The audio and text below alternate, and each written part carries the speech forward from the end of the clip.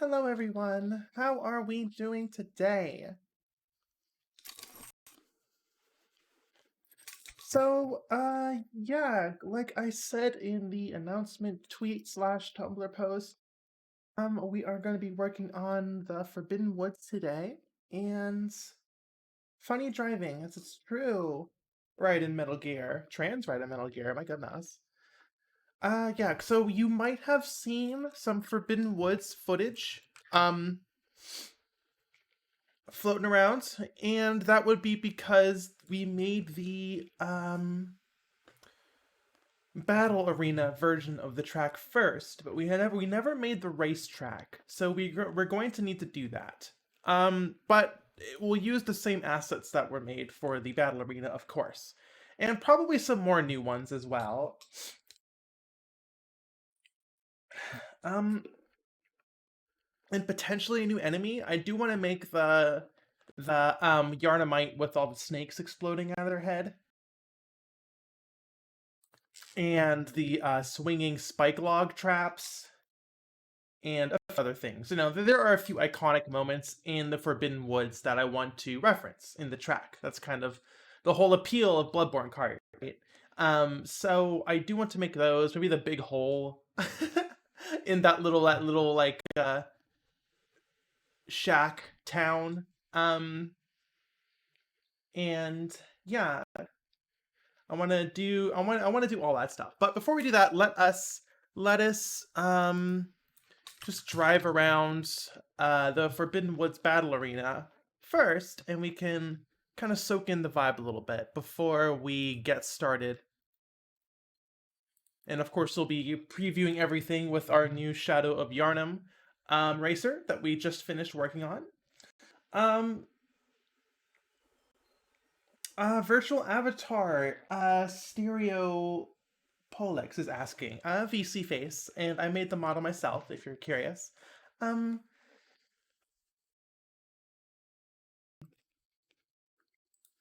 but yeah, let us get started. Let me, I think we can just disable functionality.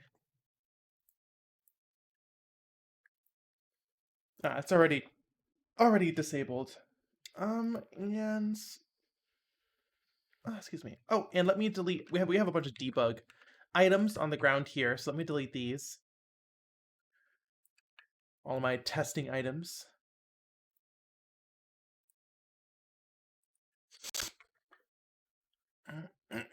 Excuse me. Mimi64 says, how are you doing? There is no A button on the PlayStation 1, silly pants. But I am playing on an Xbox controller, so. And we got the snake balls. They roll away when you run them over, of course. Oh, let me turn game audio on so you can hear all the beautiful sounds. The snalls! Yeah, there's gonna be a lot of snake balls. Oh, when you make the big snake ball, which shoots poison at you. No status effects in Bloodborne Kart, at least not. It would be fun to add the status effects, but we'll see. Feature creep and all that. Unreal Engine, that's correct, Strawberry Char. So this will kind of be the vibe of the track, right? Like you have a road, and there is dirt off to the side, which you can drive on, but it's a little more choppy. Right, you have your cliffs, you have your rocks, and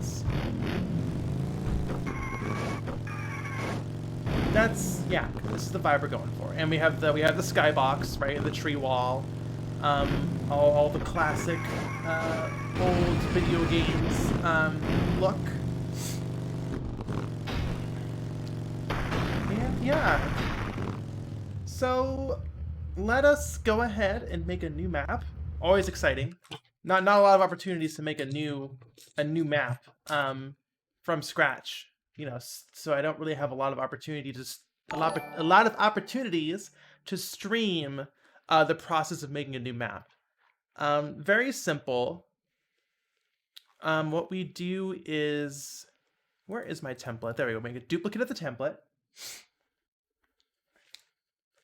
It's karting time. We're gonna kart all over this guy, says Faye. Hello, Faye. How you doing? Duplicate.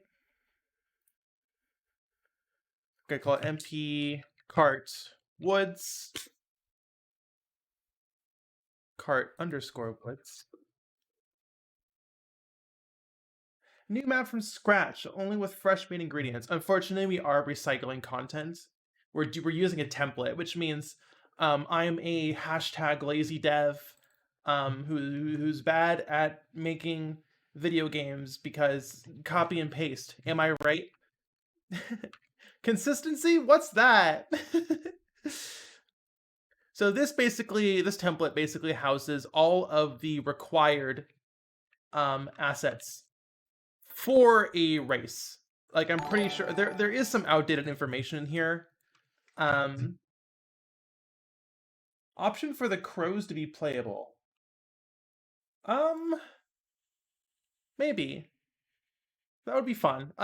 Basically each track is based off of a level in Bloodborne, the original game, and each track has a normal enemy that goes with it, as well as the main racer, right? So the Odin Underpass and Central Yharnam Roadway have Father Gascoigne, right? But also the Yharnamites are also the plague-ridden rat. Those guys are also raceable. So it's one major character and one enemy mob. The enemy mob chosen for those levels is the Yharnamites. So I didn't choose the crows, but maybe I should. Maybe I should do that. Feature creep though. I don't want to. I don't want to. It's racers take up the most chunk of development. I spent weeks doing Shadows of Yharnam, right? So, and I do want this game to come out this year. At the end of this year, that's kind of my goal. So I am unfortunate. I can't include everyone. Unfortunately, there are some unfortunate cuts that I have to make because I'm only one bunny, and we already have 10 racers, not including the mob enemy cart racers. So it is unfortunate. I do want to make the werewolf a raceable character. I do want that. But the crow, maybe. We'll see. It depends on how easy it would be to implement. But that is not what we're looking at today. We are working on the woods. So yeah, this is a template, base functionality here.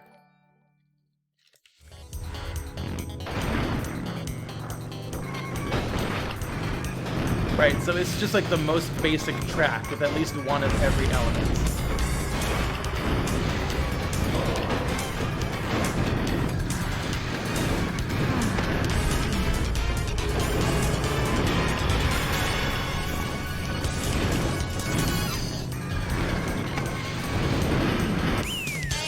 And we're first, baby!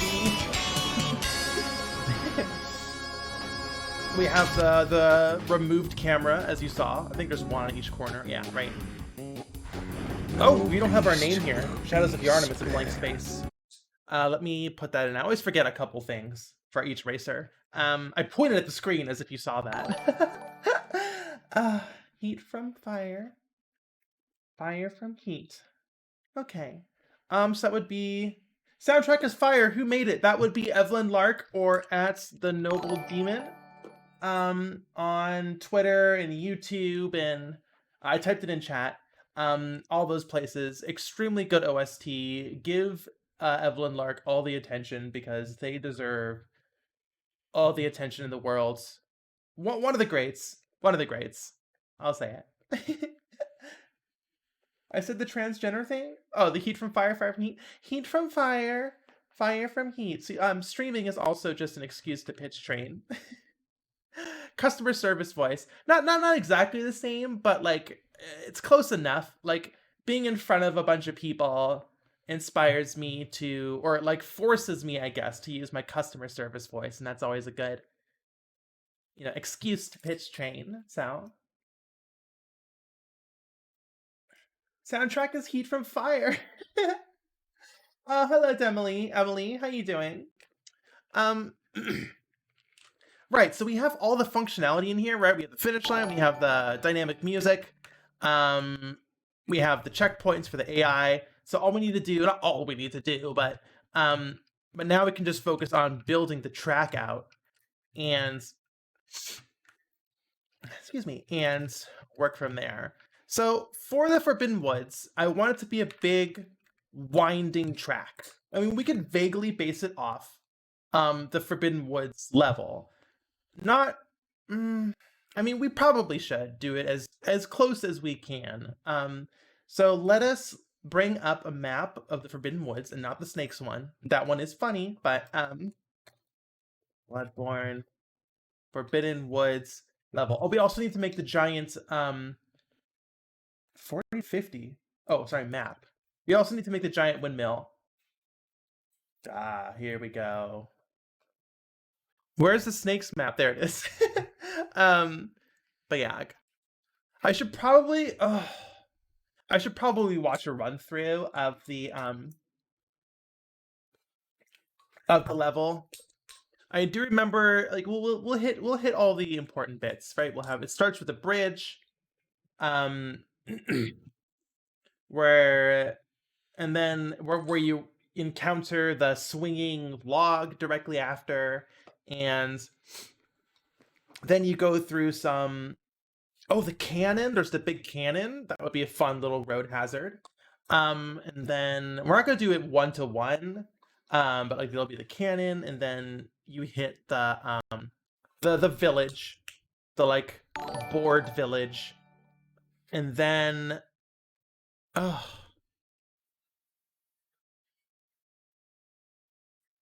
gosh, and then you're just like in the big wooded area where you fight all the snake balls, and again everyone gets lost, and then it ends at the at the Shadows of Yharnam boss arena, right? Unfortunately, it won't loop.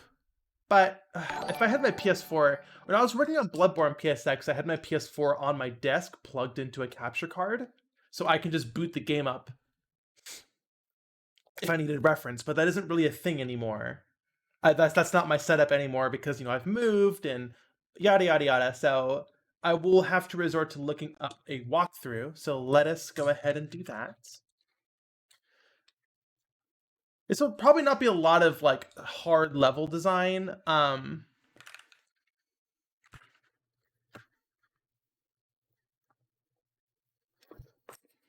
It's probably mostly just going to be gathering reference. Forbidden Woods.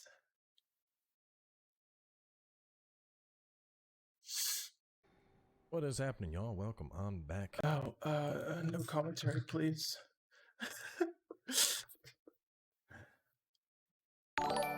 There we go. An hour. Oh. Well, beggars can't be choosers.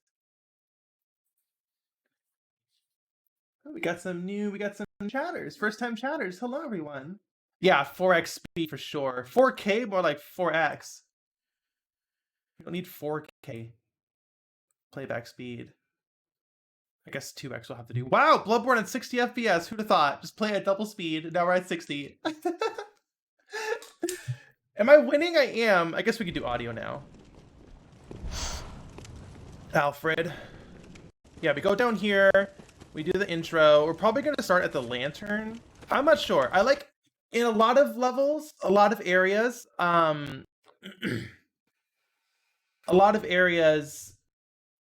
I start at the boss arena, like in the Astral Clock Tower. I start at the boss arena, and then yeah, it's like this little introduction area to the woods, and then you loop back to the start of the level. We'll see though.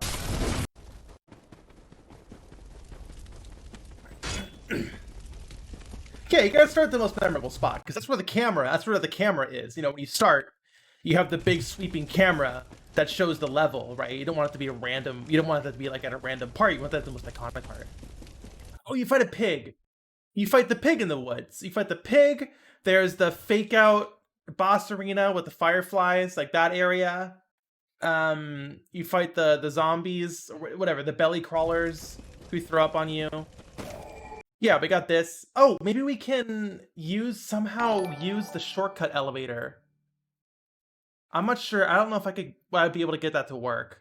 But basically I want this to loop back to the start, but the loop back to the start is the shortcut elevator. I don't know if we can make that work. I'll think about it. We probably won't get there until several days later, but I'll think about it. We could also just do a teleport. That's what I did for a couple tracks now. You just teleport back to the start. Because I do have a working teleporter functionality. Okay, here we go. Yeah, don't care. Yeah, so we need this bridge. This bridge needs to be in the did we lose fucking connection again? Did the stream die again? Whatever. Yeah, so we need this bridge. This bridge definitely needs to be in the track. We need to take the most memorable parts that has stuck out in everyone's brain and to make that part of the track. That's kind of what it is. It's BBKart is basically just like a scrapbook. Or like a what am I trying to say? Yeah, like a scrapbook of just like, here's all the memorable stuff in kart racer form. We're not worrying too much about the boring places in between. That's what a full demake would do, right? Which is what Bloodborne PSX was, but we're not, this is Bloodborne Kart, so yeah, we need this bridge. We're Bloodborne Greatest Hits, there we go. We need these guys, which are just the Yharnamites, but in like cool white outfits. This guy with the big hat reminds me of Slash. Right, and then we have,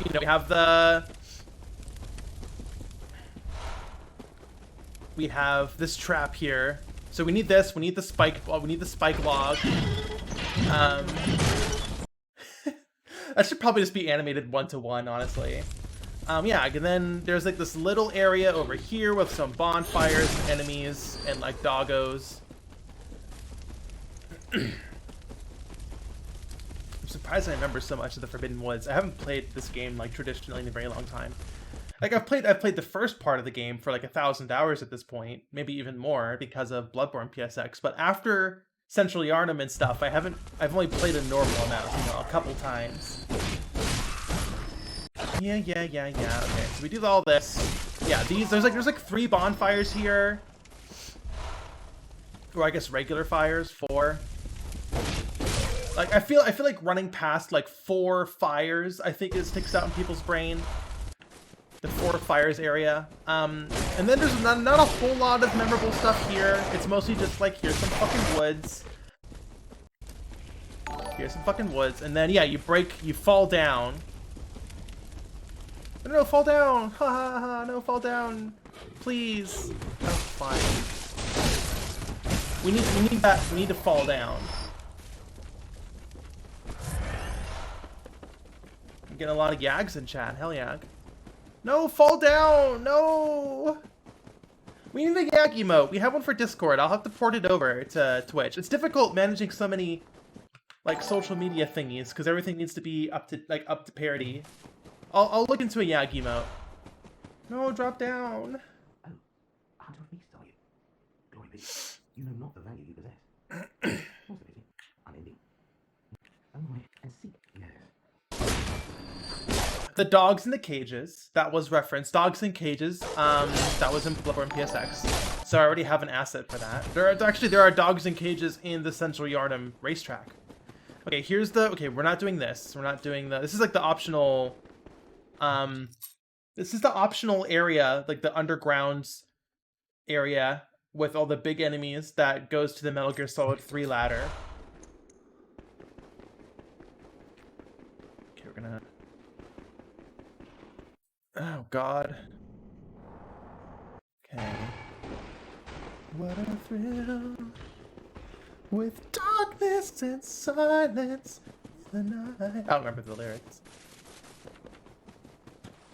And I'm searching and I'll melt into you. Something fills my heart and you're supreme.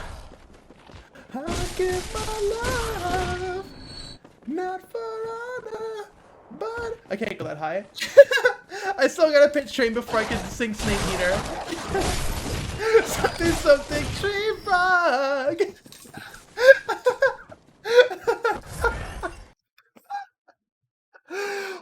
Okay. These assholes. Where can you please fall? Yeah, this area where they all throw bottles. Sorry, this is just turned into us watching a walkthrough of. Okay, I think we have enough. I do want this walkthrough. They didn't fall down, which is unfortunate. I want that to be part of the track, but we have enough to work. We have enough to work with for today. We're not going to be, we're going to do the bridge. We're going to do the 4 bonfires or whatever. I think that's enough to get started. So let us go ahead and get started there. Let's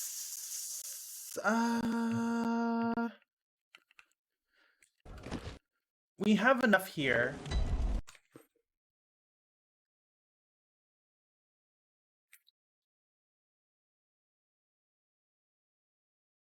Yeah, so let's start just by making this area. And then we'll make, like, just with the assets we have already. We have enough assets to make all this. Except for maybe this, like, shortcut door.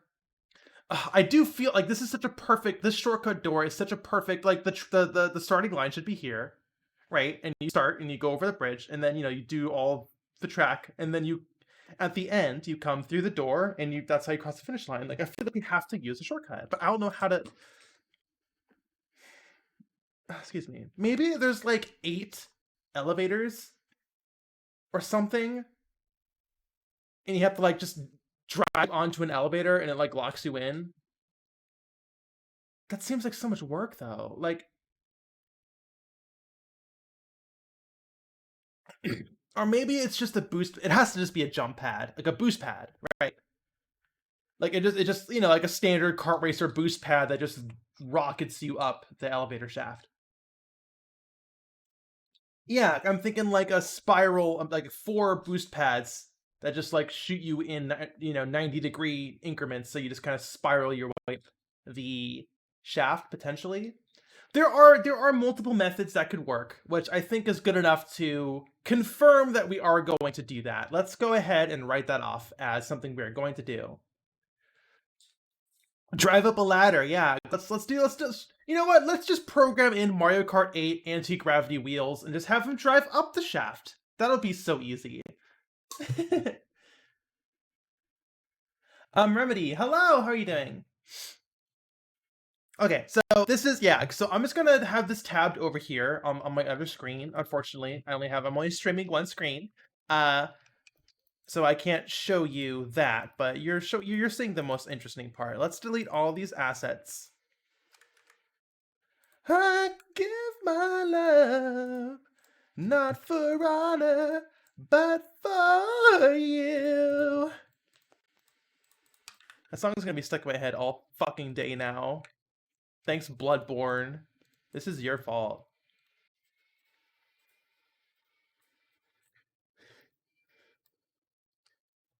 Sneeder. Remember Sneeder?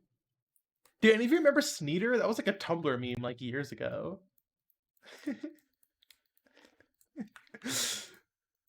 Snakes are so funny. I enjoy snakes. I enjoy snakes a lot. Shout out to Sneeder. Says Meeper Mantis. Yag. I miss Sneeder. Oh, can you deselect already? Thank you.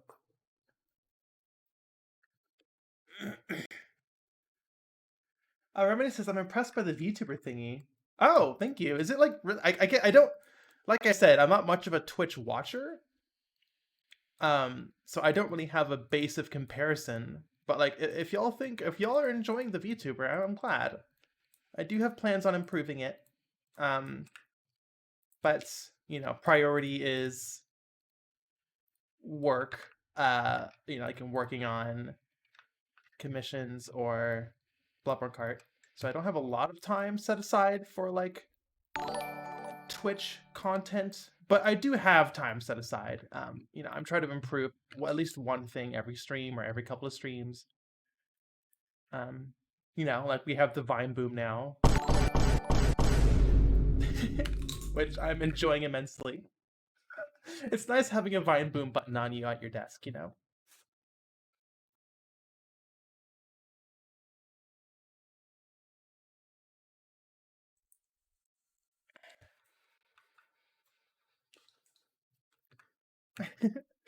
I'm so happy Snakepog is just a thing that exists. Let's delete all of our checkpoints, our AI checkpoints. I do AI checkpoints. I do like support for teaching the AI to race through the track.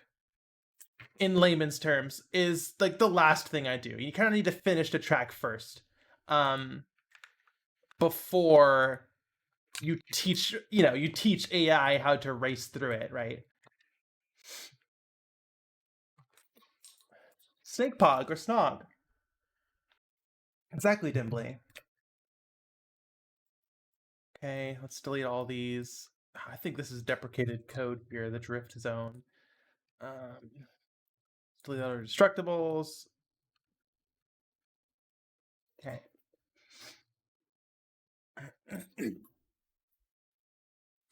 Bloodborne Solid 3 Snakeball Eater, Snall Eater. Okay, so I'm actually going to jump back into the Woods arena level and just copy some assets down and paste them in.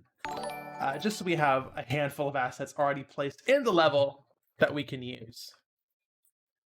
Please tell me these are. Oh, right. Okay. Right, our monolith, our giant red monolith.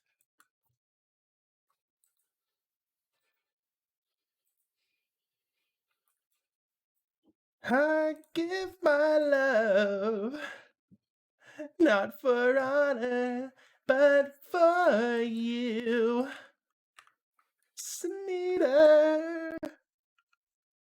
In my time, there'll be no one else.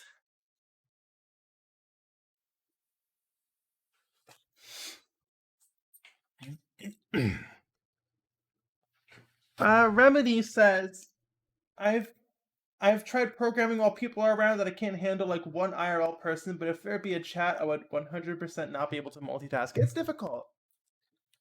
It is. I ain't gonna lie. Okay, well. Okay, we got a lot of extra trees.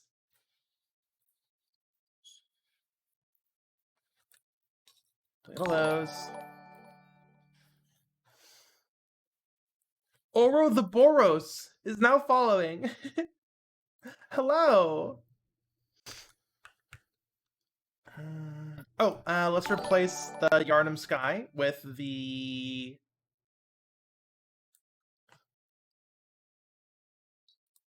Forbidden Wood Sky.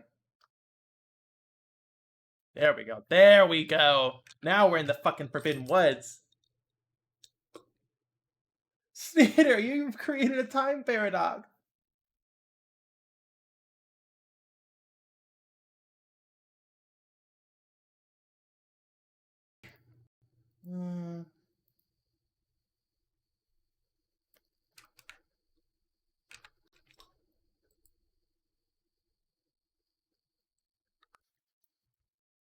Snoggy.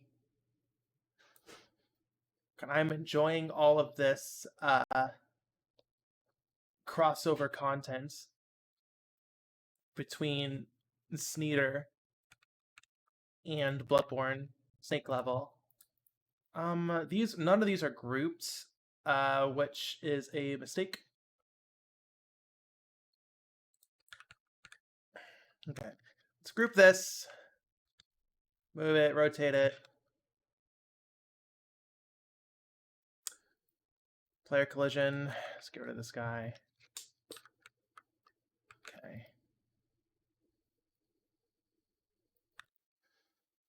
Right, that's what we're looking for. Okay, now this chunk of road is designed with the idea that it's on a turn, so let's delete all that stuff. make these all lined up. But there is no brick road yet in this area. Right? No brick road here. As far as I can tell, this is just gross dirt. Got a question. Oh, hello, I like fanboys. How you doing? Does Noble Demon start making the music as you make the levels, or do they need to see what the levels look like first? We like make them in tandem. You know, I'm just like, hello, you know, hey, Noble Demon, I'm working on, we're gonna do, Forbidden Woods and Shadows of Yarnum, and then Noble Demon will throw a few ideas out for the song, and it's an iterative process. Right? We work together.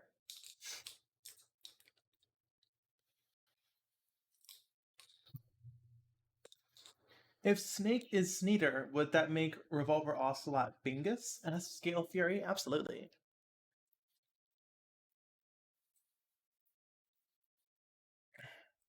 Okay. So we are, we don't need the road just yet. I'm actually really proud of these vertex colors. I like gradient this texture to the darker brown of the dirt, and it really makes it blend in. Even if the texture doesn't blend, just the color does, and it looks pretty decent. I'm pretty proud of that. So I'm not going to delete these because they do have the unique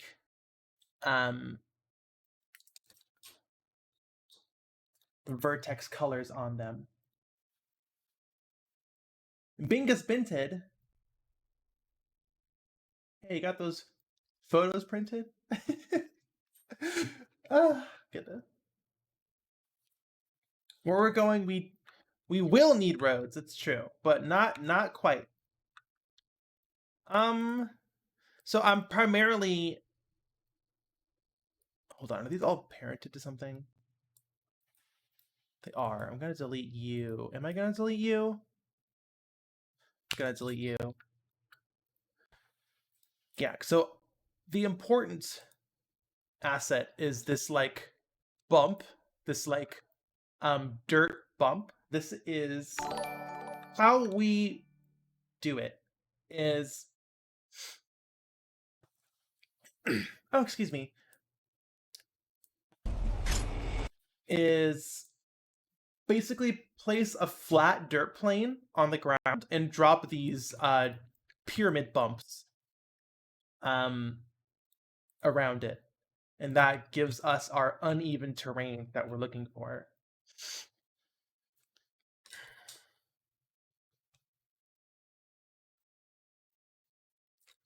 Go away.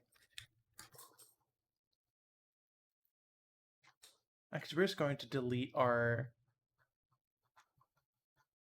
Where is our nav mesh? Just going to delete that. Okay.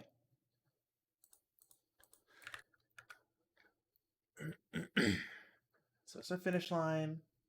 Have you seen gameplay of Bomb Rush Cyberpunk? Yes. I've been following development for a while. I'm really excited. Just haven't had the time to play it. Okay, we're gonna delete. Actually, we're gonna keep this.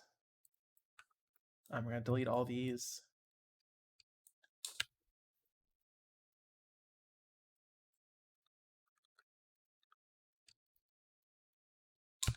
Delete you, delete you, delete you, you. Okay.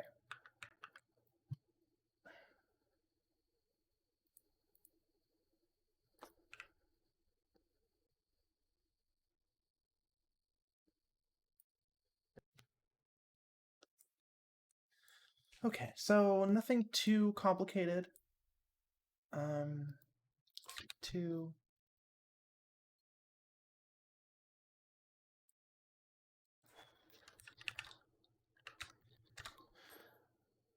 I should probably center this. I mean, it's at 0, so whatever. It's not a symmetrical level, so I'm not too stressed out about it not being at 0, 0. We're at 9,000, negative 4,000, 0. Okay, so let's keep going. What Mario Kart 64 does is just like make the intended path a lighter color, right? So like this, or probably even lighter. Excuse me, that's probably a bit too much.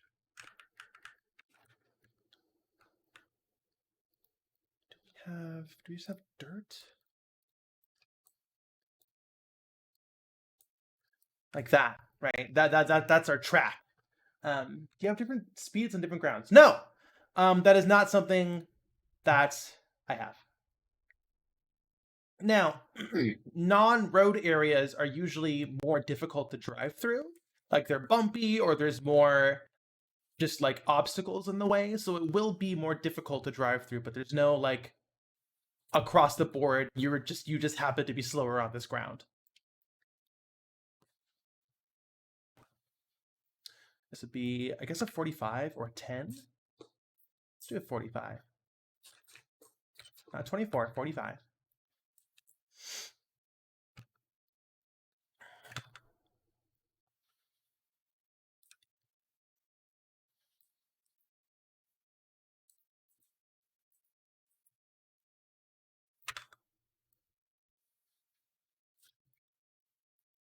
But I think we're getting ahead of ourselves. We should probably build the environment first before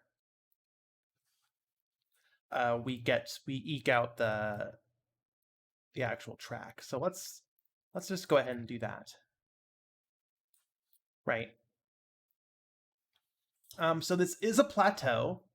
Let me get rid of all the rocks and stuff. And our Bombiwa. This asset is what reminded me of the Bombiwa, right? And that's why that's why our currency is Bombiwa on Twitch. It's just a different color. These are the unbreakable Bombiwa. They have like the bomb. They have the bomb biwa, and then they have the red bomb biwa, which can only be broken with the megaton hammer, I believe. And then they have like the indestructible bomb biwa, or it might be the bomb biwa that you need like the super buff gauntlets that let you pick up. I forget. It's been a sec. But yeah,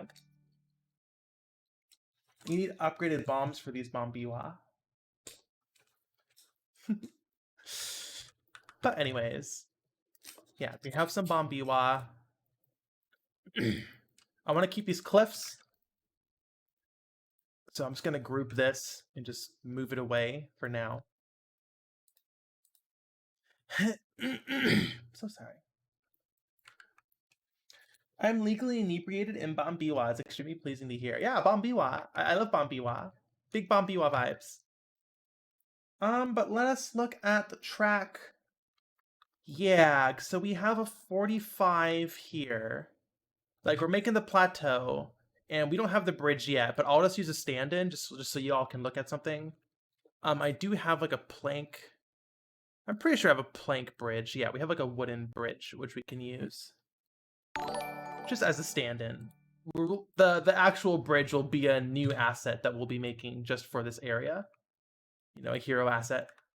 Well, that'll be our bridge for now. Here, let me make it an arch bridge. Whatever. Fuck it. Later. Okay. So it kinda... Oops.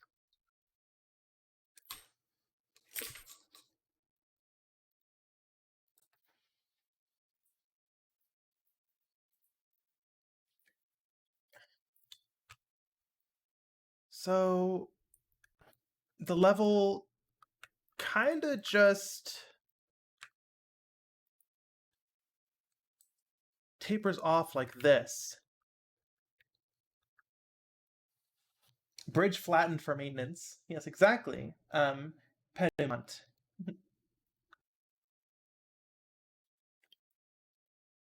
Kind of goes like this. We have a few rocks here and there. I do have the Bombiwa. I have the like makeshift tombstones or whatever these are. And we have a smaller non-collision rock. But I'll probably throw the same bolder texture we have on all the other assets on it. Doesn't look good.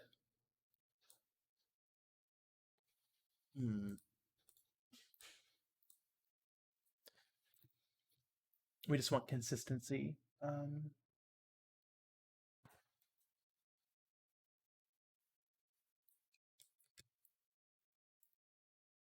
There we go.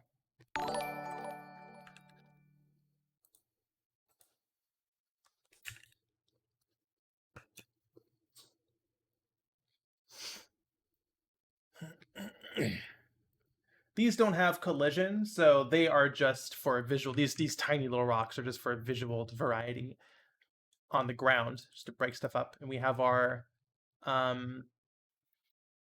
iconic bloodborne grass, right? The blue tall grass. They're kind of in Bloodborne PSX did have like little spirals in them, but they're not. Obviously, I didn't have enough pixels for that, or maybe I did. I don't know. This is the first texture I made for Bloodborne PSX. Funnily enough, is the grass that I made myself. Corwin Pritchard did a lot of the initial art pass to establish the art style, and then I extrapolated from there. And I think the first asset I made was this grass, and the first texture, and then the first like character I made from scratch without Corwin helping on textures. Because like I would model, he would texture, but the first one I textured, the first PSX character I textured was the Cleric Beast. And you can kind of tell if you look at it, it looks kind of scrunkly.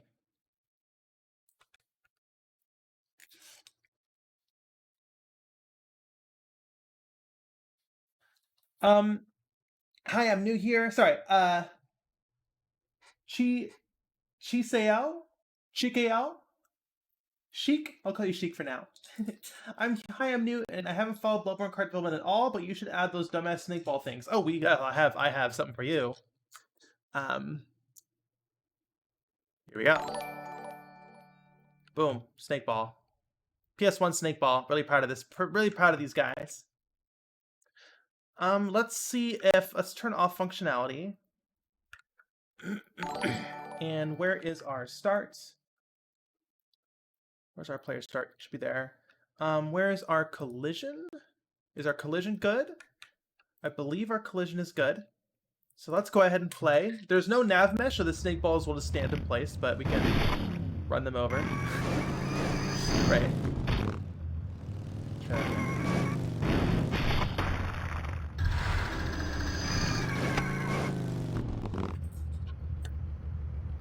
Nerd Heist, hello! PS1 snake balls, iconic, huh? They've only existed for like a week or two. Okay. Gale Flurry, hello.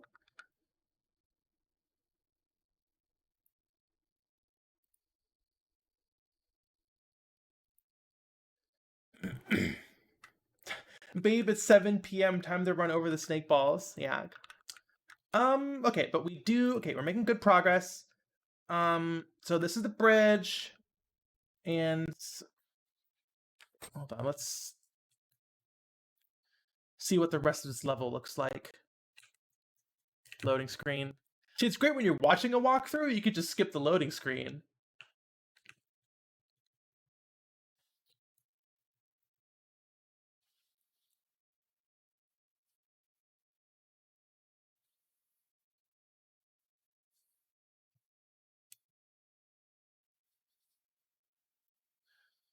So we're gonna basically the starting line is gonna be at this area, the lantern area. Okay, so and we have this like shanty brick house. Not shanty. This is like a brick house. It's not just a bunch of wood planks thrown together like we see later in the level. Is this a windmill? Is this a windmill? I see. This is why I wish I had my PS4 just plugged into my capture card right now, so I could because you know when you're doing walkthroughs, they never look up, you know. So like, excuse me. She blood on my board. She blood on my board until I PS4 exclusive. Yeah. Okay, but we do have cliffs over here, right? So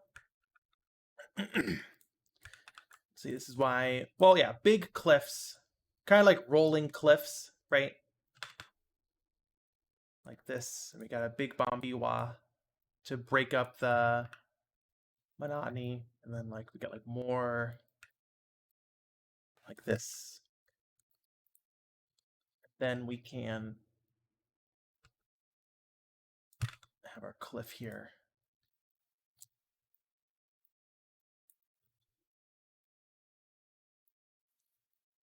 Like this.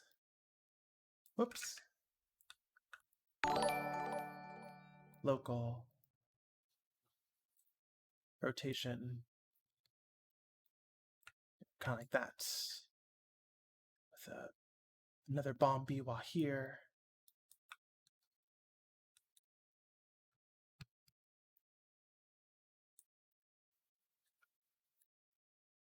She walk on my through till I look it up. That's a good one. That's a good one. Okay. All right. Just like these big rolling rocks. We gotta watch for rolling rocks. I mean,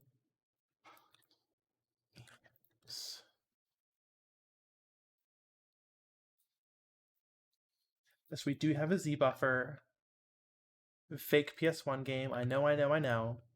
Z buffer will probably be something I do for my next PS1 game.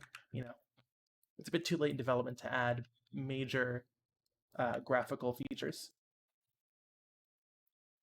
But yes, we do have a Z buffer. I'm sorry. Please don't cancel me. Or I guess you can. I do get a lot of visual. I do get a lot of followers every time I get canceled for the stupidest shit, as I'm sure some of you are aware of.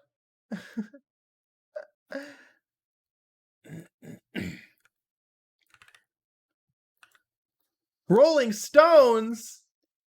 Okay.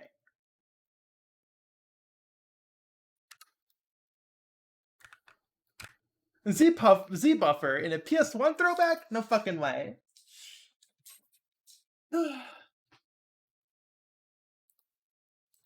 Okay, yeah, so we have these stones here. Oh, and the trees. I'm so silly. Mom's so silly running off without that. Right, so, and they're like big trees. These are like Blazunka hunkas. Like these trees are so big it plays the big booby drum noise, the boom, and like it zooms in. So I don't know what the fuck I'm talking about. Please ignore me. They're big trees, okay? They need to be dead.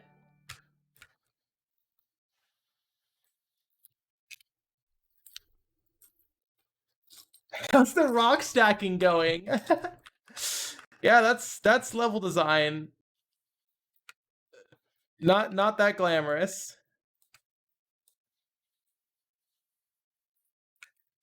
Something about big boobs, but with trees. I think that's close enough. Like, you know, we have this here, right? And then we got, you know,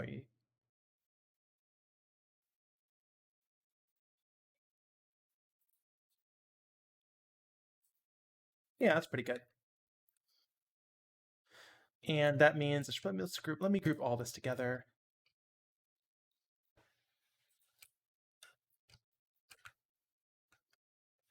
God, it's so funny. I feel like knowledge of PS1 graphics, I'm like a year or two ahead of it.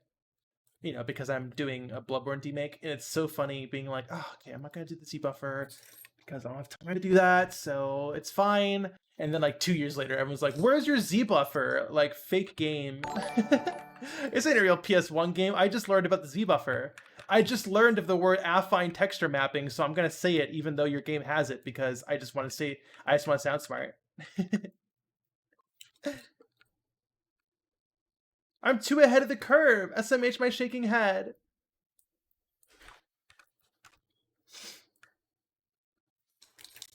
Nerd High says, I was so hyped when you said this was going to be a real thing and not a one-off gag. And then somehow got even more hyped when you showed Mikolash. Mikolash was fun. That was a fun little month of development there. Too much development. Oh, I went too hard on that.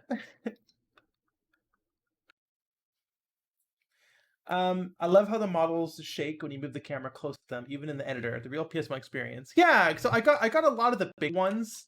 But yeah, no Z buffer. Or yeah, I'm not emulating the lack of Z buffer. So you can't clip models into each other. You know, like this. Without the triangles getting all fucked up, which is what would happen on a PS1 game. I believe that's Z buffer. I don't know all the phrases. How dare you?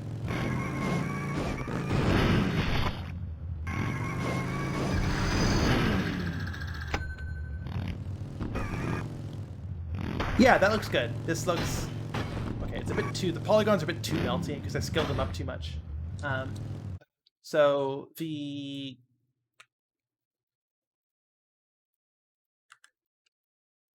It's fine when they're far away, but if you can get up close to the model, it will look a little bad. So let us make a normal-sized, maybe slightly taller rock wall that has a normal triangle density in them. So the warping doesn't get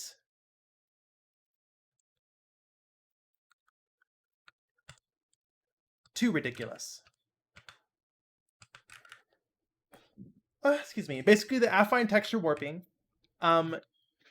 is the severity of it depends on how big the triangles on your mesh are. So if you just scale up a model, the warping will get worse.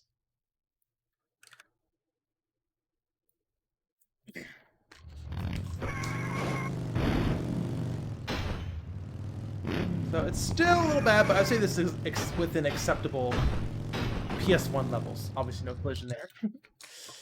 Let us scale them down though. They do look very visually scaled up on the Z-axis. And let's just push these back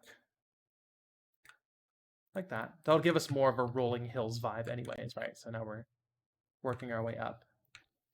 Is my mouse not visible? No, it's just not visible. Oh, it's like a... Interesting. It is very much a different color on my PC, but for some reason on Twitch, through the stream interface, it's very dark. That looks better. Okay, that bomb B was floating though. That'll probably cause a collision bug. Ah, there we go.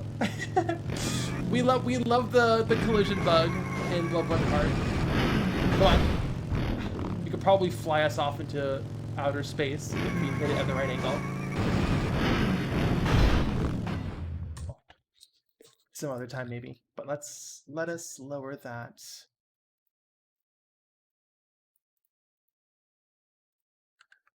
Speedrun strat, yeah, exactly. We're baking them into the game. Okay, tree.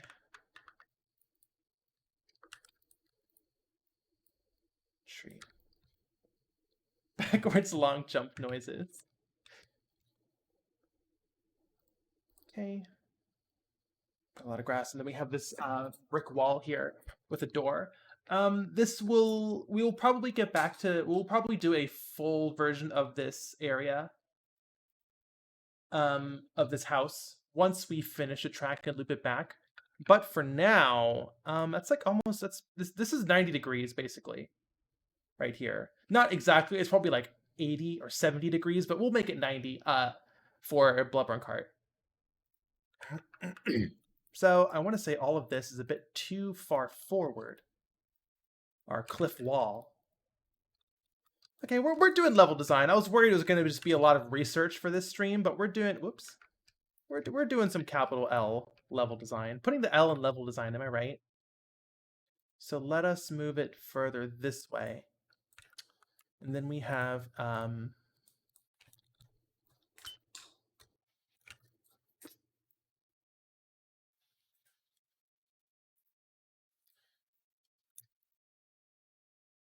brick wall.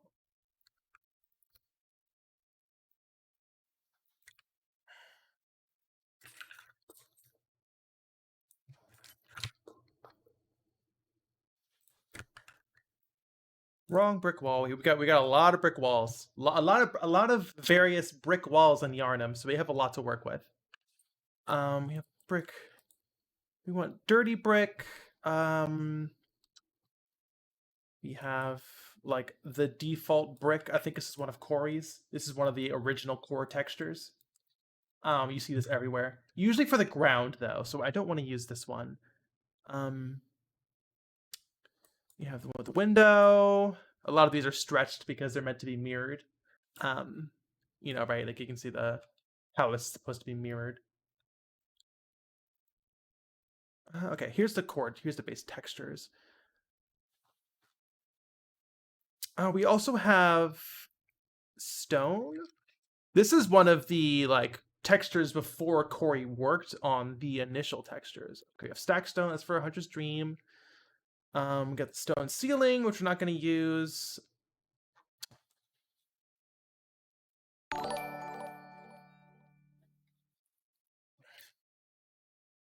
Here we go.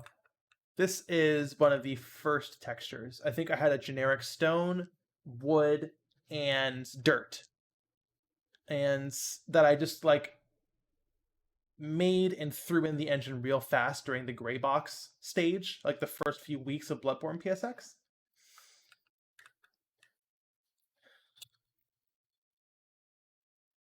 Stone, this is one of them, and the dirt as well. These two have been modified since the initial import. But yeah, but I think this might be the texture we're looking for. Like that's close enough, I would say. And we need the lantern and all this stuff. You don't use gray box for the gray box stage? When I was showing it off, when I was making the dev threads, I was a bit worried that it would look too boring.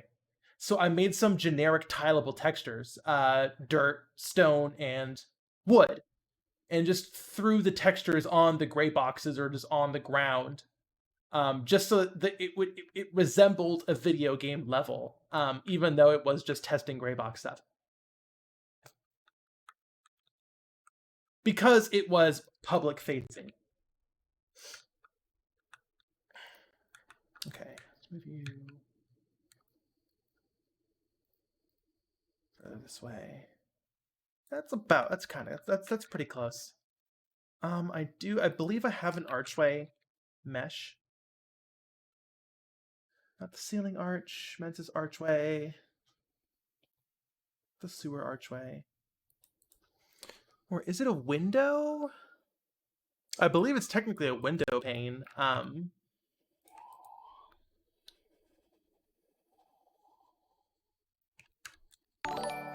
make this 1 point. I mean, well, like I said, once again, we will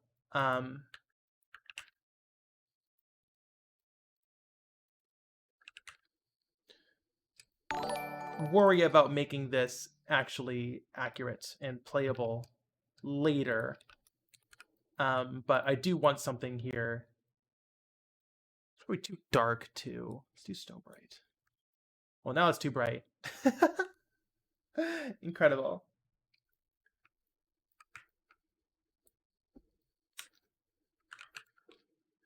It's also difficult. This is something I learned. When you're showing stuff off that's incomplete, you have to very clearly mark it as unfinished. If it looks like this is this is good enough for now, right? It's too bright, but whatever. But if I knew that and you know that, but if I make a dev thread, I'll guarantee you that half the comments will be people saying oh, that's too bright, you should lower it, you should darken that. So you have to be careful with what you show if you don't want all your comments being people while actually being you. Always super fun. Love getting well actually'd in my dev threads on twitter.com.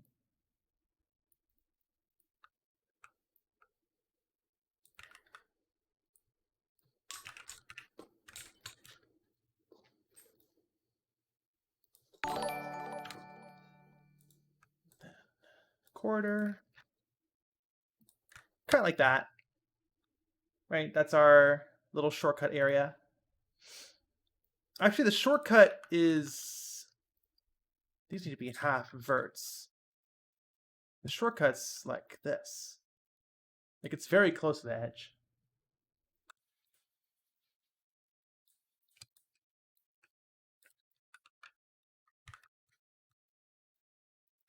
And I don't think I have a door, like a metal door that fits in here. So I think we'll just use I think I have a portcullis. Yeah, we'll just use the portcullis mesh for now, once again.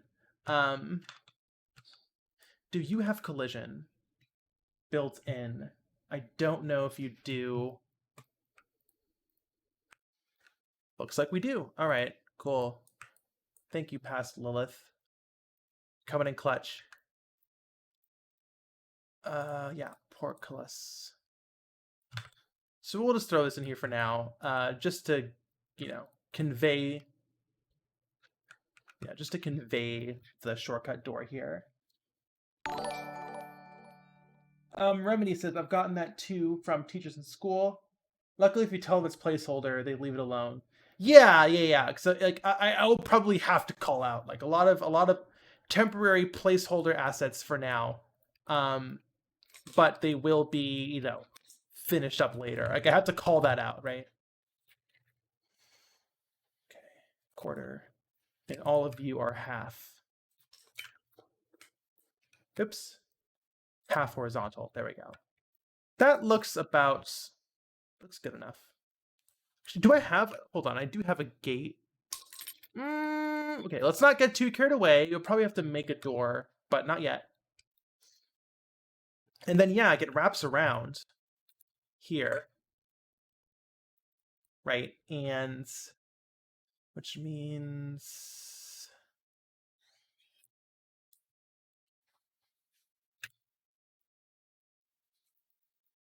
like there's like a little chunk here. There's like content here. There's like a crow here, if I remember correctly, and like an item. We're not obviously going to recreate all of that. I do want crows in this area. Crow enemies. But yeah, we're not. This isn't Bloodborne PSX, right? This isn't inaccurate. We don't have to worry too much about being super accurate to the source material. Like if this was Bloodborne PSX, we would be. I'd be way more thorough. But once again,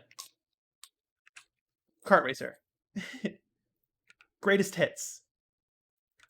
Right? No one complains about the greatest hits not being inaccurate to all the hits. That's kind of the point of it being a greatest hits, right?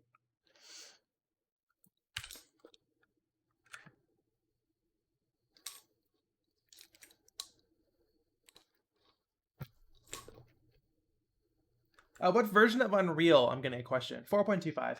That's what Bloodborne PSX was made in. Because that was the current version when Bloodborne PSX was started in January of 2021, or at least very close. And Bloodborne Kart is a fork of Bloodborne PSX, so they use the same version. I will update to Unreal 5 for my next project. I do not update engine versions in the middle of a project's development. Learned that the hard way.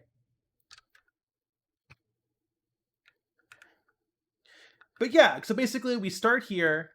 I'll use my bomb BWA as an example. We start here, we drive off, do the whole track, and then at the end of the track, we come through the shortcut, and then boom.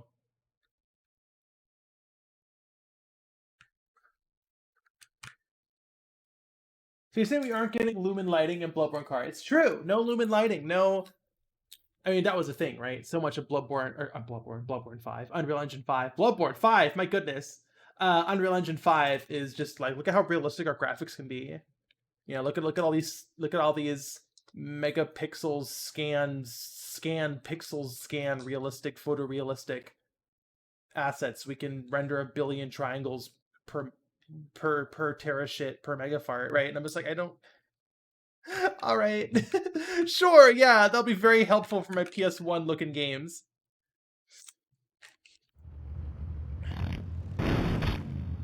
Whoops. Bloodborne 5, Nikolash's Revenge, coming 8192.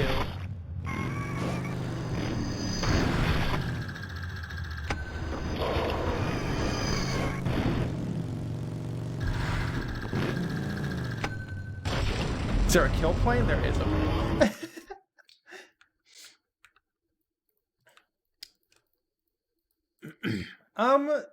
The level does curl up a little bit. Like, okay, so basically, once again, using a bomb BWA to demonstrate. the level does like go up here, right? Like it goes up here and then it goes into a tower, and then that tower, like over here, goes into the cathedral ward and into Yarnum, right? We're not doing that, but we should have a visual here, but that's later. What's important is the actual level geometry here.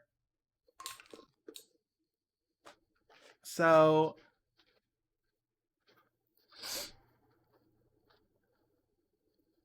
we do have some traditional Yarnum tombstones. We also have those makeshift tombstones, these ones, I believe, and these ones here. And that's kind of neat. I like that. I don't remember if these Yarnum tombstones are deeper in the level.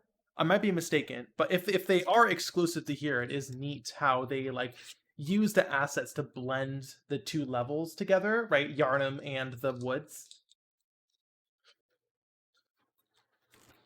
I just, as a level designer, I like modular assets. They're cool, and I love how level designers take the modular assets made by the modular asset team, which in this example is both me, and blend things together. That's always neat.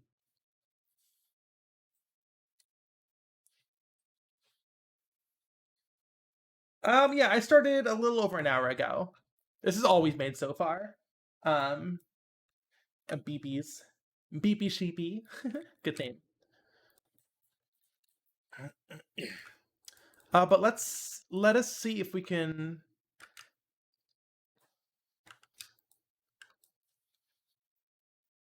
use our beautiful boulder pile asset as a cliff face. This might not work. There is no bottom geometry to this. But I believe it is flat. So if we just zero this out, this should be flush against each other. So actually this could work. Of course we have sideways grass. The grass is baked into the texture. But this might work actually. Here, copy, paste location, global,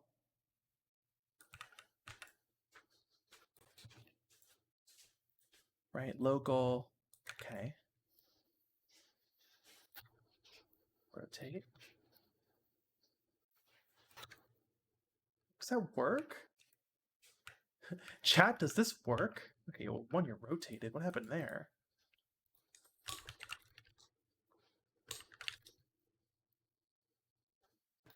Like, I think this works. I mean, obviously we need to, like, I think... You got your first Anon hate on Tumblr? Says Shake, congratulations, you made it. Of course, we need to, like, cover it up with, like, Bombiwa.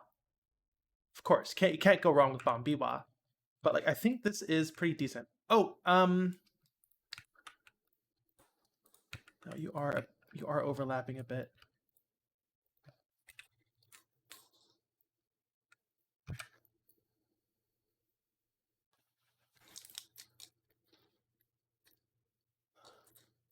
Oh, excuse me. Hold on. I'm having a big stretch.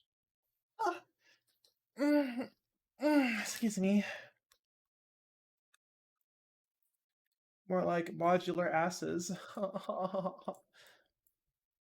I do not think there's a tree here. It's just, yeah, it's just grass and shit. Why don't you vanish?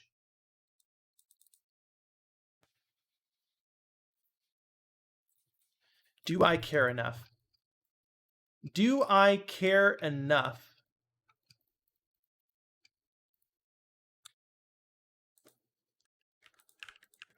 I don't think I care enough. Do I care enough? Do I care enough to blend these together? Using vertex colors, that does look nice. That does blend it together. Oh, that does look significantly better. Okay, I guess I do care enough.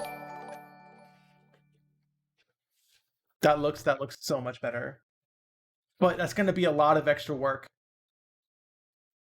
but I think it's worth it. That does look so good.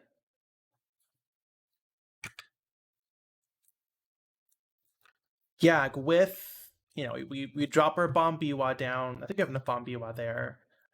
We have our grass piles.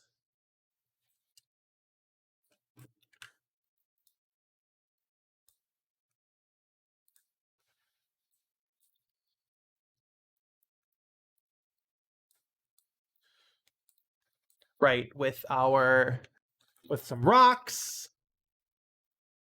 We have a rock. We just got this asset dragged in with our tombstones.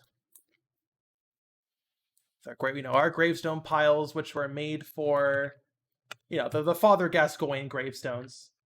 I mean, they're used all over Bloodborne, but like I feel like when you think of these gravestones, you think of the Father Gascoigne fight because you cheesed him against it. I know you did. I know you. You cheesed Father Gascoigne against these gravestones. Um, don't you lie to me.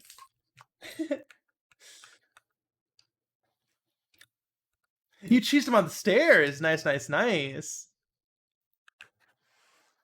Even if you didn't cheese gasoline on the tombstones, I do feel like when people see these tombstones, they think of Father Gascoigne first, right? So my brain always interpreted these as the Father Gascoigne gravestones. And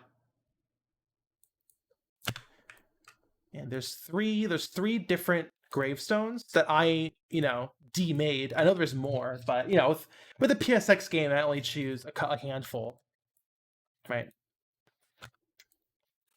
Okay, let me grab this grass. I think this grass is a bit further out from the edge of the plateau. It's like here. Let's rotate this grass so they don't all look identical.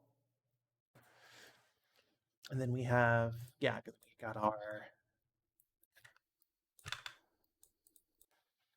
gravestones here, like this. Let me drop in that hump.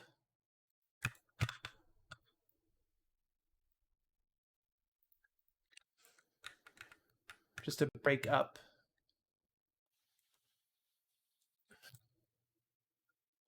the level design a bit.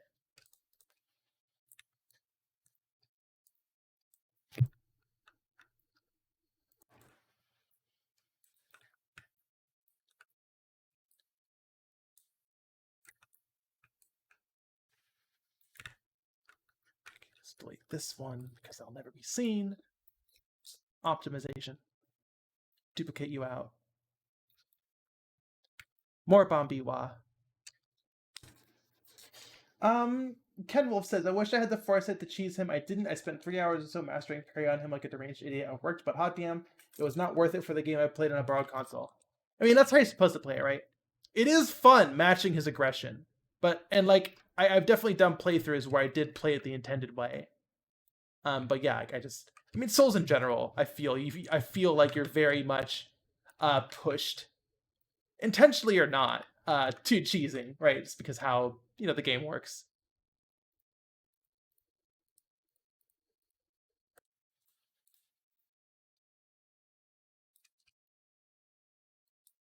Oh, and so yeah, these like makeshift. I have a trio version.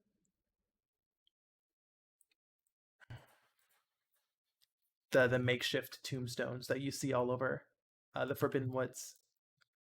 I have like a pile here. Actually, let's use this bump here.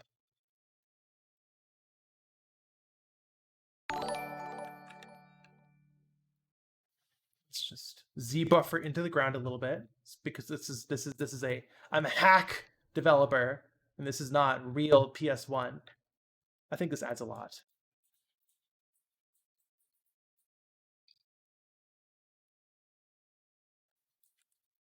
Like PS1 is very angular, but it's not Windows Windows Maze screensaver, Windows 98 screensaver maze level, right?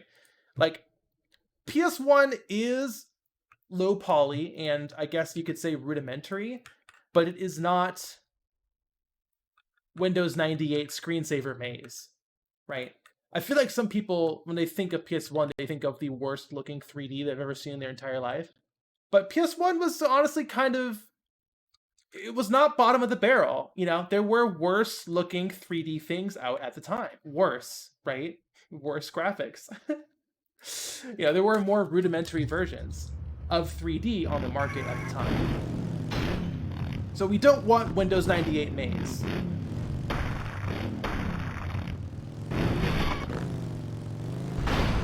Oops. Let's get this collision all set up correctly.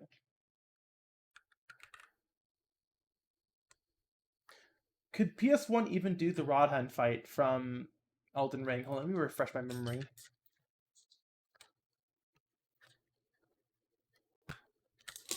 Elden Ring spoilers, I guess. I'm just looking up the fight. This is like the big boy, right?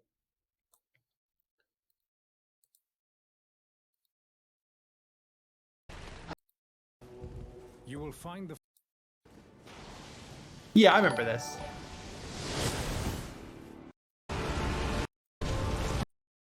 You mentioned a lot of soldiers.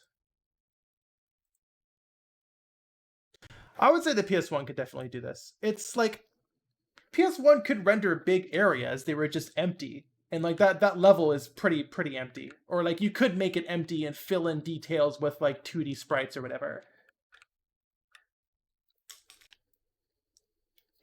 But like there were games that were free of distance fog and just used, you know, like Spyro, right? That used lotting and like texturing and stuff, clever fading of assets and stuff into the distance so you could have a long draw distance.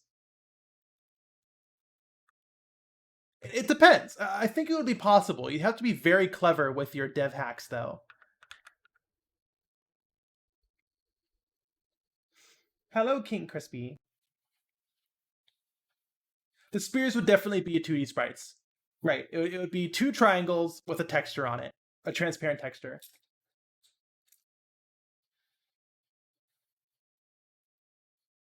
Eight to nine NPCs active at once.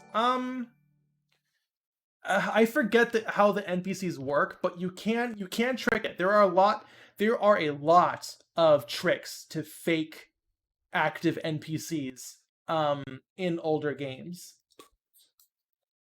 Like I'm pretty sure, and you can also like, or you can just cut the number of NPCs in the fight, you know, or like bake in air quotes NPCs together. So like each NPC is technically like, you know, you could put two NPCs into a single AI pawn. So you only have 4 AI NPCs running around, but there's 8 characters. You know, there's you could hack, you could cheat in several different ways.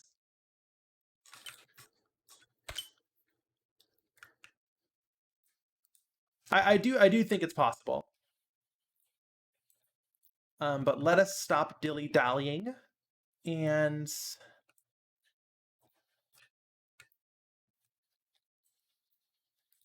get back to work. Pre-rendered background, yeah, baking them in. I forget how involved all the extra NPCs are during that boss fight. But yeah, first take, my first impression is that it would totally be doable, basically. It would just require a lot of clever hacks.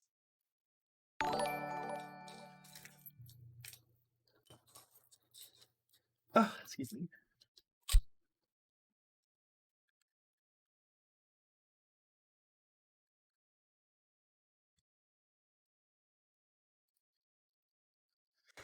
And I probably don't want a bottomless pit. At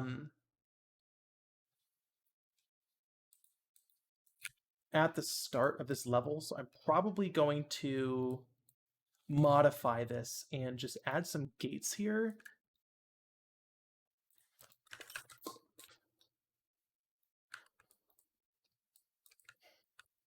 Just for the sake of the kart racer. Right, I'm okay with changing the design a bit. Fence. I'm okay with changing the design a bit for the sake of, you know, a good kart racer experience.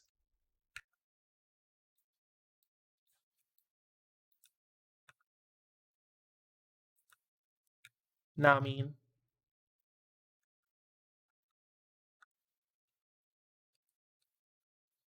how come you have the gizmos at the corner of your asset? Oh, it's for modular level design. Not always, but it is sometimes better to have it at the corner. It just makes modeling the assets faster, or placing assets down faster. Right. Like here. Like I want to place this fence down. I can go like this, and then I can go like this, and I can turn it by 45 degrees, and then I can go like local, and then I can go like this, and turn it by 45 degrees. Right, and that took me a couple seconds.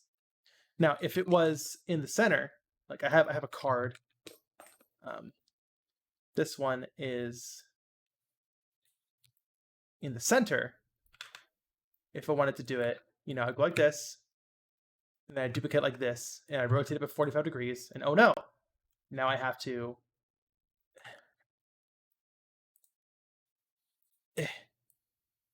There we go, and then I go like this. I rotate by 45 degrees, and oh no! So now I have to. There we go. Like you see how much longer that took? It's just an optimization thing. And once again, it's not always true. There are some assets that would benefit from having the origin be in the center, but for modular assets, a good rule of thumb is to have it in the corner.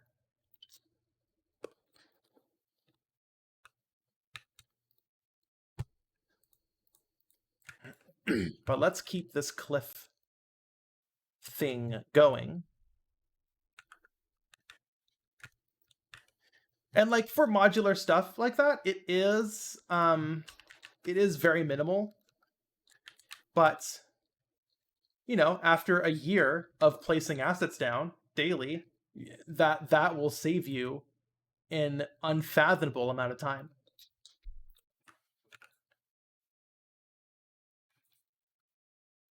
It's all about little time saves.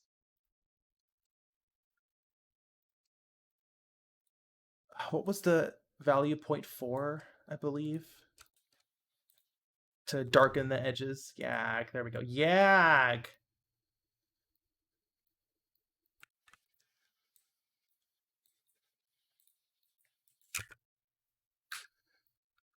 Saves just enough time to take the time to explain it on stream. Exactly. Bombiwa. Small Bombiwa.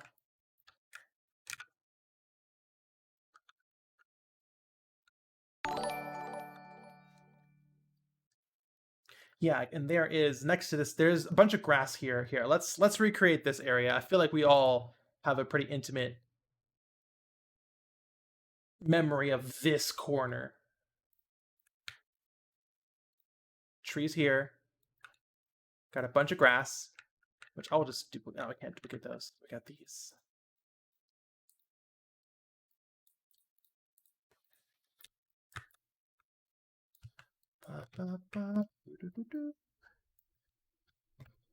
Grass. We can't coat the whole area in grass. It is a PS1 game. And then we have, I think it's one tombstone. No, there's a couple. Yeah. There's one Central Yarnum tombstone. I think it is this one. Right, it's like the rounded top one. Yeah. Actually, not this one, but whatever, good enough. And then we have a couple of the small tombstones, the makeshift tombstones, I guess I'm calling them, that are exclusive to the Forbidden Woods. I don't really know what these are. I always interpreted them as like makeshift tombstones. Like a rock they found that they carved a hole in the middle, or like a divot in the middle, or something. Right? Not too sure. And then we have, is it one or two crows? I think it's just one crow. Actually, I think this person fights them.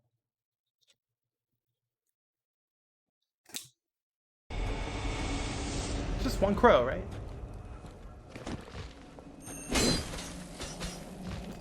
But there's another crow over there. Okay. Probably only one crow for us. We do have a very limited budget of AI mob enemies. They're so perfectly hidden, though.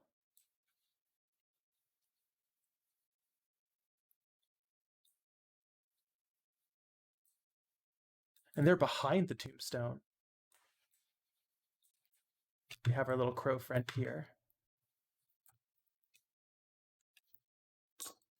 Pro tip, press J to rewind fast forward 10 seconds instead of 5. Oh, wow, I had no idea. J and L. Fascinating. You can put the crow jump scare if you drive into the tower gate. Yeah. They look like the gravestones in the Nightmare Frontier. Oh, we love a good lore discussion in chat.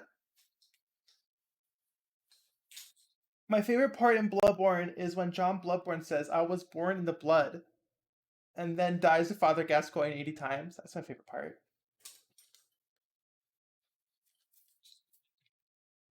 I don't think you run into the snake balls a little bit later into the level. They ease you into the snakes. Like, it's just normal enemies. It's the Yardamites but wearing cool white outfits, and the carrion crows and doggies and werewolves, and then snakes. I feel like snakes are in the second part. After the windmill, you encounter your first snake head guy, and then you find the snake balls.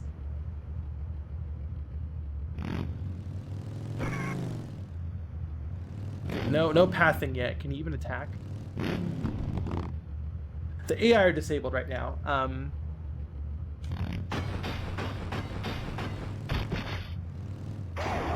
There we go.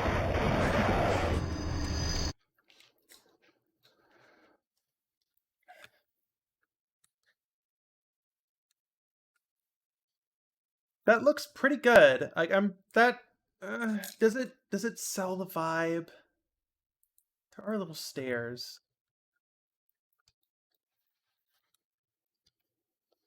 Okay.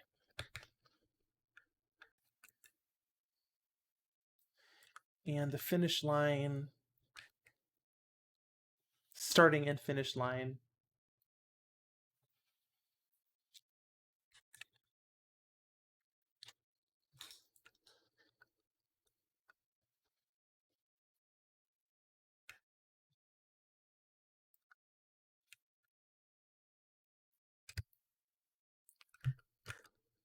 Okay, this looks good.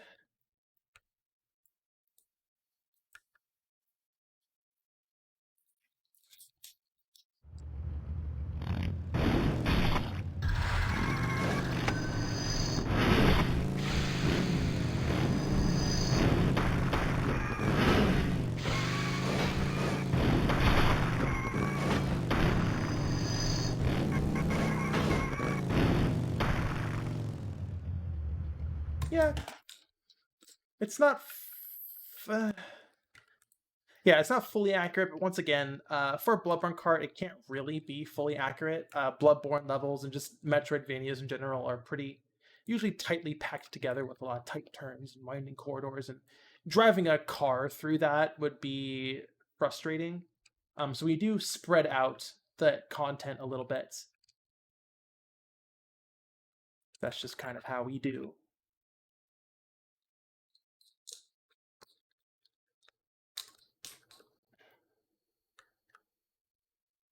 Okay, but enough dilly-dally. Let us get to the bridge. Well, let me do a recording for the dev thread.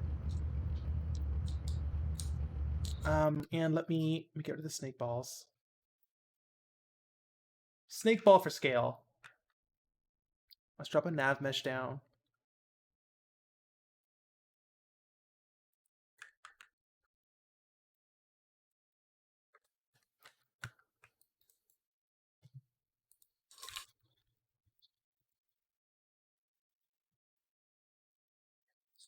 So now the AI know how to navigate the level.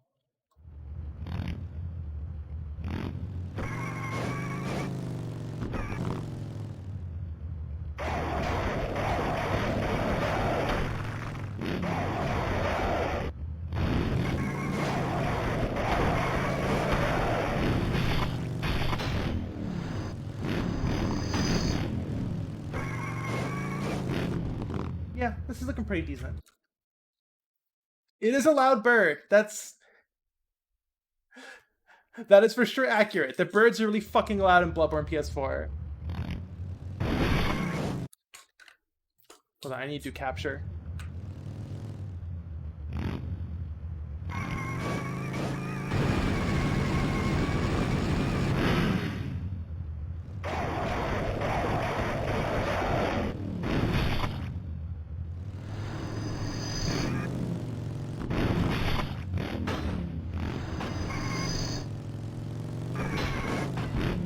This is looking pretty close.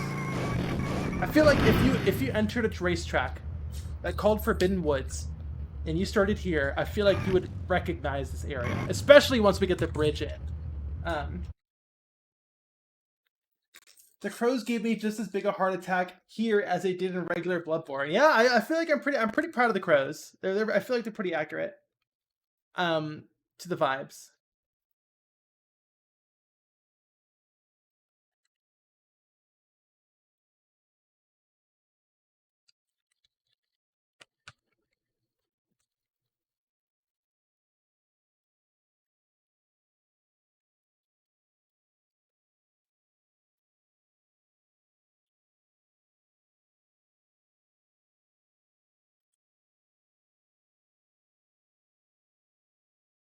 Is it going to have the swinging log trap? Absolutely. Abso-fucking-lutely. There's no way we can't have the swinging log trap. There's no way we can't. But yeah, without further ado...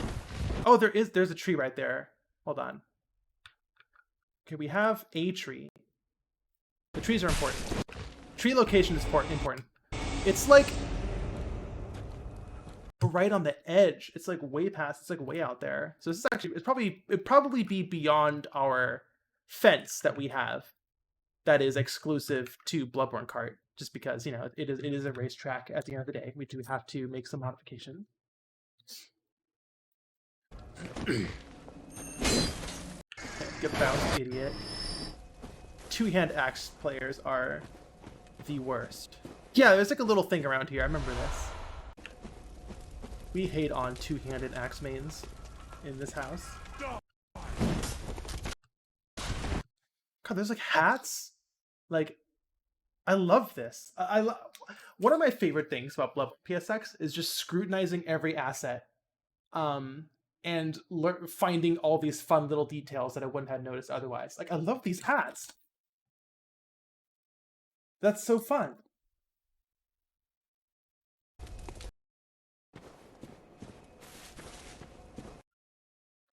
There are some more here. There's a tree there. Let's make it my... I have two main tree textures. That plus some rotation is usually enough to like... That's enough variety, I would say. Okay, so we can definitely use... We have a dirty brick texture already that we can use. All this wood, though, what's going to be interesting. I wonder if I could bake this down into a single transparent texture. If I had my PS4 plugged in, I totally could. Because these are all the same assets. They're just duplicated and placed on this bridge with some hats placed on.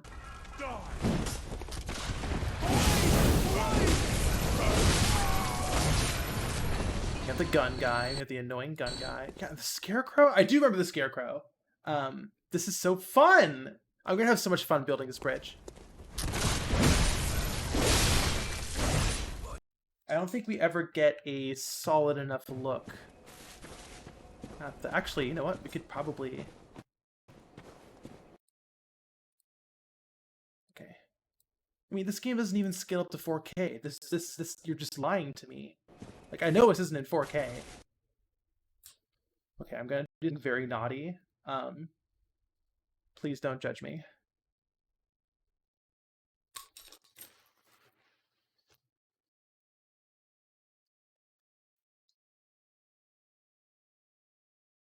Yes, Bun Alice. Bloodborne is very monochrome, but it does usually have a dominant color. It could be post-processing. I'm not sure, but yes. Bloodborne's pretty blue.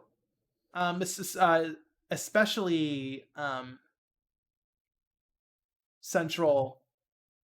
The Cathedral Ward. Like they just love Cathedral Ward especially. They love.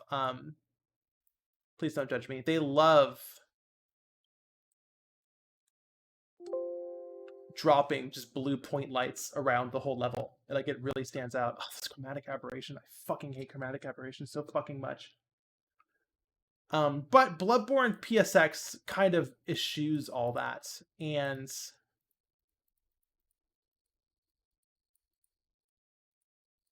with a more like retro looking color palette, I guess. Post processing wasn't really a thing back then. Not in the sense that how they're implemented in a modern way. The modern implementation that Bloodborne uses wasn't a thing during the PS1 days.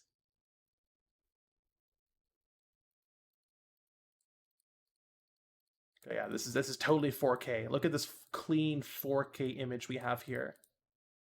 4K moment.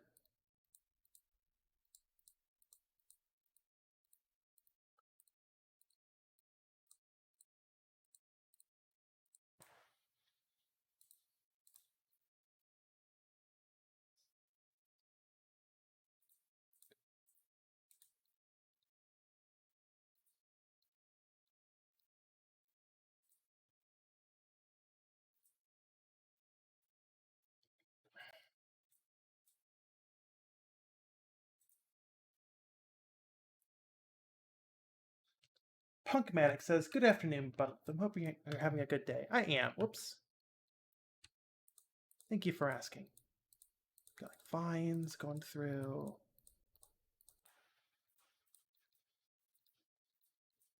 More vines.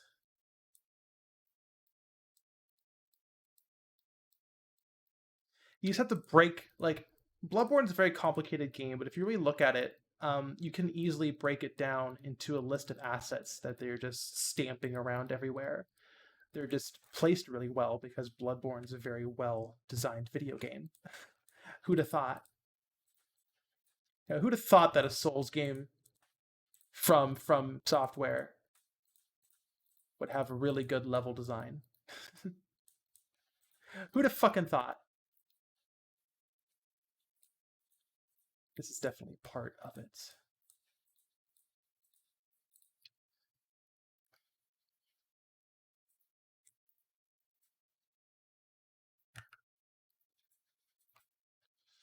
Okay. So this is our texture. Actually, let me keep the reference. We're probably not going to use the reference. I just wanted the silhouette. But I probably should have rotated this first, if I'm being honest. But oh well. Nearest neighbor. Oops. Flat.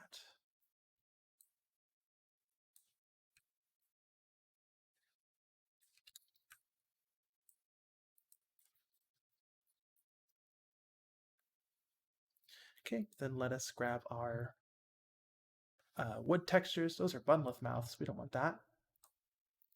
I'm going to navigate off screen. I don't want you all to see my folder hierarchy any more than I gotta.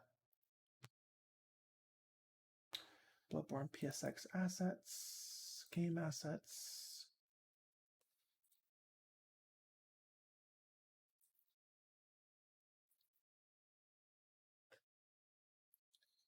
I'm gonna grab trees. Oh, right. This would be a 2x1, right? Yeah, here we go.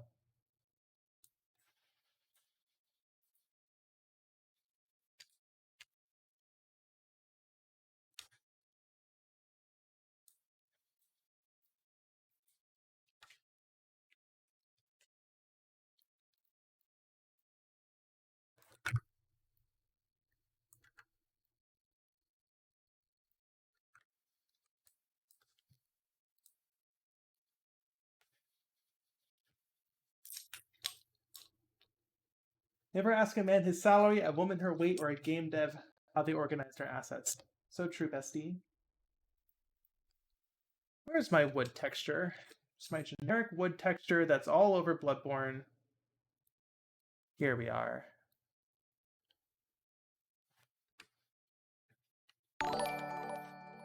Okay. Hieroglyph.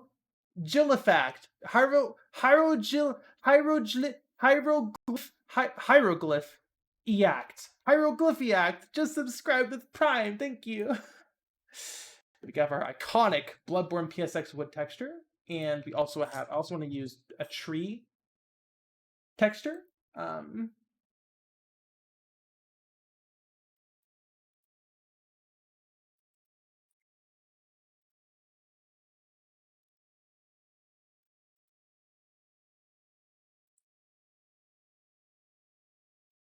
Dead.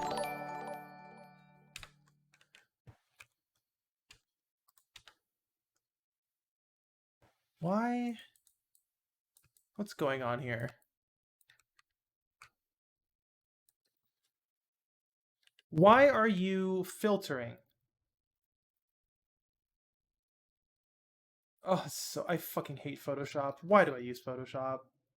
It's so annoying.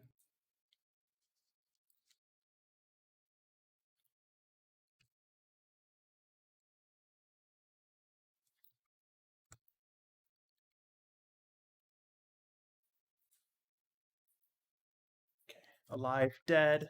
Our dead version of the tree. Okay.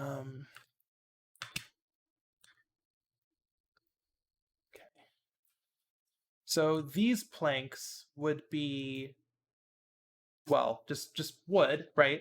And then the horizontal one just looks like a hunk of tree. So I think we can use both of these to assemble a texture.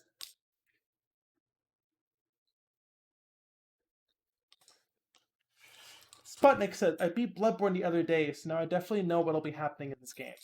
Glad to hear it.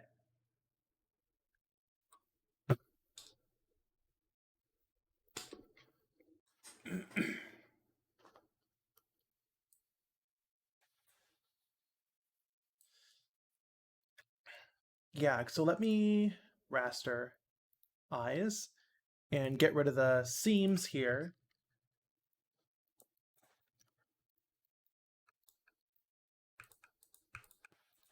Just so we have one big hunk of wood. Right. That is now a wide piece of wood. Drop.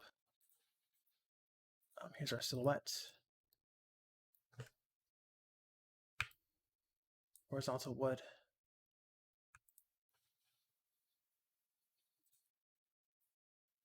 I'm going to modify this a little bit.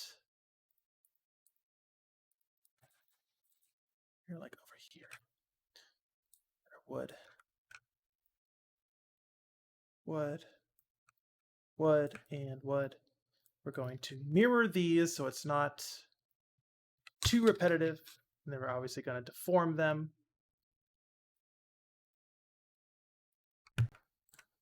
Whoa.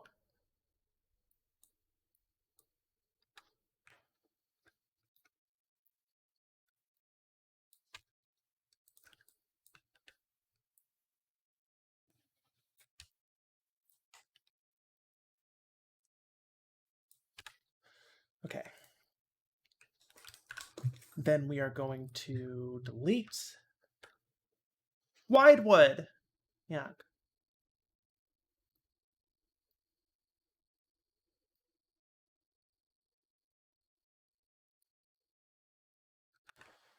Oops. Delete.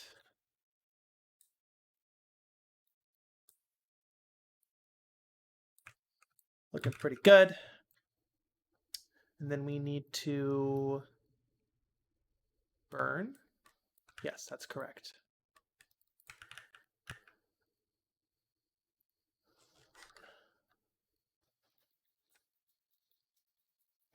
That's not going to work. We're just going to do it manually.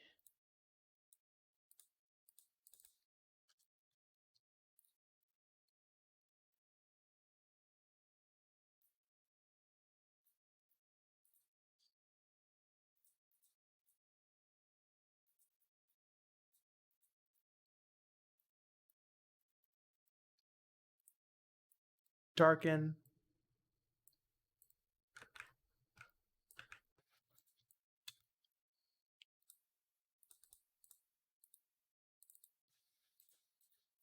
Brighten.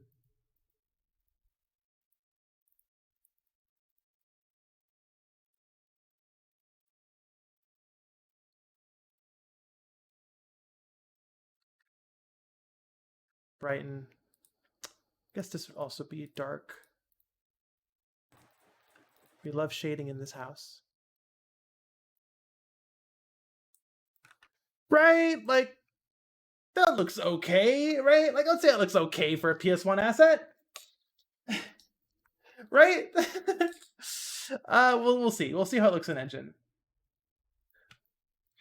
And then, yeah, okay, let's just do that 3 more times. And then we'll have our vertical planks. So once again, boom, invert, erase. Cool. And then we'll erase the other parts. Oops, that was a bit too much. Nope, still too much. Okay. And then same thing. Here we fucking go. Boop.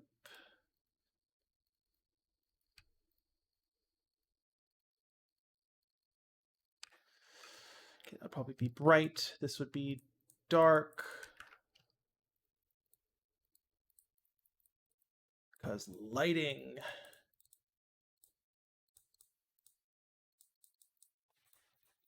Dark. Dark. We can go darker. Dark. And then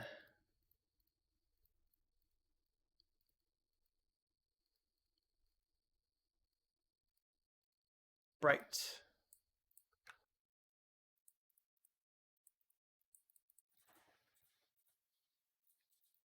Bright. Boom.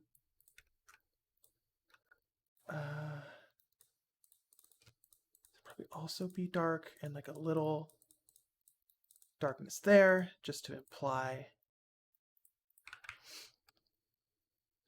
a drop shadow. Doesn't need to be perfect. These are assets that we will be speeding across at high speeds, so we don't have to worry too much about this asset. Like I said, I mean, like just across the board,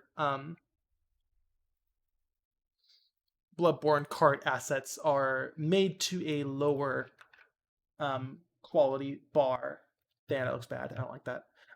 Lower quality bar than Bloodborne PSX would be. Just because you are I mean, one, because there is more level. There is more square footage of level in Bloodborne cart, significantly more than Bloodborne PSX. Right? Because you're in a cart that is zooming across a map instead of a character that is slowly running. Right? So, and also,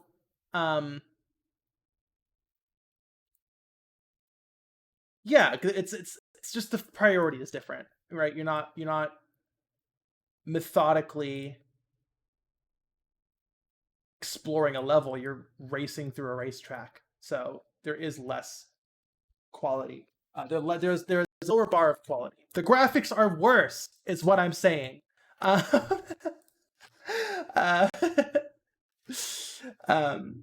but yeah, this would be pretty. I feel like this would be a similar way of, if I was actually making this a Bloodborne PSX version of the Forbidden Woods, I would probably be doing a similar method. I'm not sure. Who knows? Sorry, I need to save this. I need to make a new hierarchy for folder. Bloodborne cards, assets, environments, Forbidden Woods. Huh.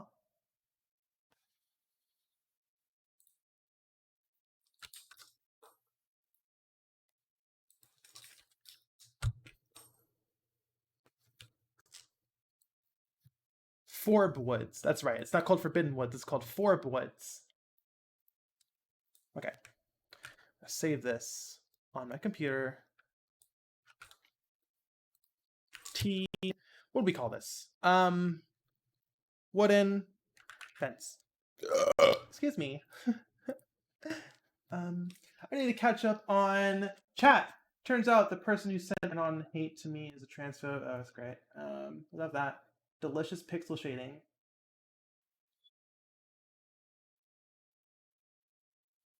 Graphics worse because you going fast. But like for real though, like even in like modern racing games, I feel like that's also the same thing.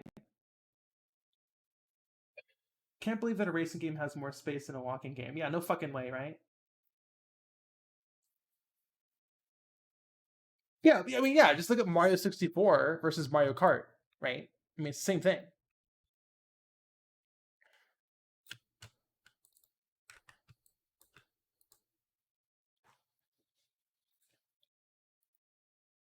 Get rid of this line. Okay. Now that's saved, let us get back to work.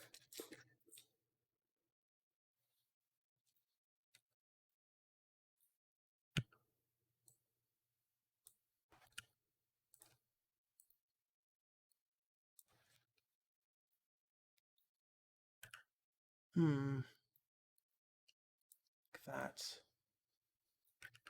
I mean, yeah, that's pretty good. Okay. Oh, wait. There we go. Then once again.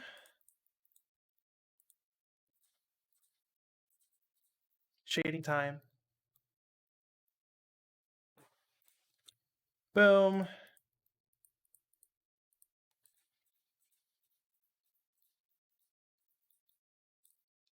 Shading time.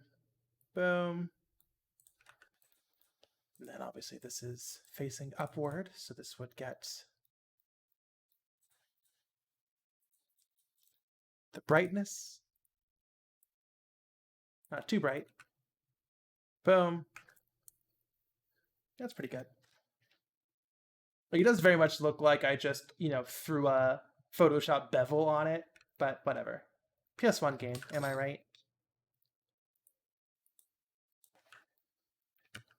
Wait. I gotta do something about there.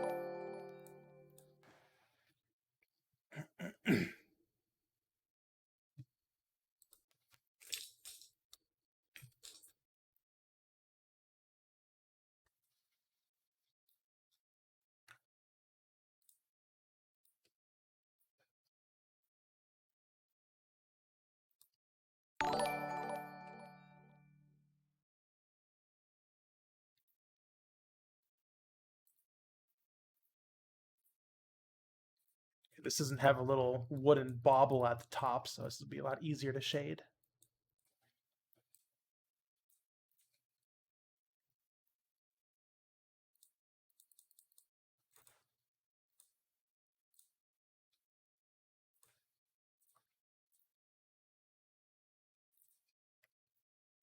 Darken. I don't want to say like these 4. I'm being very particular here, just because I can. These 4 pixels will be brighter. Actually, no. Actually, just.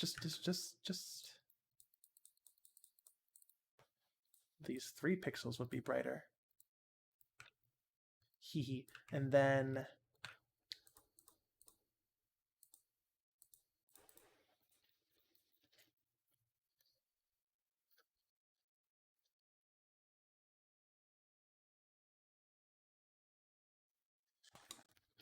these would be brighter.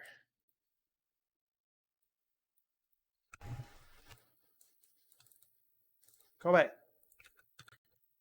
That's pretty good, I want to say.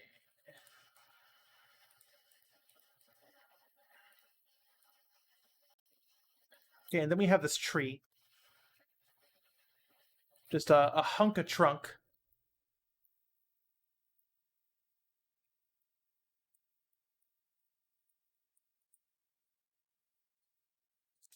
Three pixels! Let's fucking go.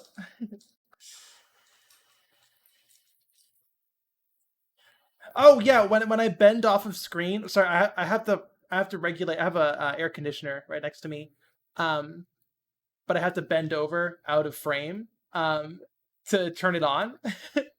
And yeah, it causes the VTuber to glitch out. It looks very cursed. It's true. It's true.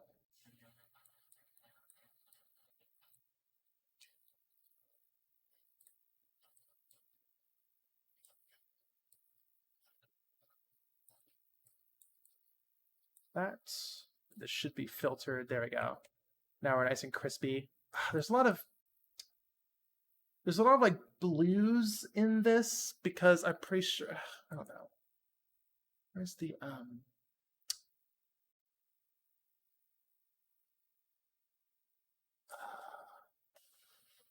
noise, reduce noise, use color noise.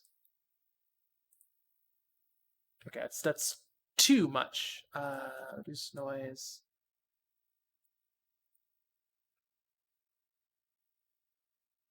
That's better. Yeah, okay.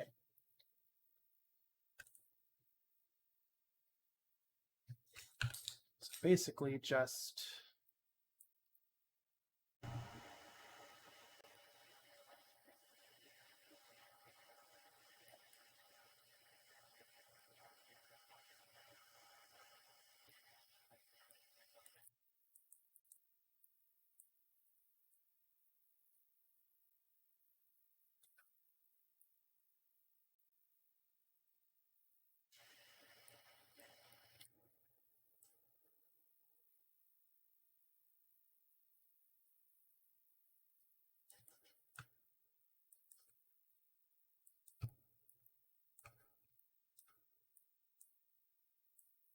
okay. I might just this is shaded backwards. The dark parts on the side here. Let's just see if a Photoshop filter could get us what we need. Perfect, we're done. Okay, let's smooth. I'm gonna do screen soft light potentially. Let's turn this depth way down. There we go. That's what we want. Soften.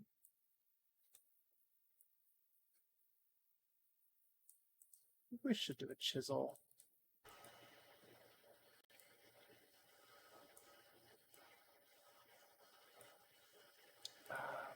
Curve.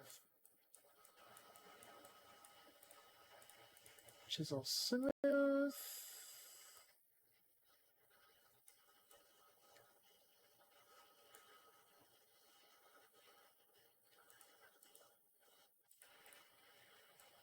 Way down. That just looks like a shitty Photoshop filter. Yeah, you can't really. All right, we're doing it by hand. Let's do a little better though. Let's paint this. You know.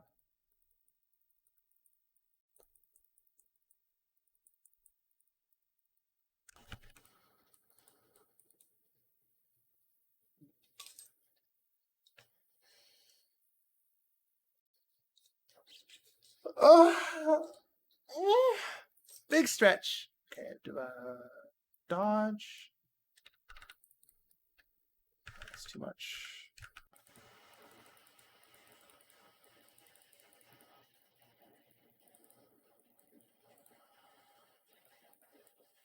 Burn. Too bright.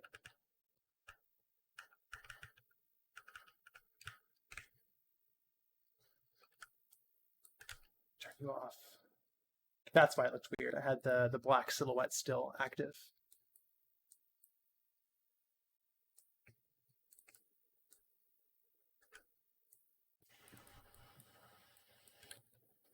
Okay. Then I wonder if we can just duplicate you, move you down, kind of like that. Background. Make you solid black. Blur. Gaussian blur. I'm silly. Turn that off. Try that again. Filter. Blur. Gaussian blur. Like that.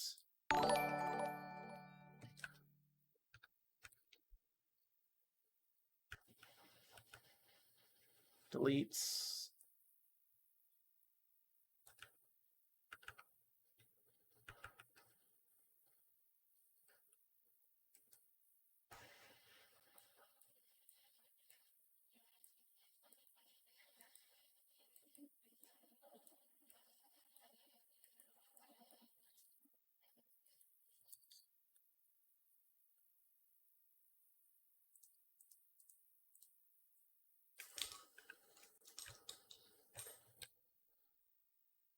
That looks kind of bad. I do not like how this looks. I think it's the color.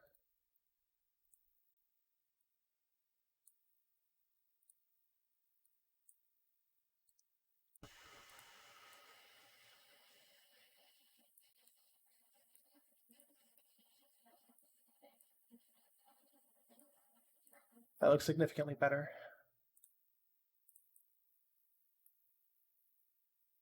Okay, let's preserve some of the original color, though, just so we have some variation.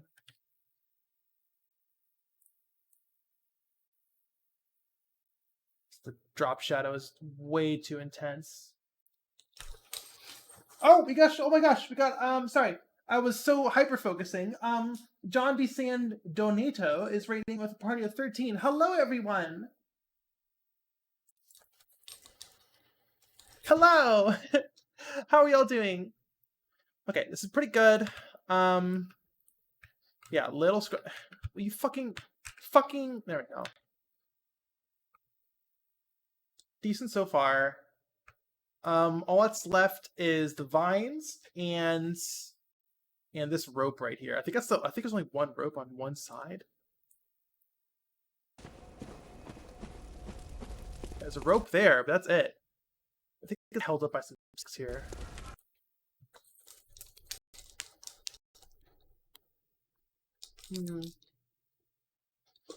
Okay, yeah, we have the vines, the leaves. Oh, I can just hold on. Can I just like grab a screenshot of these leaves? Gotta do something very naughty again. Oh, actually, ooh, beautiful. Do I have a leaf texture? I don't think I do. For Bloodborne PSX. All the trees were dead in Yarnum, you know?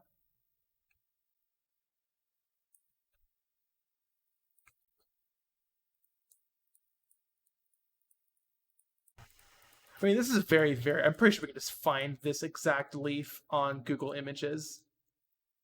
Probably don't need to worry about...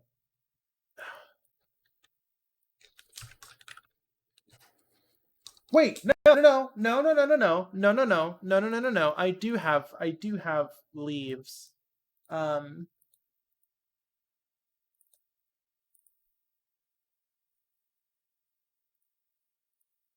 giant sunflower. I'll use this. The giant sunflower in the Astral Clock Tower, the sunflower texture. It's not the same shape though.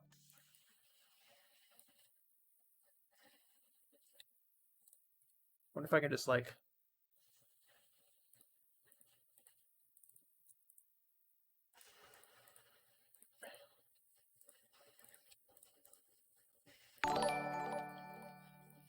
yeah, it's like a maple leaf, different shape.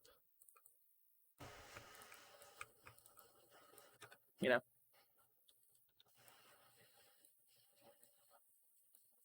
Boom. And that's how it's done.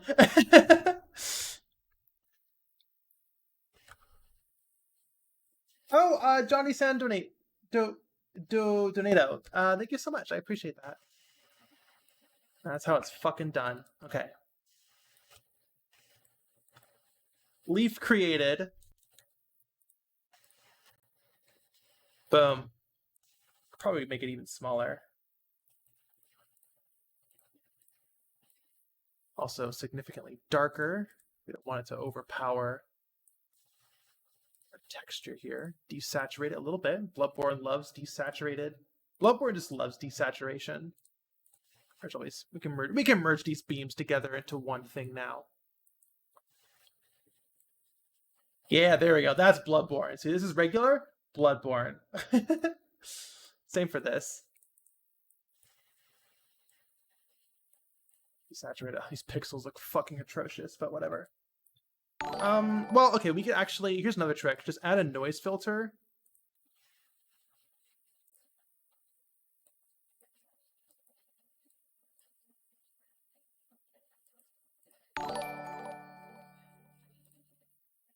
Actually, no, I have, we'll do this later. But, yeah. Yeah, that tree trunk looks pretty fucking gross. Like, it very much looks like a different texture that I stamped on top. Like, the pixel density is different, right?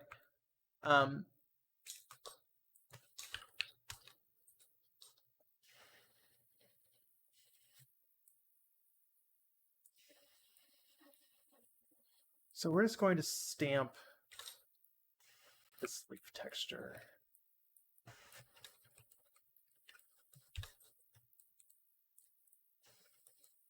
All over.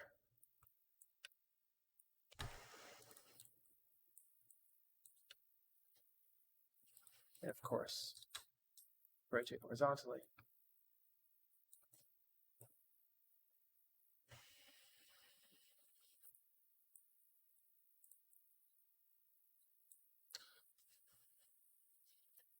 And I wonder if we can reuse this log for, whoa. Let me clean up the pixels that are outside of the canvas. I wonder if we can reuse this log as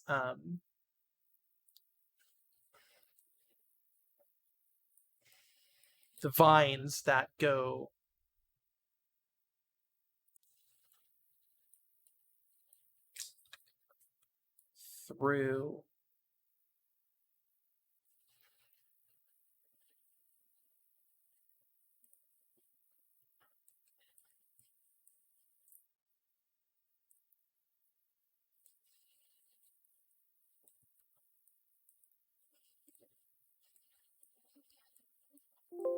through these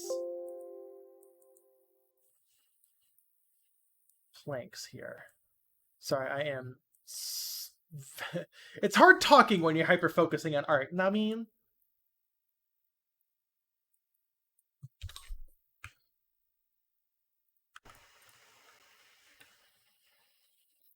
kind of.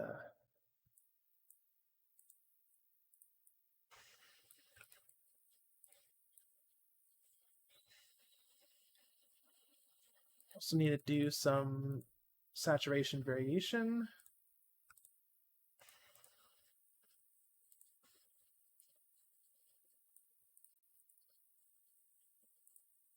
On these bad boys.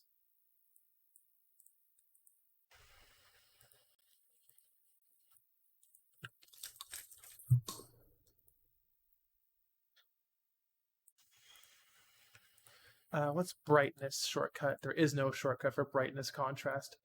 Fucking incredible.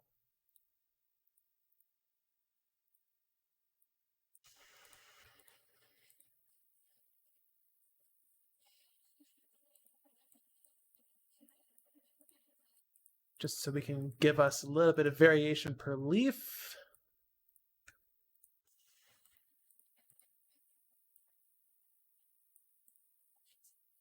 Let's merge these logs together, these bottom logs. Oh, Bunleth of the Lake, what is your wisdom? Is my wisdom. Make sure your textures are power of 2 so they downscale easily. There you go, that's your wisdom of the day. Yeah, this looks fucking atrocious. This log, because we scaled it so much. We scaled and deformed it. That really isn't going to help. Okay, we're going to make a duplicate. Go like this. Filter, blur, Gaussian blur. Like that. We have our wood plank. Ooh, I didn't save it. Whoops. That's fine.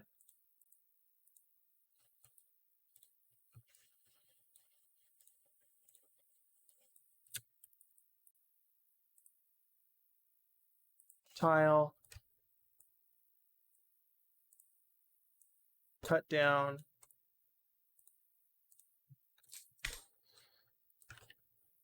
Nope. 90 degrees.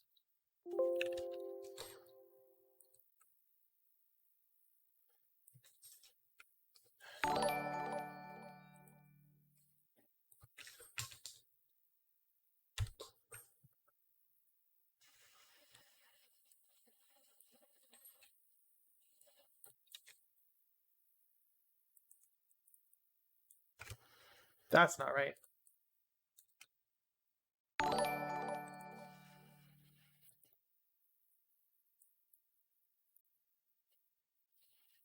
Underneath.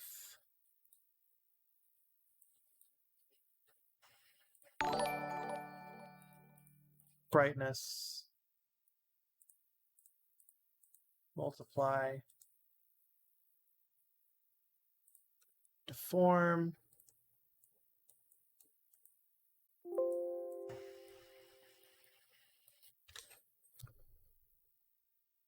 Nah, that looks like shit.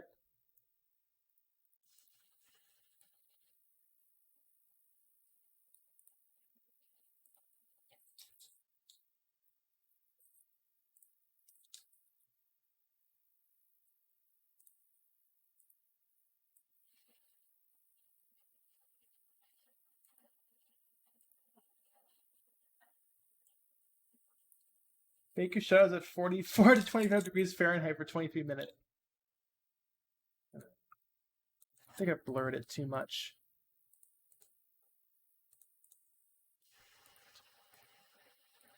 Gosh, blur. Just a little bit, just like that. Multiply. That, okay. We're getting somewhere.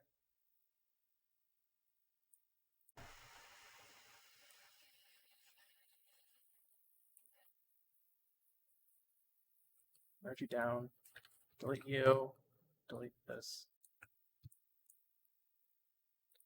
Then we can darken you. We need to lower the contrast a little bit. Darken you some more. Oh, we love Photoshop. Sputnik 34. Do you not do this work with music or anything in the background?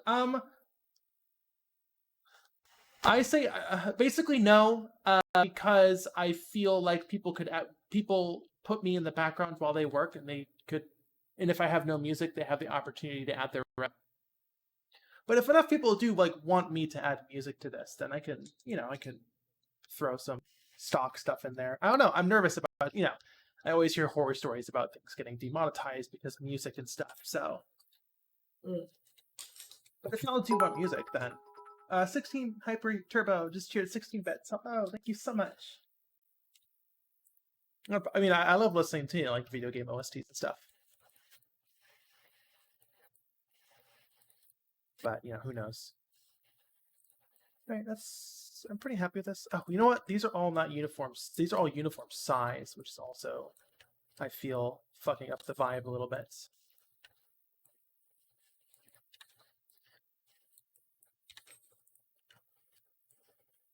And of course, they need some drop shadow as well. Okay, I just add them all uniformly? I don't think so.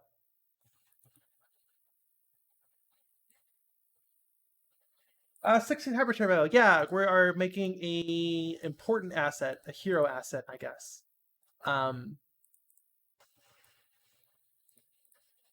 For the Forbidden Woods level.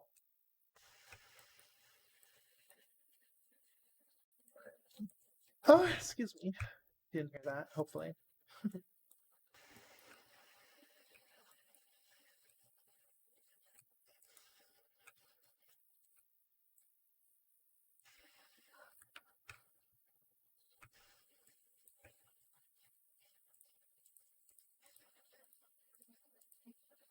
Sorry, you can't really see it behind my VTuber. I'm adding the drop shadows.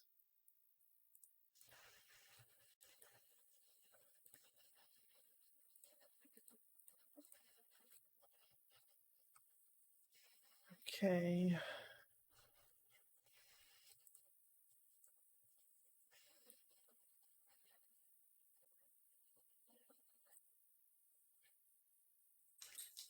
He bought a PS4 just to play Bloodborne 16-bit. Very impressive.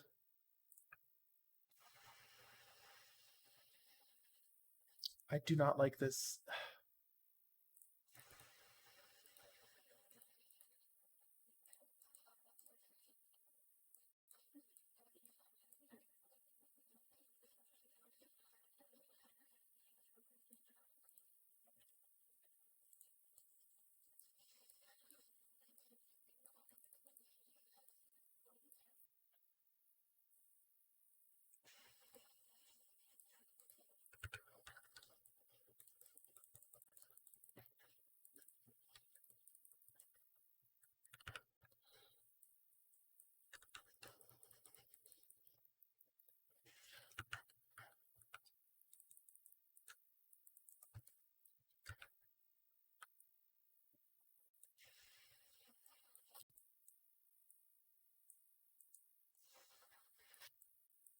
Do have a lot of doubled up pixels here.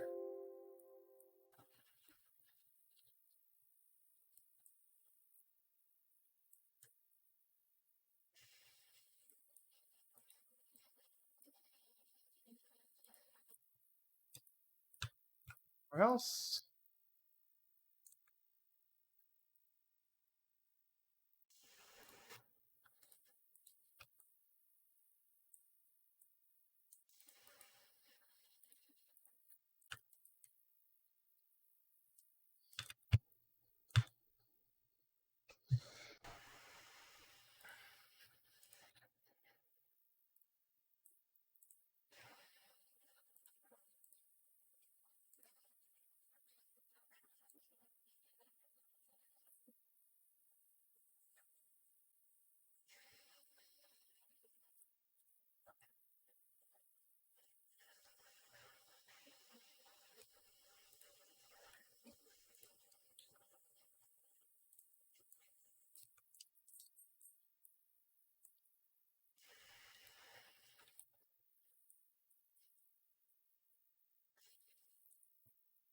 All right, we'll see how this looks in engine. This is, I don't know. I don't know what to think about this. I would say this is a mid-tier asset. But once again, this is not like to the quality that I would want Bloodborne PSX, a Bloodborne PSX asset to be.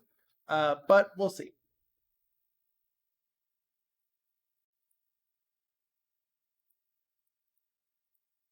I do have high standards, which is a blessing and a curse.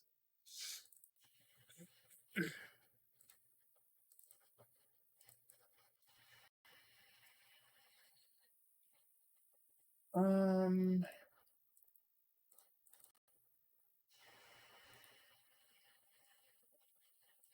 okay. Let's import this.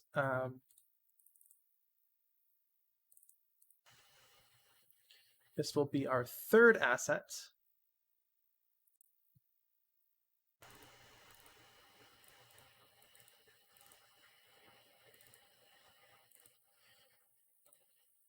Whoa!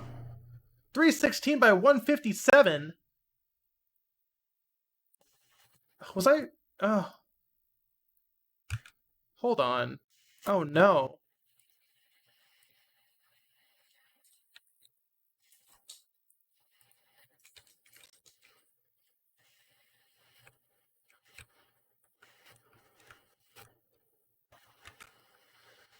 I probably shouldn't have a 256.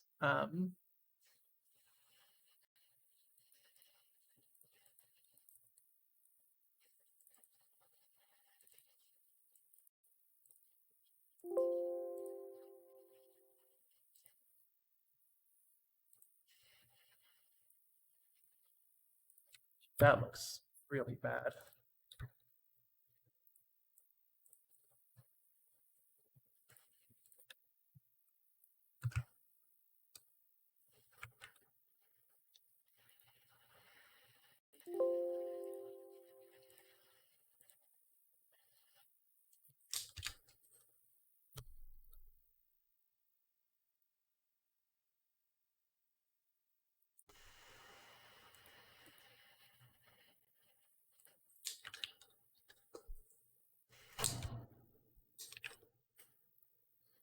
I still think this might be too dense for a Bloodborne PSX resolution.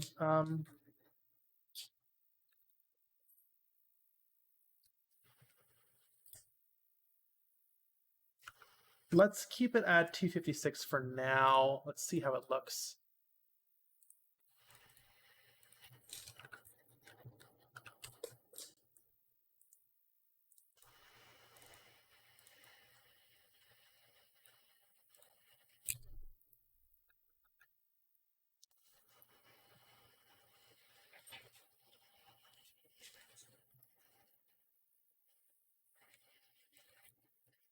Okay.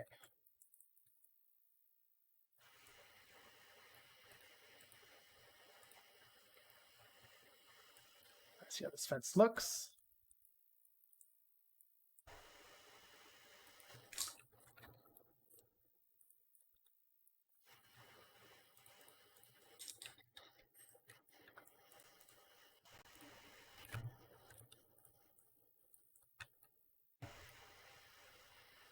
Once again, we're not done yet, but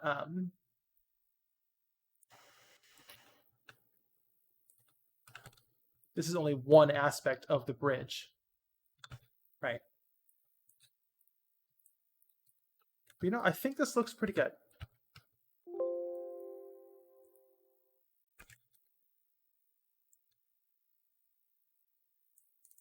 This is a two-sided texture for sure, a front and a back.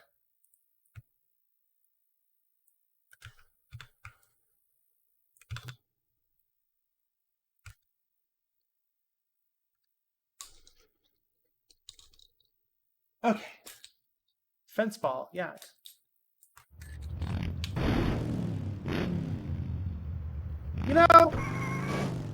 That's pretty good.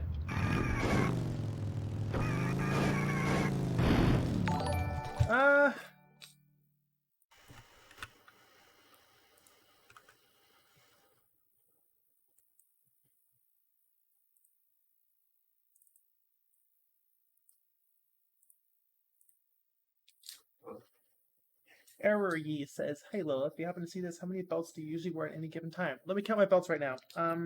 1, 2, 3, 4, 5, 6. Should we count straps? Like the definition between strap and belt are pretty vague. But if we're using Nomura hater terminology, they tend to stretch the definition of belts so they can boost the numbers up so they can be more of a hater. So I am a Nomura belt goth, so we're going to use that metric. So 1, 2, 3, 4, 5, 6, 7, 8, 9, 10, 11, 12, 13, 14, 15, 16. Oh, and on my boots, 17, 18, 19, 20, 21, 22, 23, 24 belts today. It's a pretty average number. Oh, we redeemed an outfit swap. Give me 1 second while I switch over.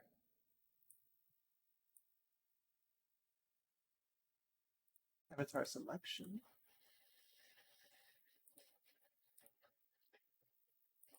Hello, I am Nunlith now.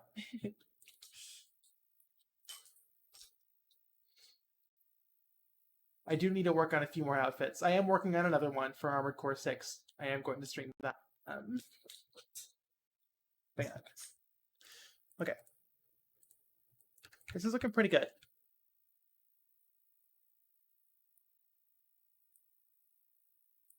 It's me, I'm Nunlith. I'm Nunlith. Boot, okay. Let us, now that we have the main asset of the bridge, this part, now we can, I wonder, the question is, should the leaves be on a different layer, a different transparency layer? Right? Oh, we have some rogue pixels there. So they'll float off a little bit, you know?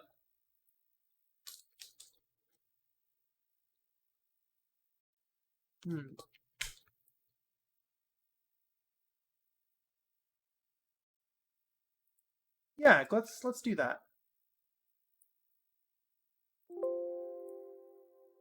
Wooden fence. And wooden fence leaves, which I guess would be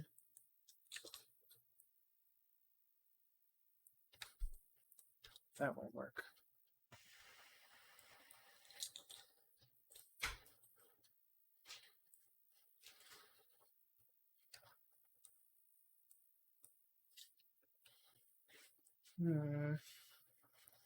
Am I getting too carried away? I think I'm getting too carried away. Let's not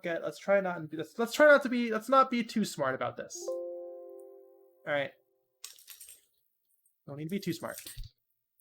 But okay, let us go into, yeah, let's actually make this bridge now. Is what I'm trying to say. Oopsa.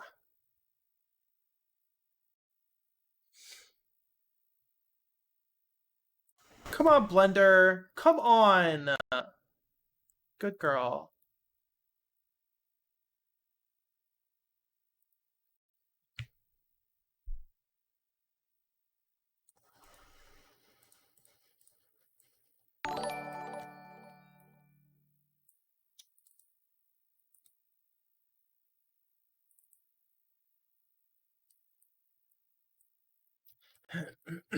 Okay. Bridge time.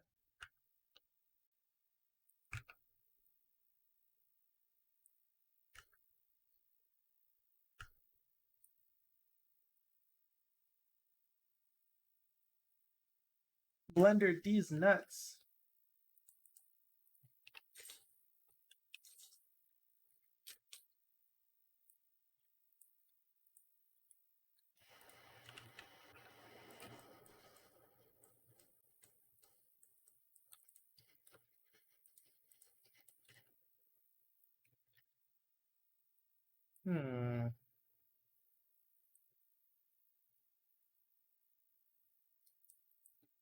Okay, let us get the dimensions first.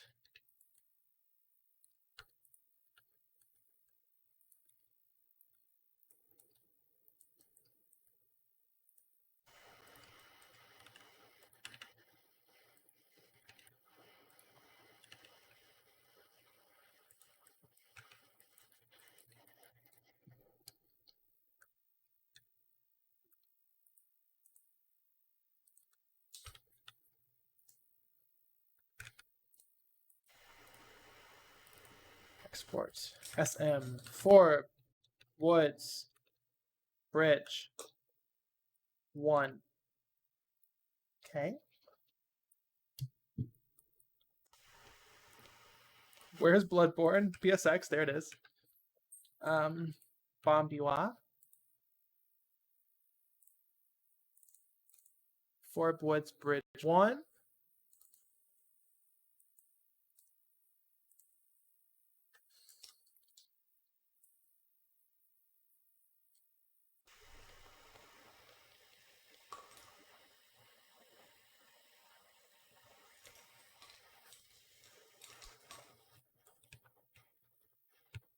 Bombiwa.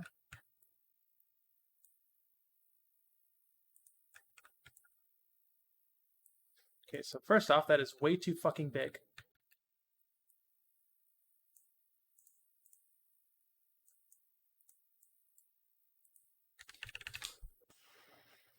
Yeah, let's just do PSX. Okay.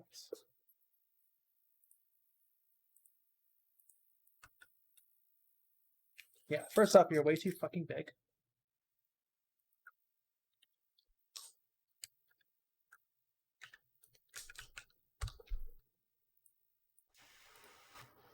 Okay. Better. It'll probably be wider than the bridge in Bloodborne PS4 because we are going to have up to 8 carts driving down it.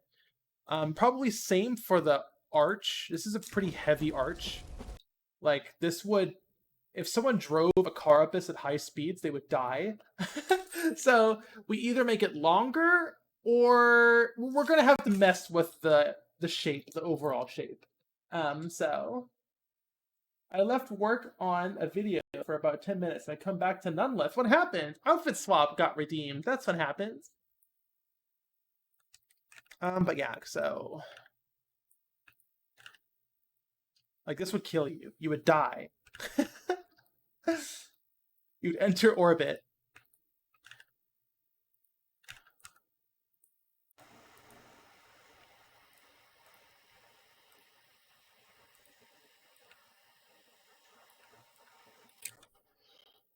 Another outfit swap. I only have 2 outfits. Hold on. I know what to do. Hold on.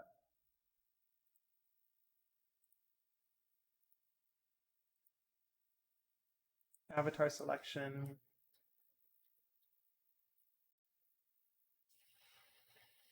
Okay. This is a filler outfit swap. Hatless. I want hatless to be its own. A hat toggle to be its own Bombiwa reward. Maybe for like 1500 or something. But yeah, for now, hatless will just be technically another outfit. It's a padded outfit. But yeah, okay, so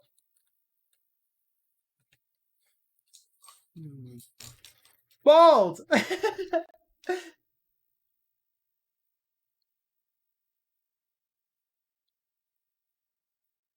We also gotta do collision. Okay, so this is SM underscore Forb Woods Bridge 1. They name you twice. Asset's so nice, we named it twice. And then we have to make the collision, which would be UCX underscore, oh, is copy and paste it in. UCX underscore, naming convention is very important. UCX underscore with the exact name. And then, did the stream drop again? I'm so sorry about that. Hopefully it's back up soon. Okay, just put here. You keep the collision as simple as possible. Stream back. Okay, good to hear.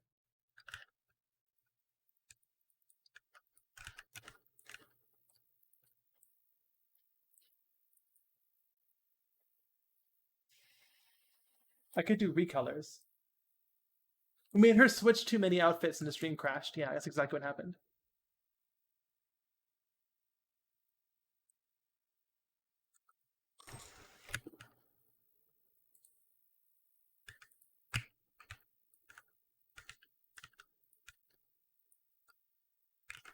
Okay.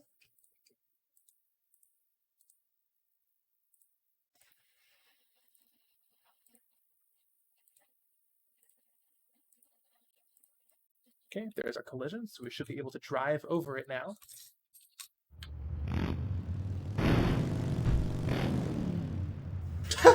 There's no ground there. Let's let us fix that.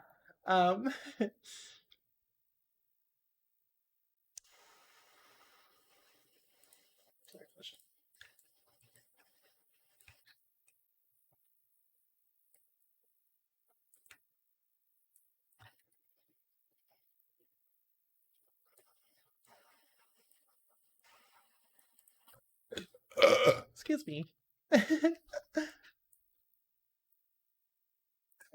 Player collision.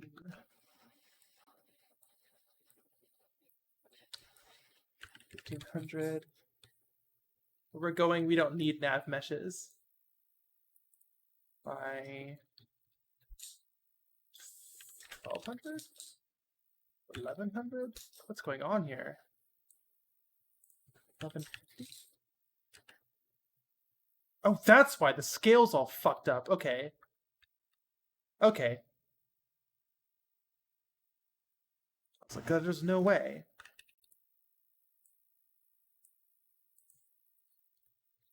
Oops. 2500. Okay.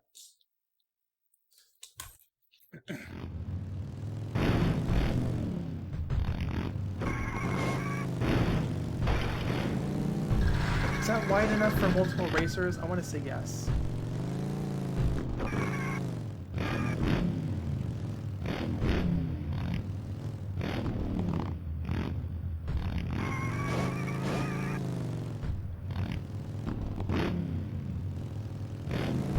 Cool. Okay. Good, good, good. Let us delete the wooden fences, the test wooden fences.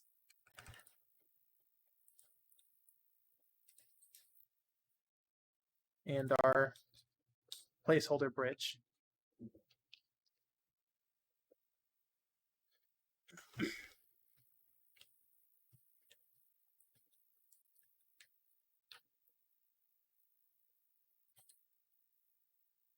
It is definitely Mothically. It is. This will definitely be a bottleneck for racers, but it's okay because it's like like less than a second. Like I'm okay with having bottlenecks in a racetrack is good. It just can't be so narrow that if like there's like two racers can go down this bridge side by side. I feel like that's good enough. It is narrow, but it is reasonable. It's a bottleneck, but it's a reasonable bottleneck. It's not so narrow that you can't even, like two racers can't go in side by side.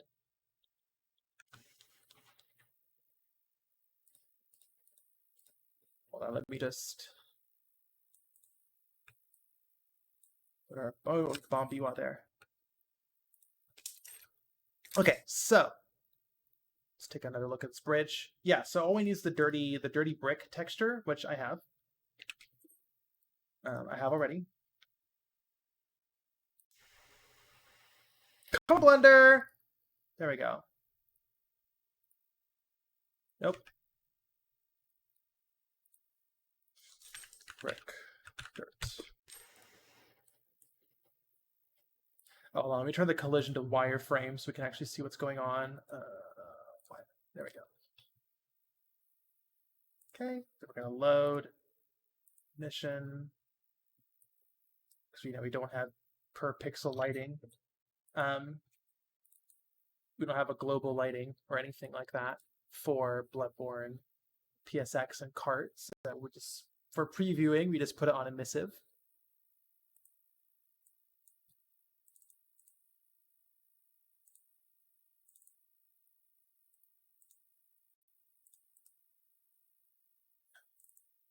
Where's our texture?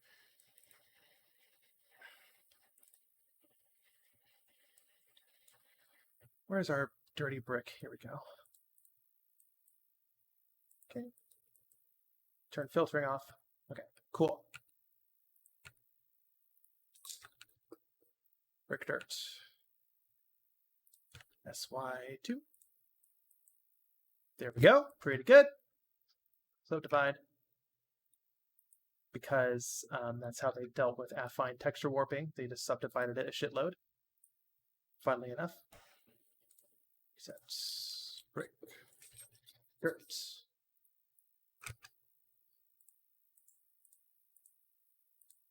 Cool, cool, cool, cool, cool, cool, cool, cool. All right.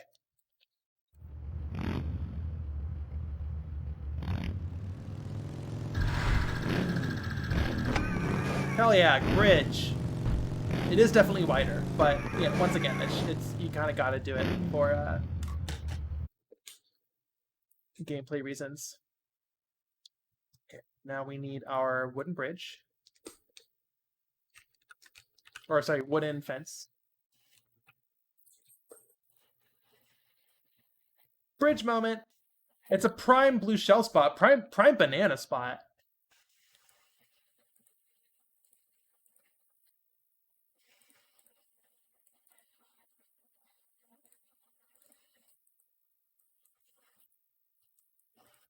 Yeah, I need to ass it up. Yeah, okay.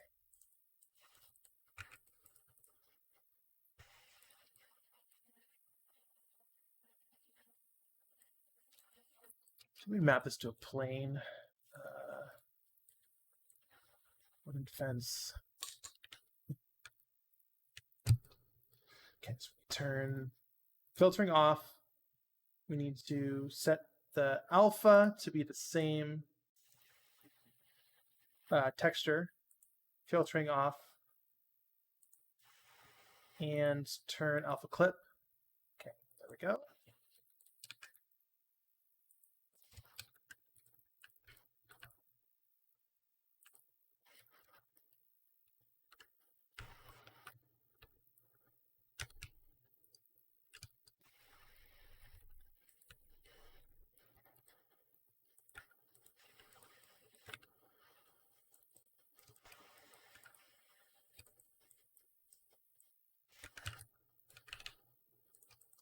We are going to stretch the pixels a little bit, but I want to say that is fine.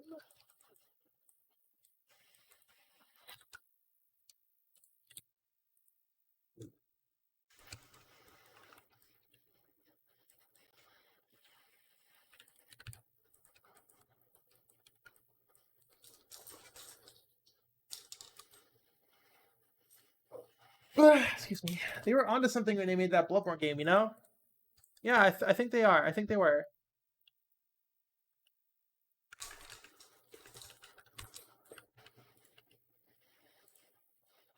No, that's very clearly a tile. Okay.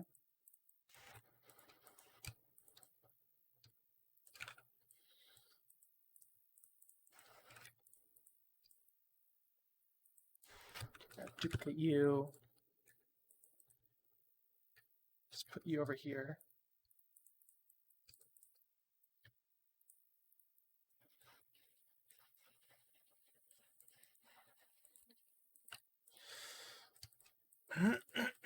And then the problem with this is looking pretty good, but the main problem is when you're driving, you know, when you're going like this, like looking at it like this looks acceptable. Looking at it like this, which is what it's going to look like when we are driving through it, is not. So what we are going to do, this is a very, very, very old trick, oldest trick in the book, is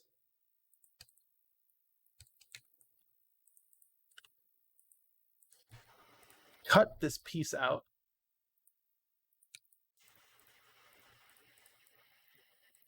And this piece out, actually, while we're here.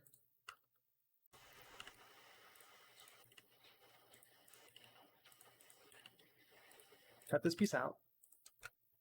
Delete you, delete you. Separate. Add collision. Add collision. Boom, boom. Straighten you out. Add you in here. Actually, let me... Hello, Durandy1. How are you doing? Let me retweet my announcement post for the stream, just so we get more views. I do want to stay above 75 so I can get partner.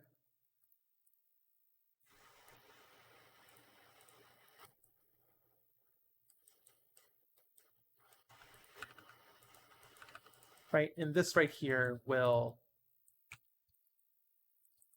if you have it on both sides, I probably should have made this an instance. I will do that in a second.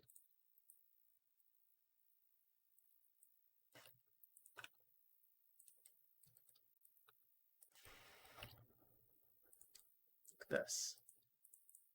So we're going to delete these.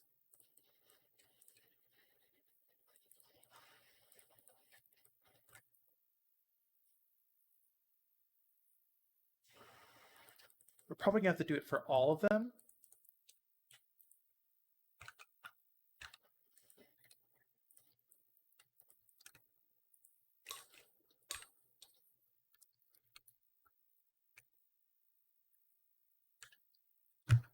Okay. Yeah, so let's just do all of them.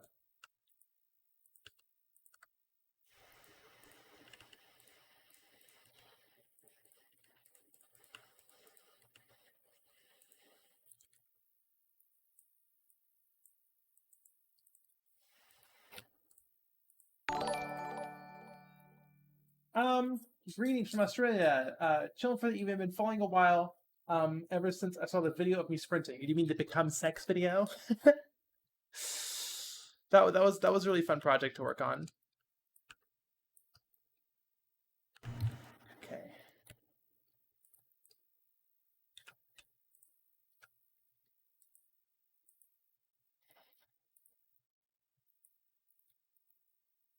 Right, so this fakes depth on the asset.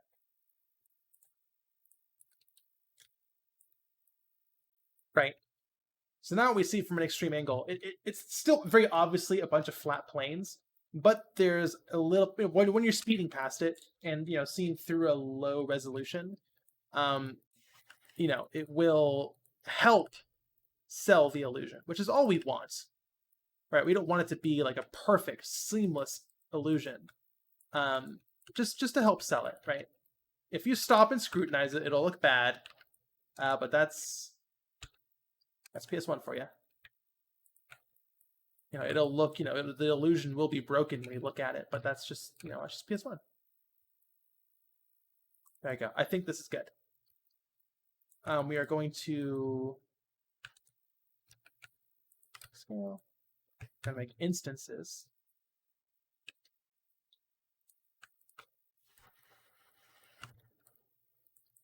Move all these out of the way.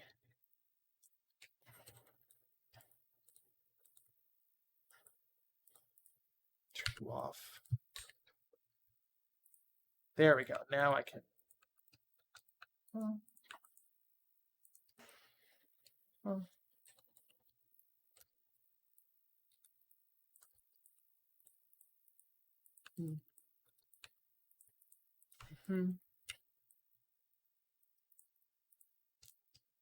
Offset them slightly so there's no Z fighting. You can see Z fighting right there. So we're just going to offset it like that. We're good. And then we're going to, you see how much more detailed that looks, even though we just added some planes halfway through? You see how much better that looks? That looks so much better. They look fully modeled if you just scrutinize them briefly. Right, compared to earlier where you could totally tell that they were just flat. Origin. Even though they are still, but we have some rotated 90 degrees. I'm gonna rotate them out a little bit. I just think that's more interesting visually. And then, of course, we can't. Okay, well, first we have to duplicate. I'm just gonna rotate by 180. Should be good enough. There we go. There's a fucking fence if I've ever seen one. Isn't all depth in 3D graphics an illusion in the end? It's true, it's true. A less accurate illusion, I guess I could say. We have online multiplayer. So, local multiplayer is confirmed. Online multiplayer, I'm gonna try, but I am not a network engineer. That is so out of my wheelhouse it hurts, but I'm going to fucking try, but no promises.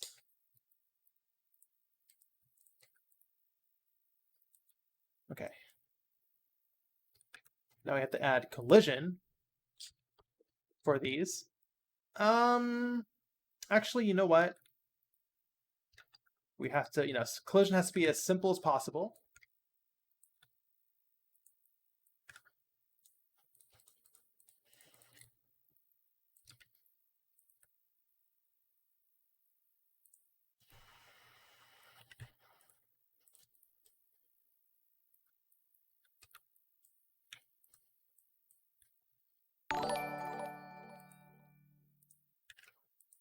Cool.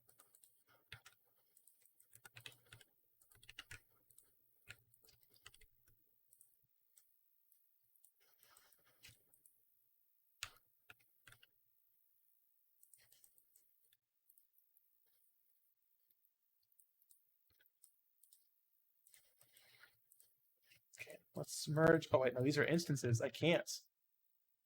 No, I can't. Okay, cool.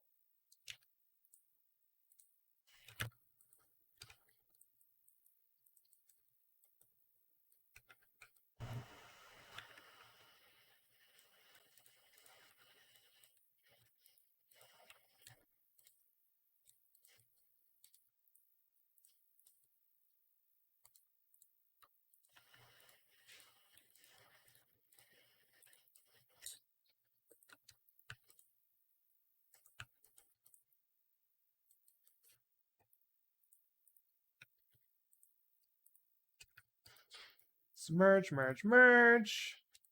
Merge. Okay. this rock out of the way.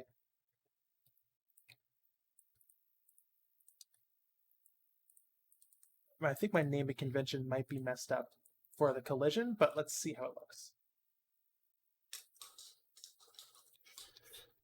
It's okay, From Software online multiplayer is awful anyways. You don't have much to live up to. Peer-to-peer for sure. I'm not going to be like hosting a server or anything. I'm just one bunny.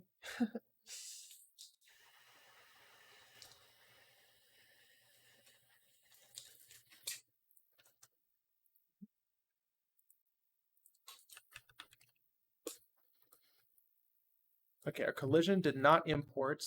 I forget the naming convention. I don't know anything.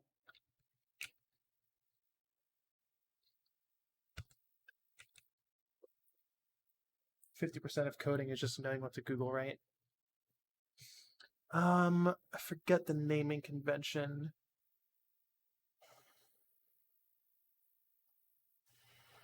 UCX underscore. Oh, underscore, not dot. Okay. So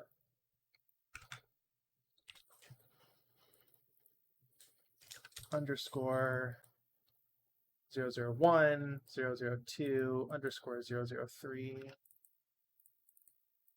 and underscore 004. Okay. Hopefully that fixes it. You have to be so particular when you're making custom collision like this. There we go. All right, cool. Not done yet, but it's pretty close.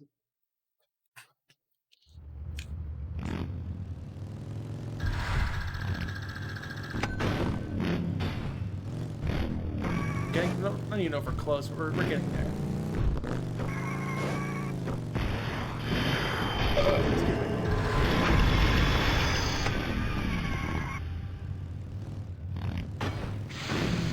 I'm liking this. This looks good.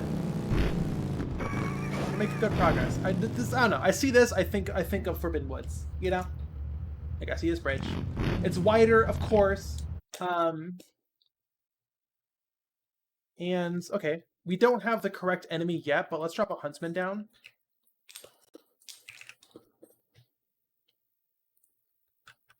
Right, we need to make the white clothes variant. Are you making this all by yourself? I do have help. My friends are helping. Corin's helping out with assets. Evelyn Lark is doing the music. And we might have some people contributing voice. Not sure yet. We're using rips for voice acting. But if we want to add anything else, no, whatever. But yeah, that's primarily the team. And there's a gun guy over here. Right, gun guy over here. One-handed gun. Actually, what is this is Torch and Axe guy, right? Yeah, okay, Torch and Axe guy. There's like 4 or 5, I think there's 5 different huntsman types. There's regular, there's the heavy, which is regular but just does more damage and has a saber. There's Torch and Axe guy. There is obviously the shield guy, shield asshole, gun guy, and there's also pitchfork guy, which I cut. Which is unfortunate, but if I had to cut, if there's 5 huntsman types and you had to cut one, I decided pitchfork. The two-handed, I guess, the two-handed guy. But this is Torch and Axe guy for sure. Okay.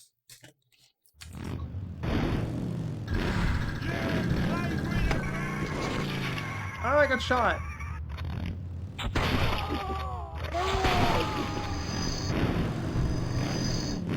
Snake ball. We got a Gatling gun. We're gonna take out the crow with the Gatling gun.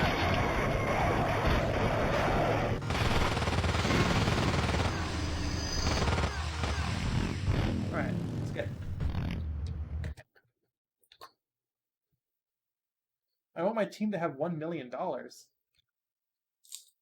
I mean, I wouldn't say no to that. If there's no caveats, of course. But the most fun details of this bridge, there's a boot right here. There's clothes. There's clothes in the bridge. There's scarecrows. There's hats. Right? There's a hat there. And there's a boot.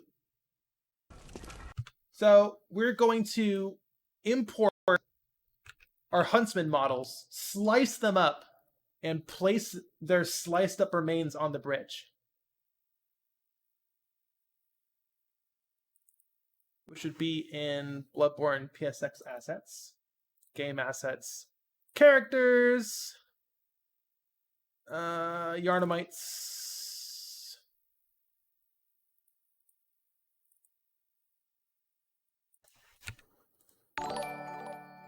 Are these all of our dudes? Here they are.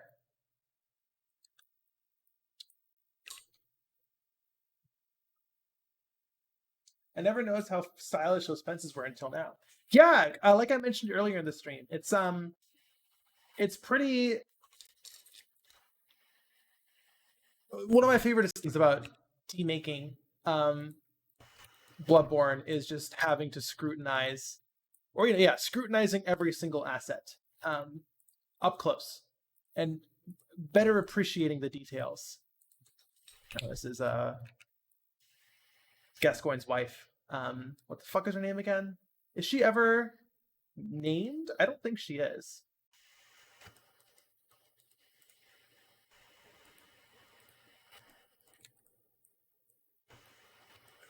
Viola! Right, Viola. Right. It's in the item description. Okay, don't need any of you. Don't need any of your weapons. I don't think any of the weapons are visible.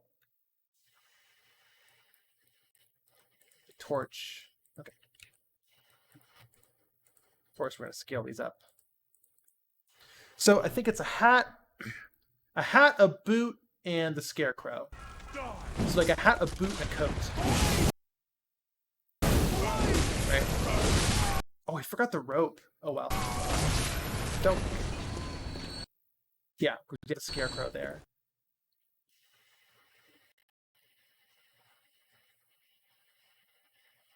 What's a good learning resource for getting into 3D modeling? So like I've said, I am very much. I learned 15 years ago, so all my resources, one, were from physical books. So I can't really share those. I don't even know if I have no idea what those books were called, much less, finding a digital version. But if you are interested in getting into low poly modeling, I would recommend going to models-resource.com, downloading some game character rips, and just scrutinizing them. Don't use them for your models, but just scrutinize them. Look at them up close and personal. Download some of your favorite models, like Final Fantasy VIII or Metal Gear Solid or Ocarina of Time or whatever, and just look at them in your 3D model viewer.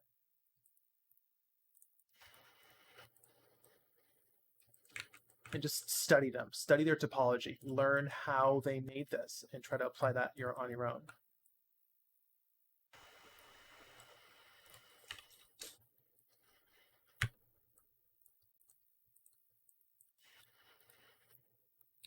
There's a hat. There's a boot. You're going to be mirrored. No armature. You are a static mesh now. The fuck is this? Oh, that's our cliff. Okay.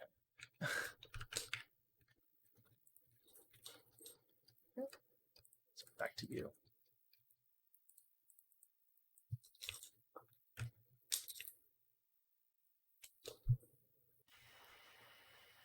Oh, Mana! You're heading out? Okay, I'll see you later.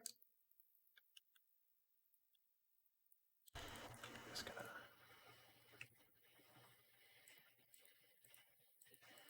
Where... I need to turn mirroring off. Where is it? Options? Mirroring. Okay, cool.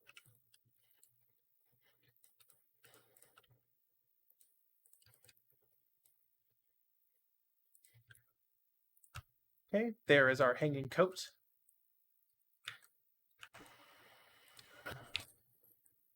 Delete these parts.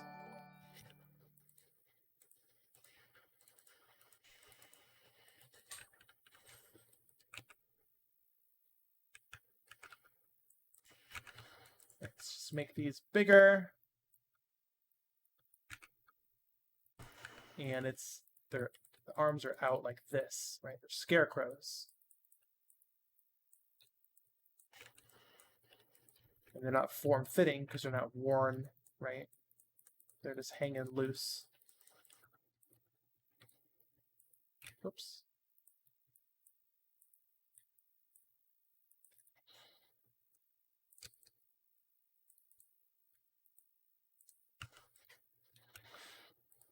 Let's take a look at the asset one more time.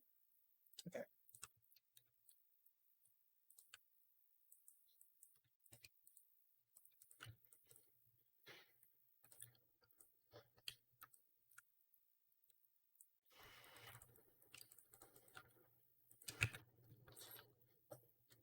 All scarecrows are T-posing. It's true. It's true.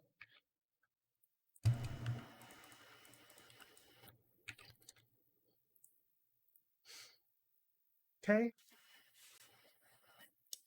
Nice strawman argument. Actually, it looks like the sleeves are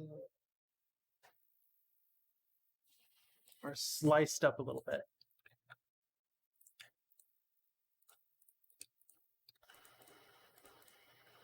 Nice strawman argument, idiot. Okay.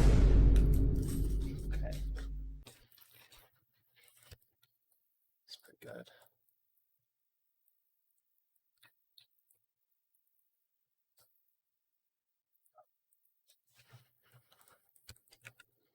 Okay, I'm going to import.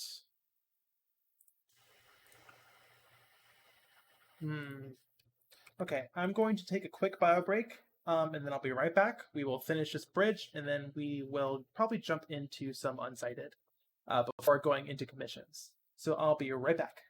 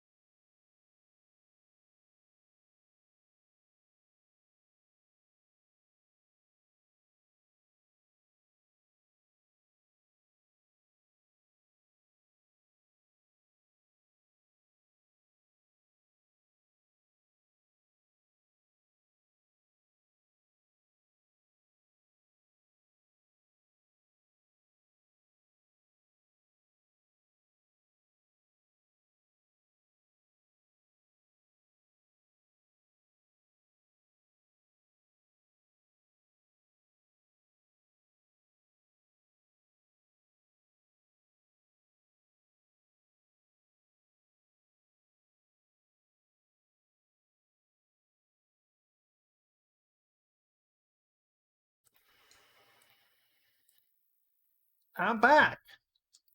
Hello, everyone. How are y'all doing? Alrighty. Anyways, we need to import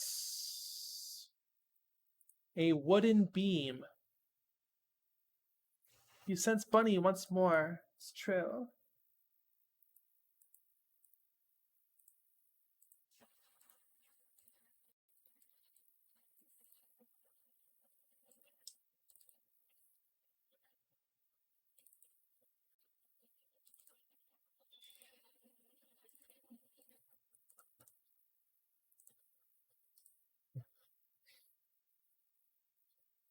You can watch Benoit in peace. It's true. I like femboys.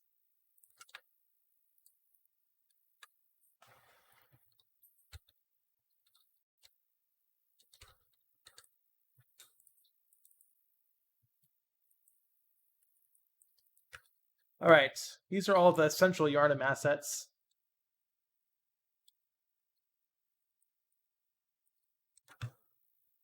Where's my wooden beam? You're in here somewhere.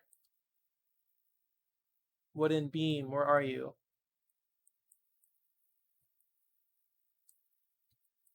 Where's my wooden beam? I just need my generic wooden beam. Why is this so hard?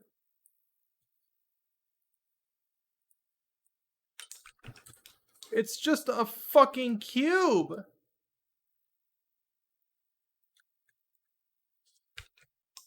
Excuse me.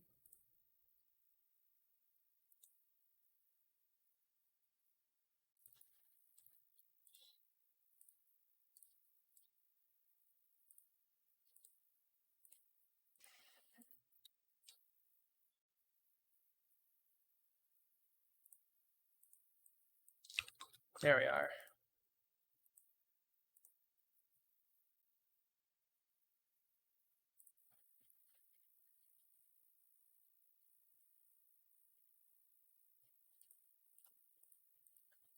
There we go. Okay.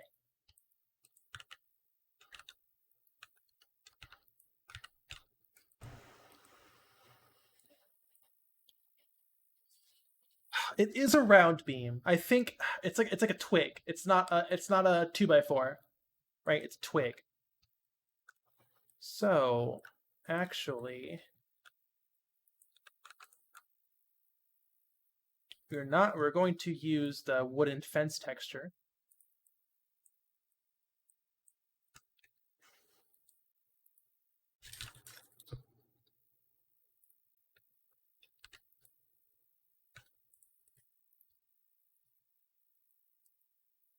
And it is a little bit bendy.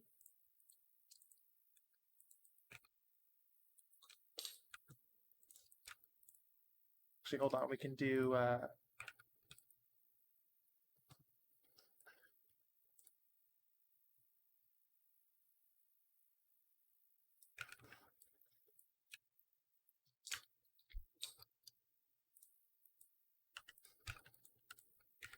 okay.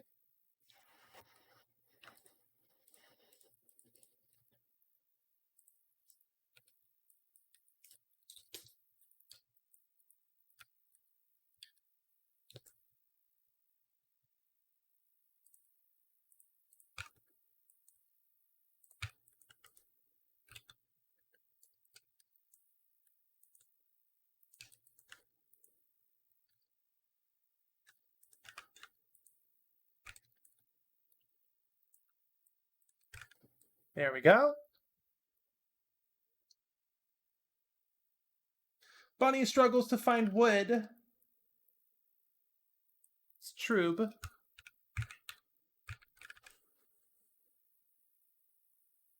That's a fucking wood beam if I've ever seen one.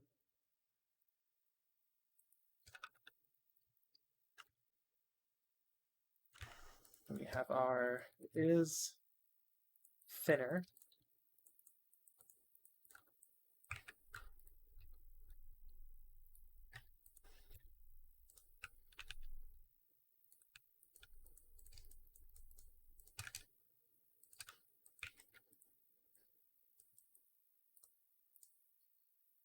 Yeah, shorter coattails, it looks like.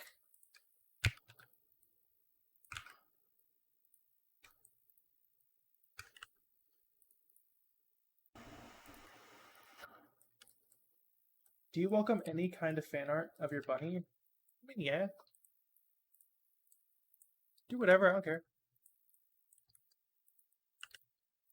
Okay. Who is this gentleman? This is the Scarecrow.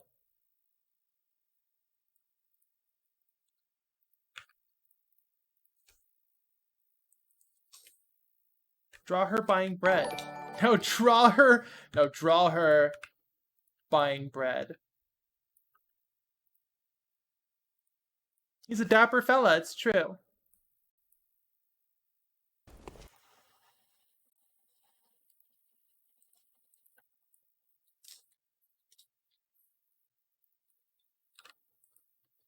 Now draw her getting an education.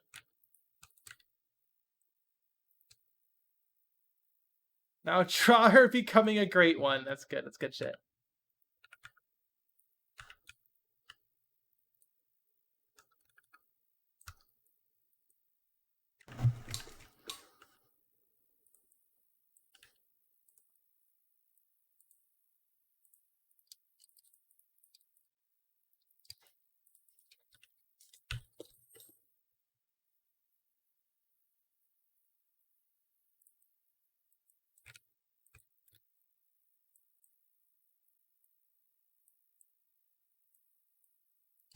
It's going pretty good. We just need some rope.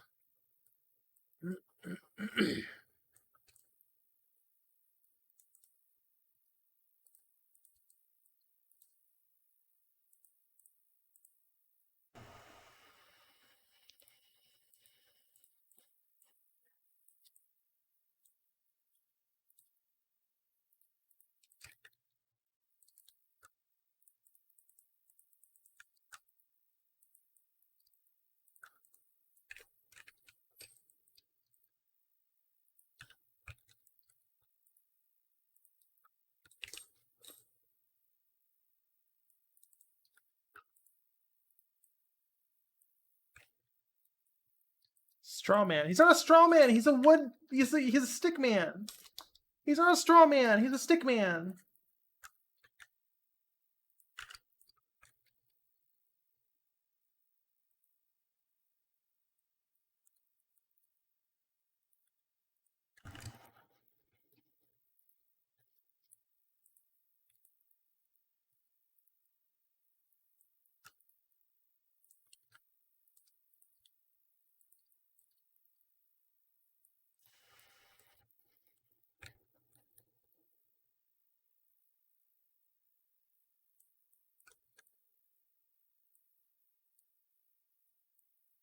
Okay, I'm going to be very naughty.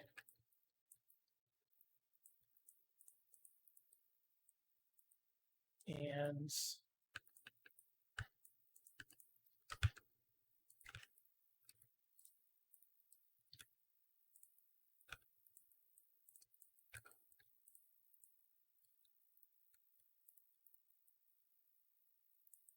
just use this wood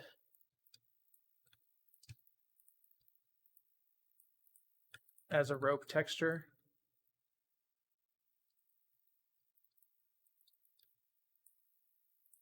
No one will ever know, except y'all. Just don't tell anyone, okay?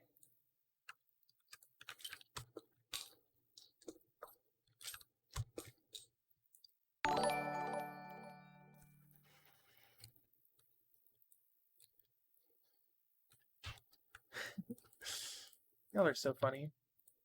You know that? Y'all are fucking funny.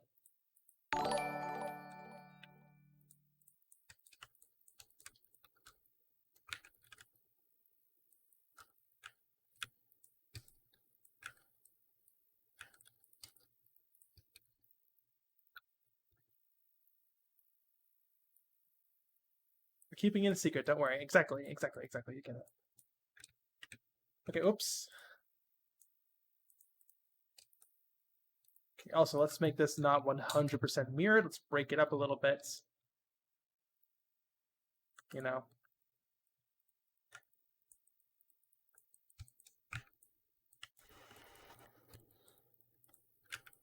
Just a little bit.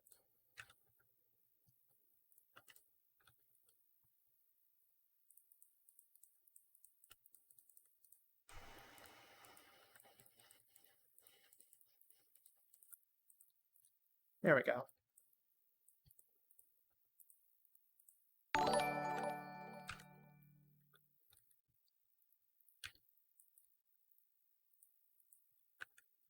Cool. Good looking stick guy.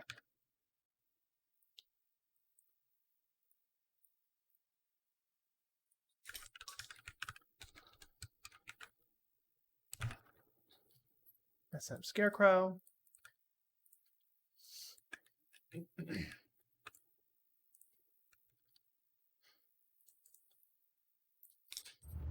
Let me just record.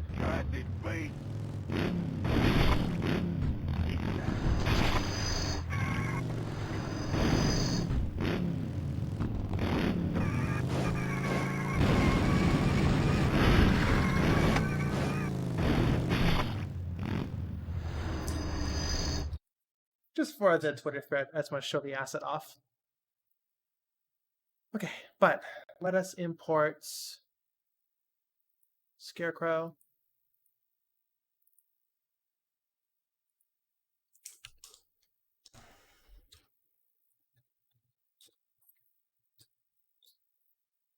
Got and what invents?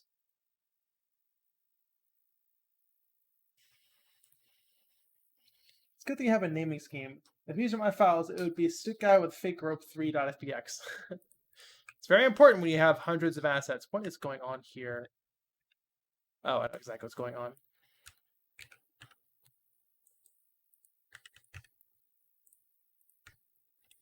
It's too close to the pixels.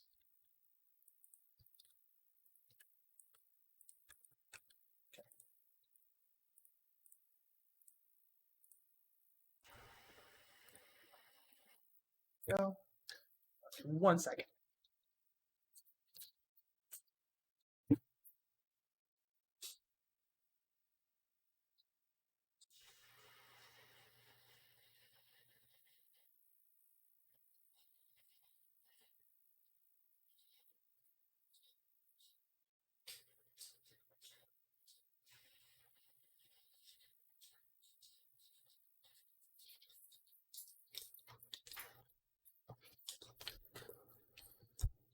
Whoa! Creepypasta bunlet. Sorry, I had to grab my ramen. I left it on the counter. Is Bon a Silent Hill fan? Yeah, I played 2. I played some of 1. I beat 2. Haven't played 3 or 4 or any of the other ones. I do need to play 3. It's on my playlist. It's on my to-play list. Hero Brian list. Silent Hill 2 remake is going to be a memorable experience. Good or bad, I don't know, but I'm expecting it to be a memorable experience. And I am looking forward to that memorable experience. That's basically it. Okay, but I believe there's 2 scarecrows. 3 scarecrows.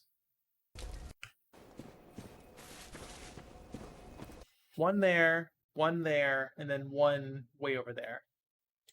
And there's a lantern. There's a hat lantern. This is probably going to be its...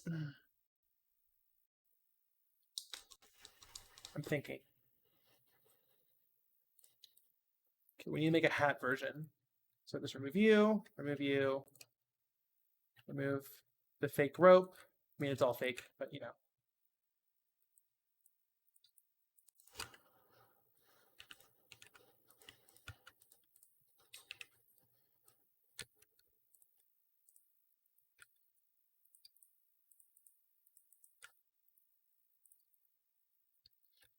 Then our hat.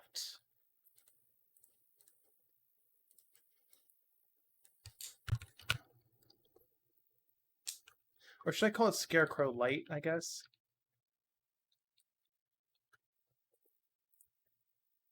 That's what I'm assuming it is. I'm not really sure. Just so the assets are, because if they're named like this, the assets are next to each other, which I want to say is important.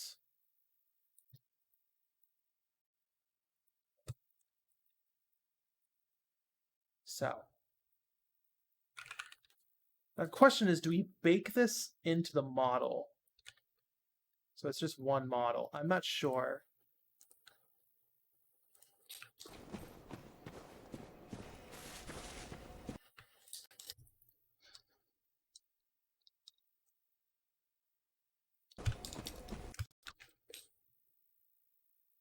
Okay, so on the second one, Scarecrow's here.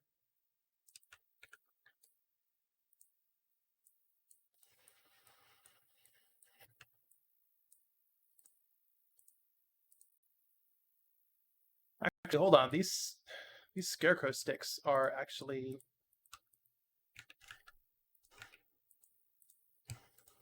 quite lengthy.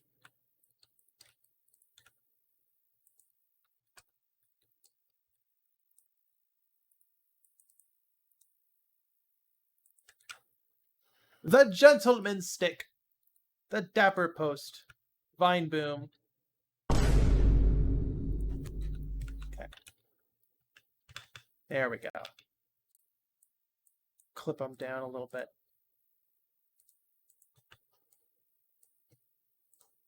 I want to say the arms are pretty good. They feel a bit thick in our version, so let's thin them out a little bit.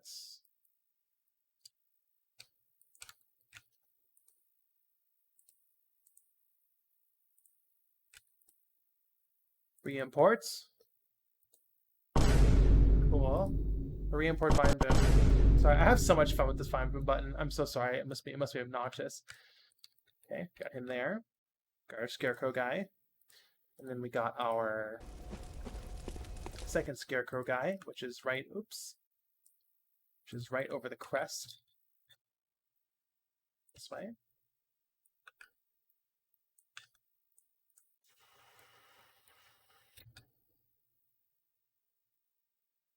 Hello, Bubba. How you doing?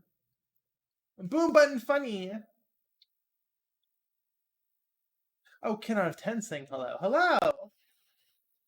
Oh, was it too loud? Is Vine Boom too loud? Let me turn it down. How's this? Is that better? It's not even hitting yellow.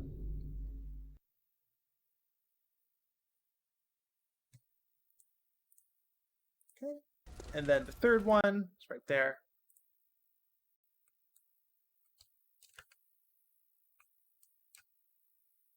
It's right here. And angled inwards a bit. Vine Boom, sorry. Bum Bun says Vine Boom is my favorite sound effect. I don't know why, but I find it way funnier than I should. Yeah. Okay. There they are.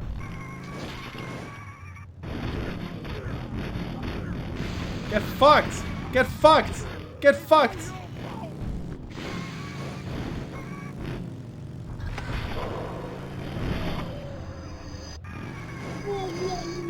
The fucking noise they make when they die is so funny. There they are. Okay, and then...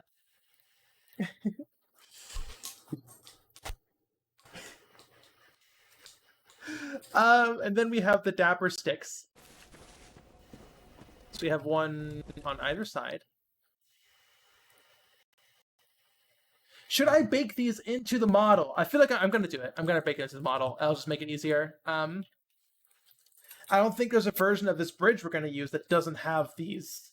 Is this asset, the bridge at the Bloodborne PS4 bridge in the start of the Forbidden Woods, is it used anywhere else? I don't think it is. I think it's a unique hero asset. Because if that's the case, then I can just bake these in. Oh, hello. It's like that. Like, I'm pretty sure. I will keep a copy of this bridge without the scarecrows in Blender, like in the source file, but like, yeah. I don't think this is going to be used anywhere else. At least, I mean, maybe in Bloodborne PS4, but like in Bloodborne Kart, I don't think so.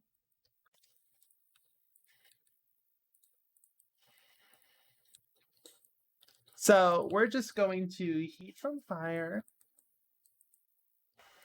fire from heat.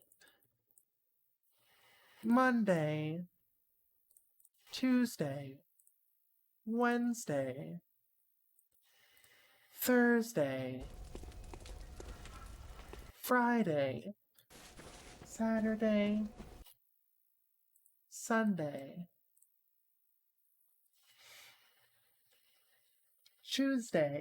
Tuesday. I'm not British. Tuesday, Tuesday, Wednesday, Thursday, Friday, Saturday, Sunday. Heat from fire, fire from heat. Okay, so we're gonna delete these. Okay. Re-import. Where do I go?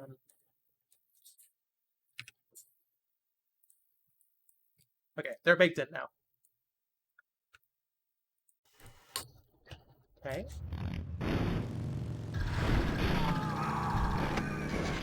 Will you stop shooting me? You're fired. You're fired.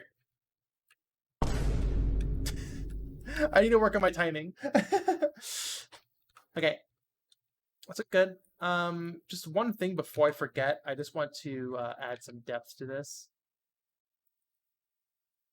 Got his ass.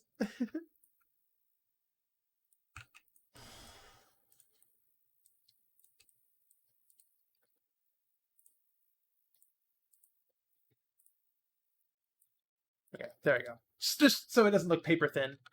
4+1.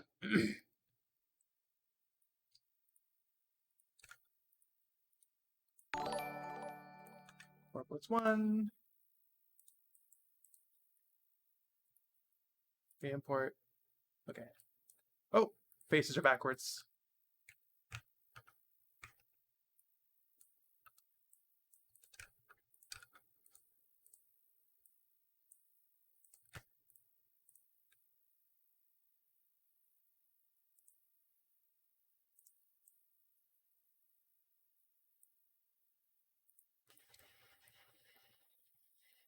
Oh, whoops.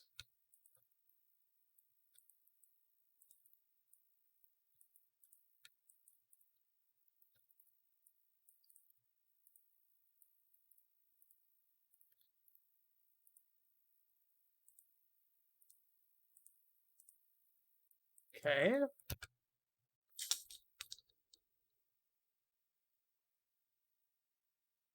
A fucking bunny, says Guto. Hello.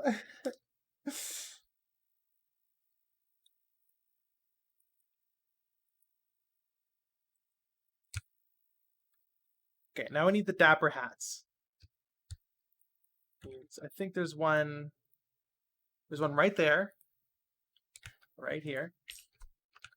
Like this. Right, got our dapper hat.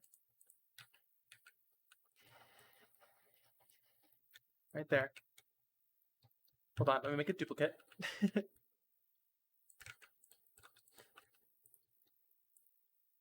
This one has a lantern tied to it as well because they needed a they needed a light source to draw the player's eye. So this one does have a lantern on it. One over here is significantly, I think that's just placed on a beam.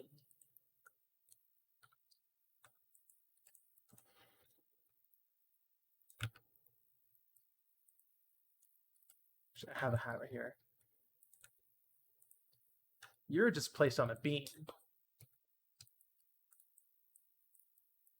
Like right there.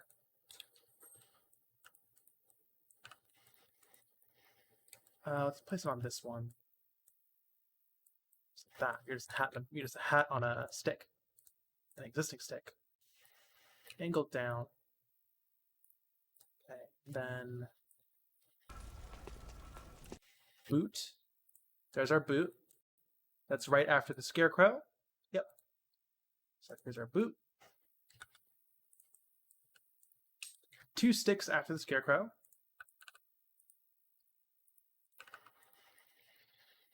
Let's make you.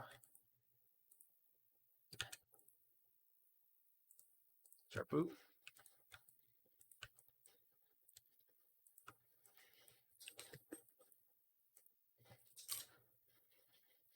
All right, that's it. Registers your hypercam.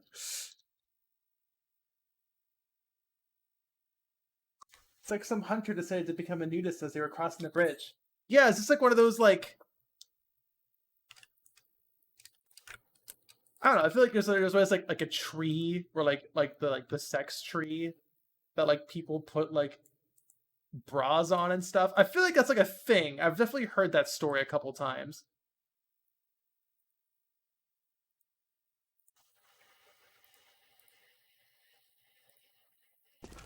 This is the hunting hall. This is where the bloodborne sex happens underneath this bridge. Okay. And then there's another lantern. So we have we have another lantern. We have a dapper hat here. It's the bloodborne sex bridge. Was that just a local thing? That might just be a local thing. Maybe y'all have no idea what the fuck I'm talking about, and I'm just babbling nonsense. Where I grew up, there was like a tree with like, like bras and like underwear hanging off all the branches, and that was like the sex tree. I don't know. Another hat. They're like sticking through the wood. Because I once this might just be a California thing, or maybe just a Los Angeles thing, or maybe just Torrance thing, which is like a small city directly south of Los Angeles. But I remember going snowboarding at Big Bear, or maybe a different resort, a smaller resort. But there was a sex tree there as well. So I was like, oh, this is just a thing. But maybe I'm mistaken. Who knows?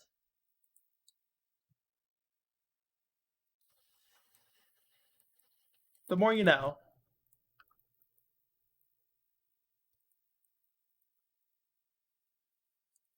Okay, so we got a dapper hat there. I think we have a dapper hat on both sides. We have a tall dapper hat and a short dapper hat. We grow our fuck on the sex tree.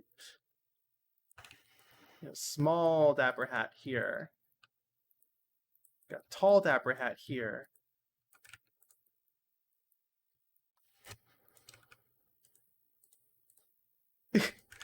The sex tree. Y'all don't have a sex tree?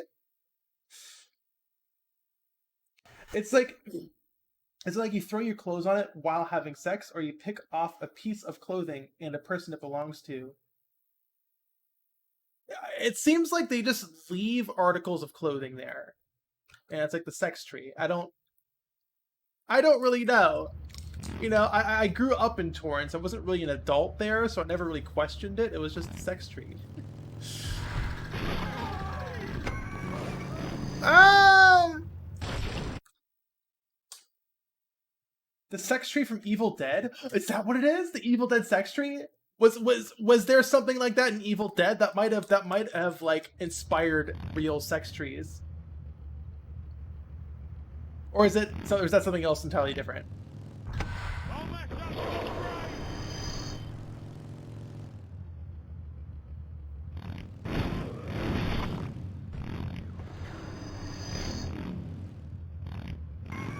You can't really see the dapper hats because they're so dark.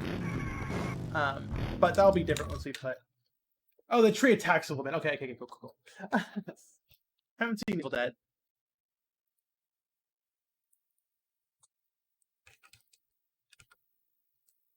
Okay, we have our random boot. Where's our random boot? Should be on the right here. There's our boot. The sex tree from Avatar. The sex tree from Avatar! Excuse me.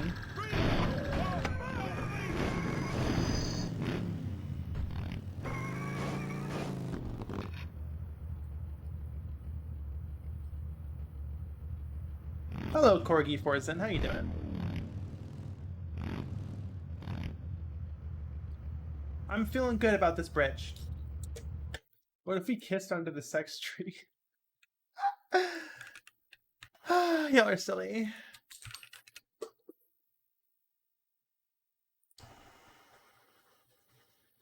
This is a hanging lantern.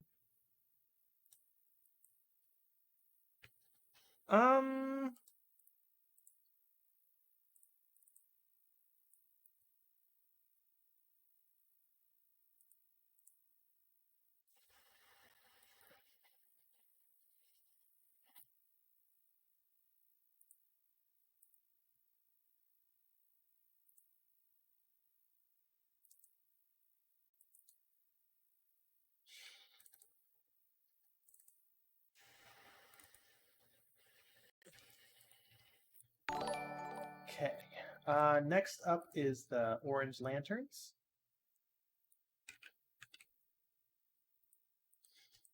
This will be very simple. I already have a texture for, because the lantern's a big gameplay asset.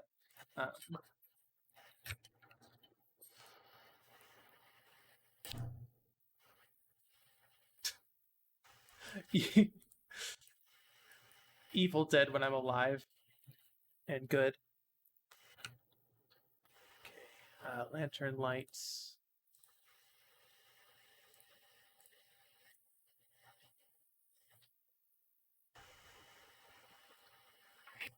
Cool. Closest. Specular off.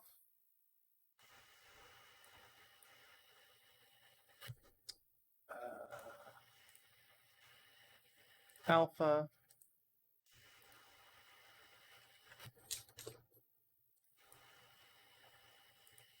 Closest. Okay, cool. This is going to be simple. Just go like this. Duplicate, 90 degrees. Boom. That's our lantern. And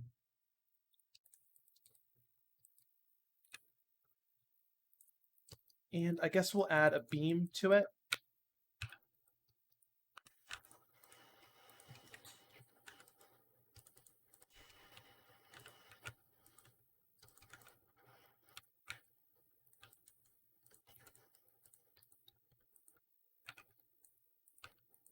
Just like that.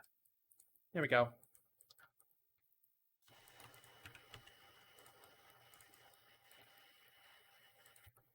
Go. And this is on our scale at the fuck down. There's one here and one there. Oh, there's a third one, and that's just a stick. Okay, yeah, we even have the stick now. Perfect. Same brain. Me and the Bloodborne developers. Got this here.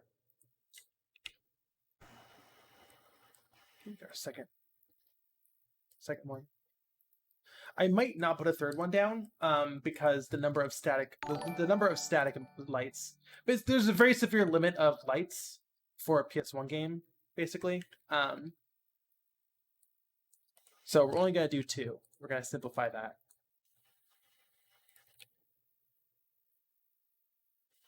Then it says Banoi emoji. Can we get some bunny emojis in chat? Yes. Okay.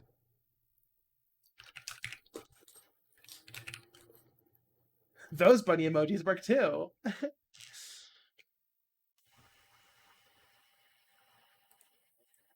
that's yellow. We don't want yellow, we want orange.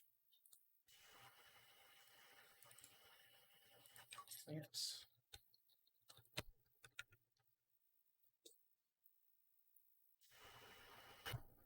Got so many beautiful colors.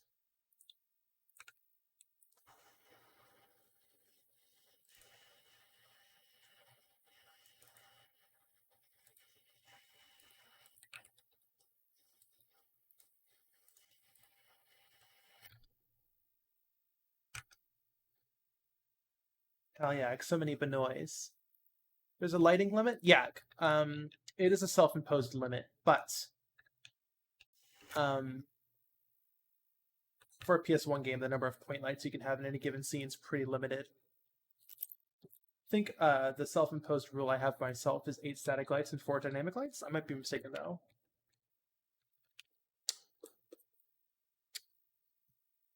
Where's my static light? Here we go.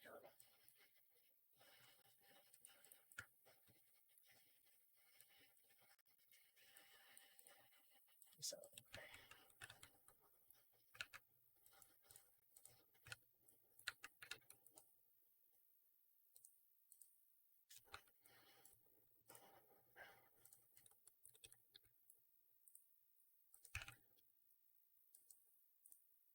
okay.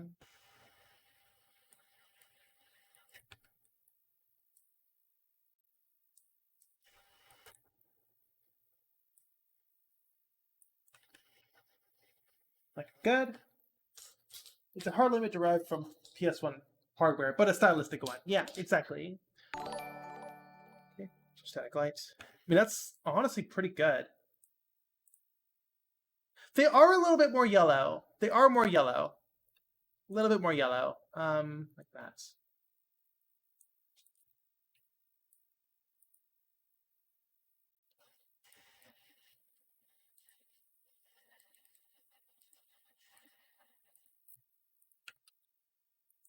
A little bit more yellow.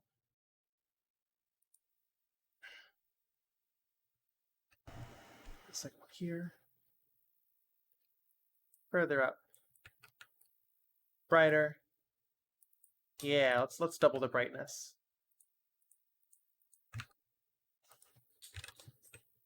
There we go. That's the bridge we know and love. And that does make the... Let's make the radius a little bit bigger, just so these scarecrows can get lit up.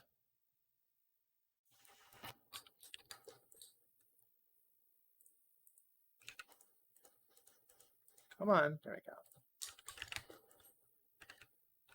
Ugh.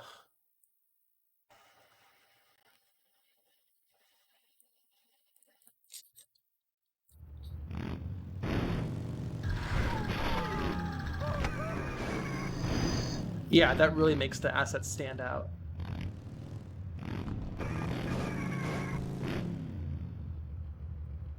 Save.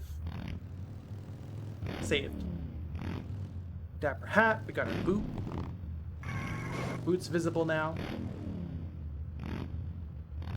That's a good. I just ran over a man. It's okay.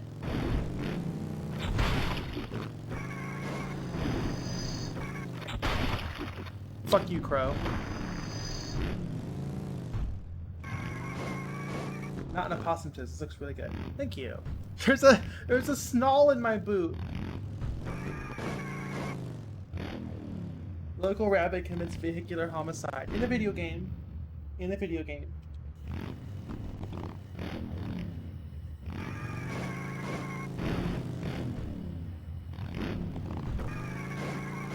That looks good. Let me do a recording for Twitter thread.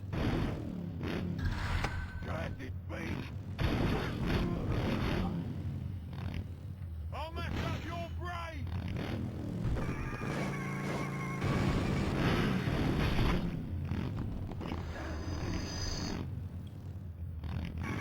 I'm pretty proud of this.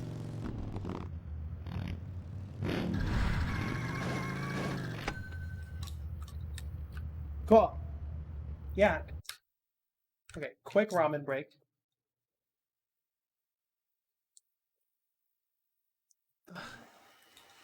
Just eat food. It is 3:40 p.m., so we really need to move on to other projects. I think this is pretty good, though. I'm really proud of this bridge in the starting area.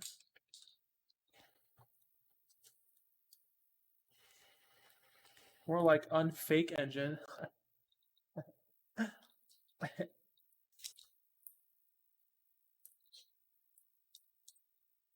No, 3:40 p.m. where I am. This is Unreal Engine, Marissa Doom.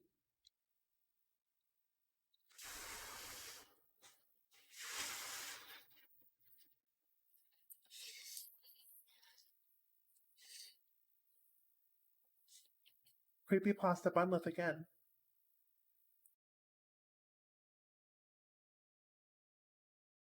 Well, it's 3:41 now, but when I said it, it was 3:40.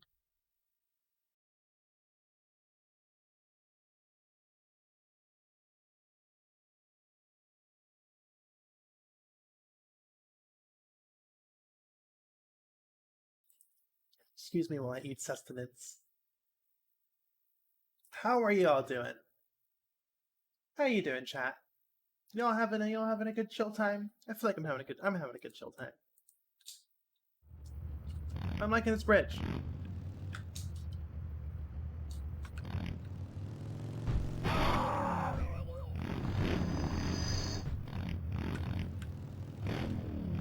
This bridge is chill.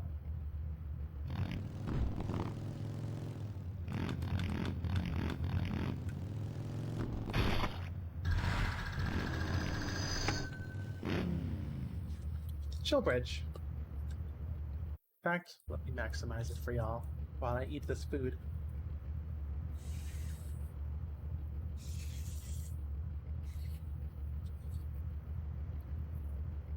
Got invited.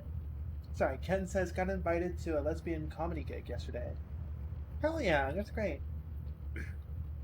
Oh yes, Doom. The shotgun is inspired by the one in Terminator with the reload. Yeah, I had to include that.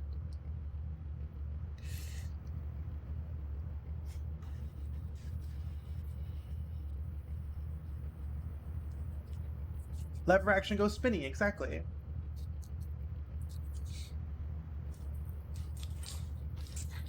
My beloved Unreal script, all gone, replaced with C++. I mean, I feel like not a lot of people were that tiffed about it. It makes sense for them to jump to a universal language.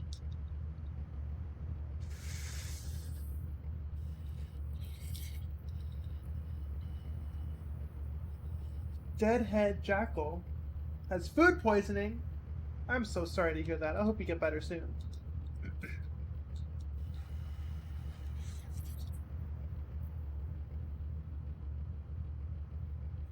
Okay.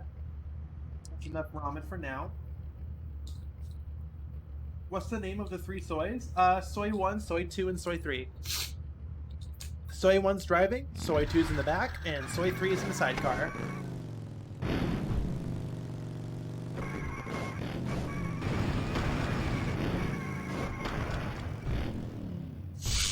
Oh, excuse me.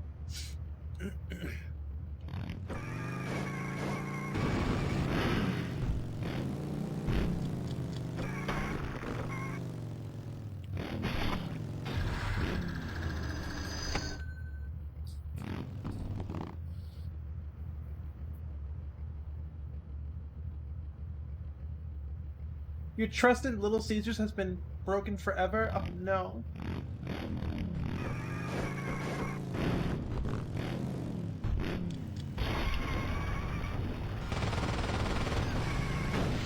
Okay. Yeah. That's good. That'll be it for excuse me. That'll be it for Bloodborne carts. We are going to switch over excuse me, to Unsighted.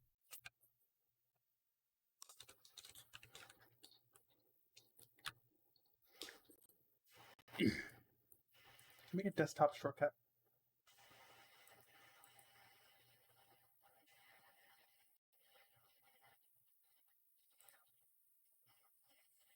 Boom. Excuse me. All right.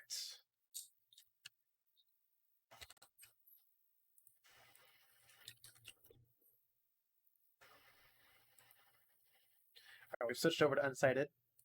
I guess I should make a quote retweet on Twitter.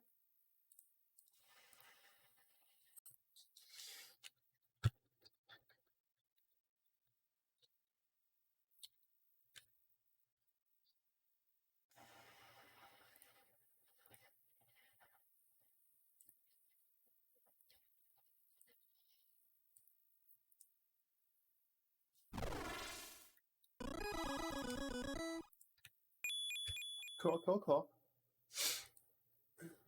My goodness, excuse me.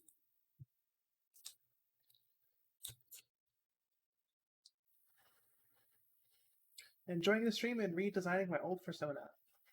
I've been inspired by my VTuber model. Oh gosh, thank you.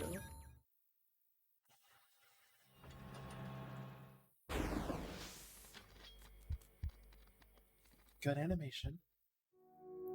Gamer mode engaged. Excuse me. Alright,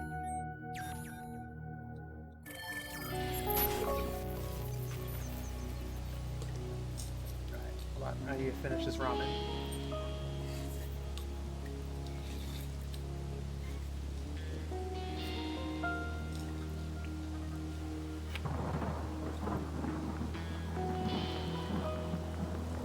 Right! Attack is trigger. Can I remap that?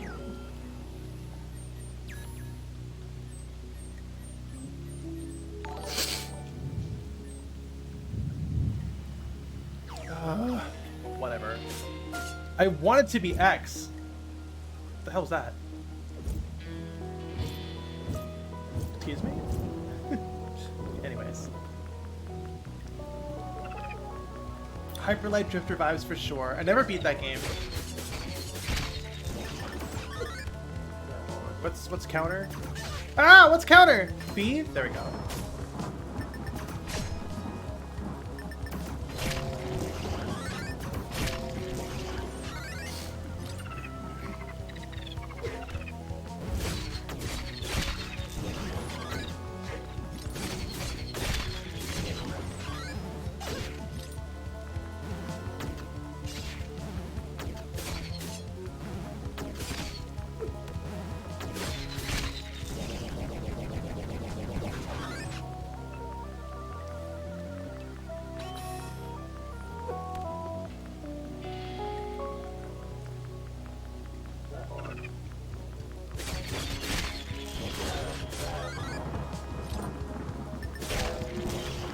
Do I want to remap attack to X?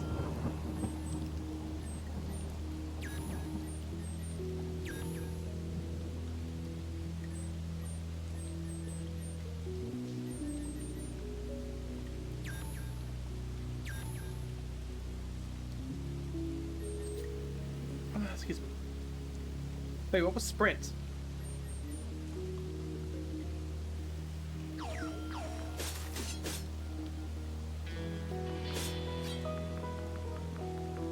Right trigger for sprint. Yeah, okay, that feels a lot better.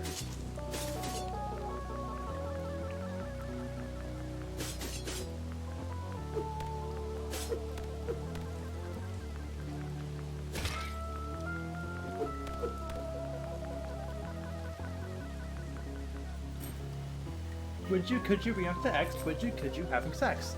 Interesting.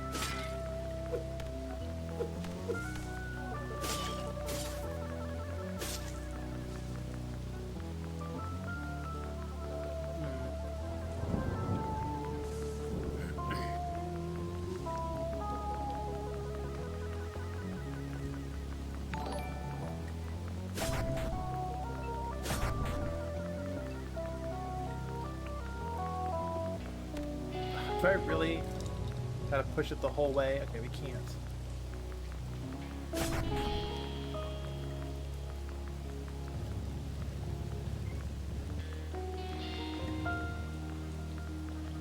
Unsighted! Yeah, I'm finally trying it out.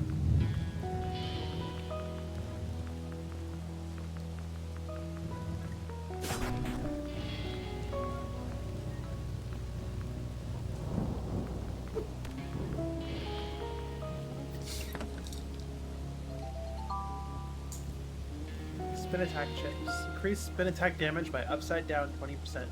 Equip new chips at terminal. Chips, chips, chips, chips. Industry leading chips. What have I been up to, Bun Lady? I'm doing good. I'm, checking out some new indie games. Now that I'm streaming, I have an excuse to go back. Before we jump into commission work.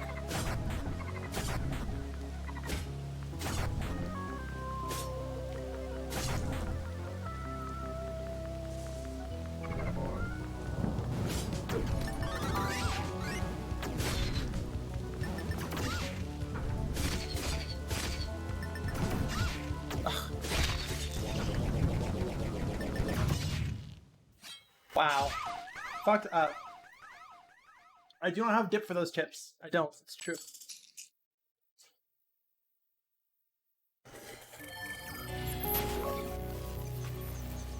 I'm dead. I keep thinking counter is L1 instead of R1.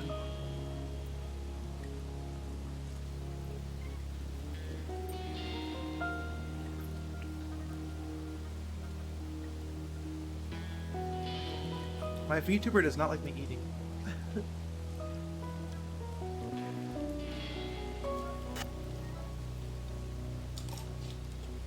So you're getting harassed by weird kids lately? Because you're doing chill though. Oh yeah, it's no problem.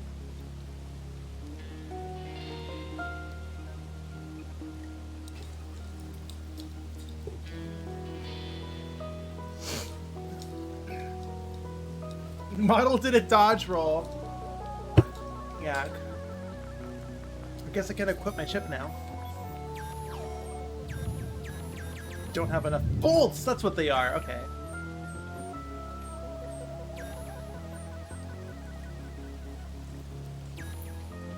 Do I even use spin attack? I don't think I do.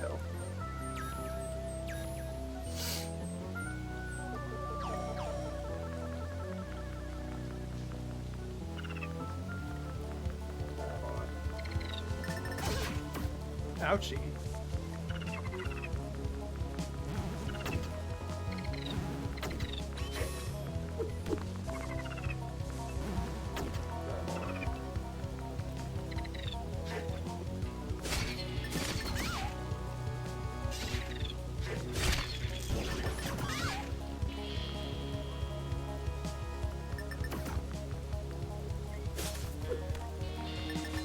Counters left trigger! Got it, okay.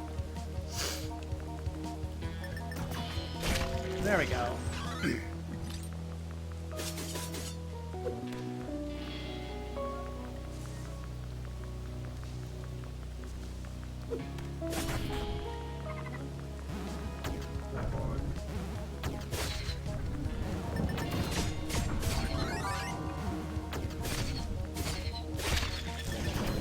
Oh, that's my soul's recovery. Got it, okay.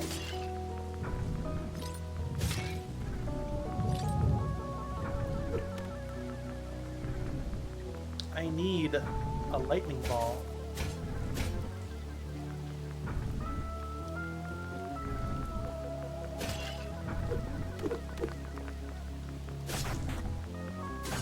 Oh, look at that, a lightning ball. Ooh, the animation's a bit scrungly.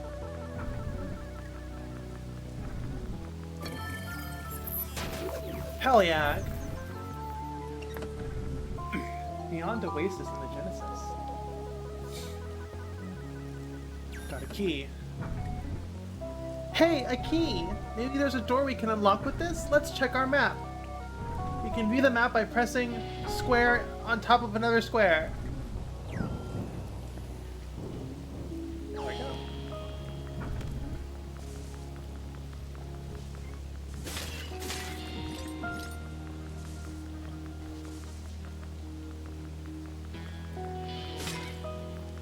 Excuse me. My goodness.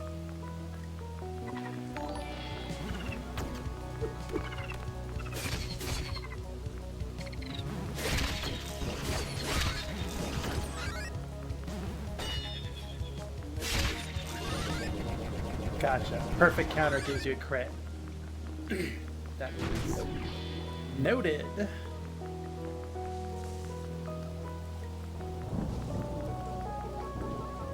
%200 goop.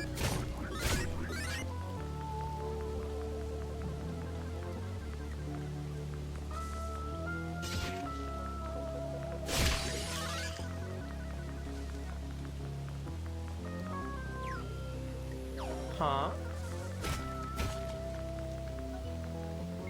Oh.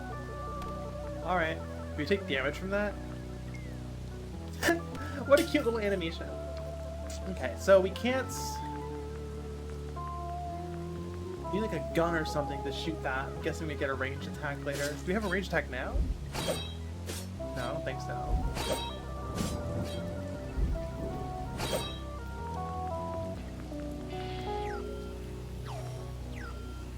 Okay.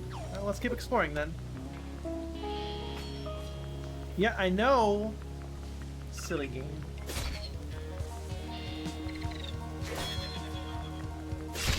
Fred. Okay, cool.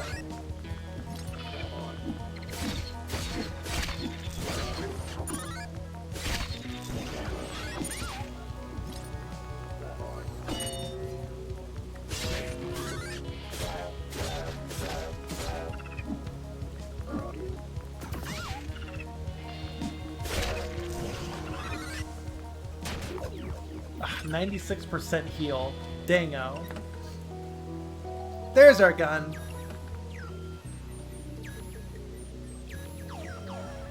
I love how the sprite updates. That's just fucking cool. Good shit. Good shit. This is like 20, 30 minutes into the game. There we go. That's why secondary fire had to be on trigger. Gotcha. Okay.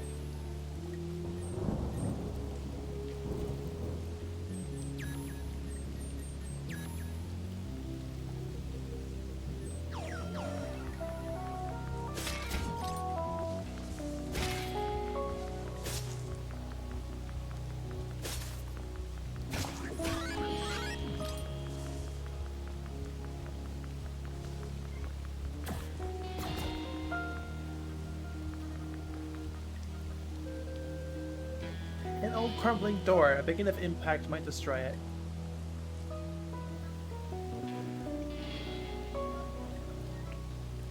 Okay, let's go back and check out that that moving platform.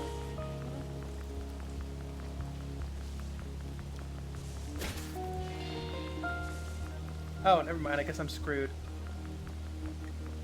Here we go.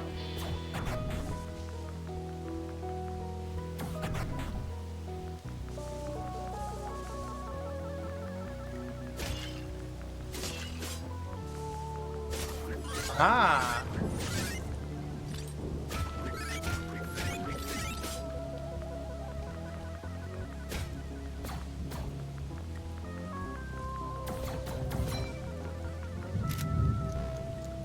Active time reload!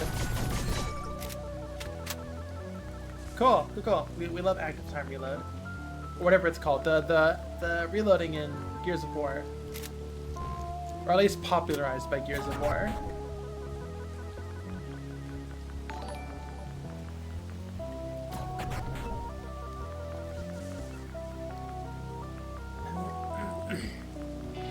Oh wait, we need you.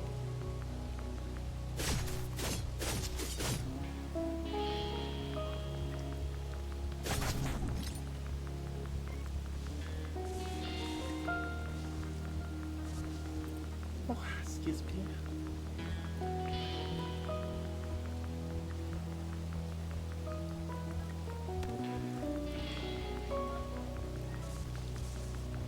Here we go.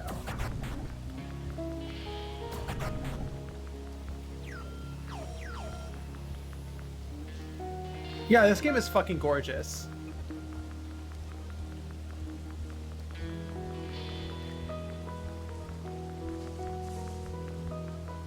It's like a waste, but yeah.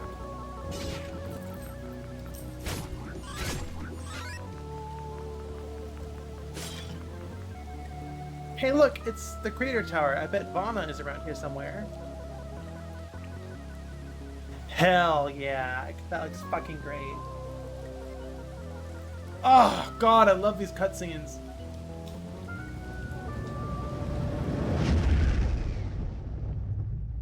Hopefully this didn't get us to a new map. Oh god, these are fucking gorge. Look at them. Here we are, Alma.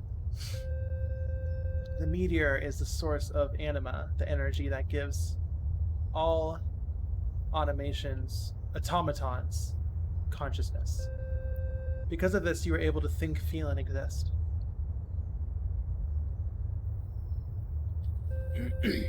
The humans, however, think they can use the meteor for their experiments. They don't know how anima works, and yet they crave it like hungry animals.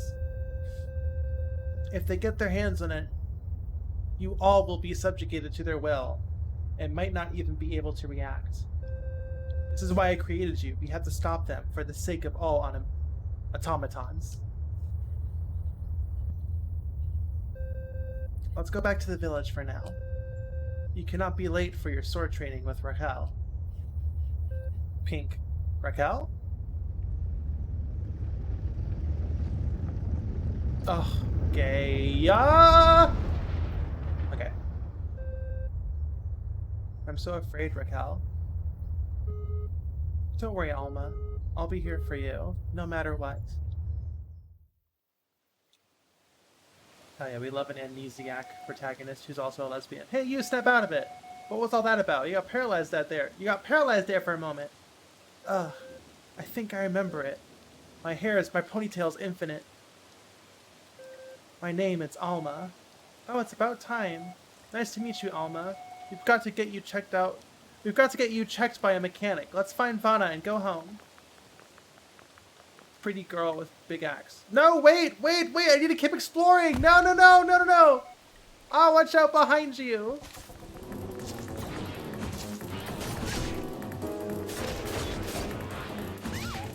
Wow, that's not a lot of help.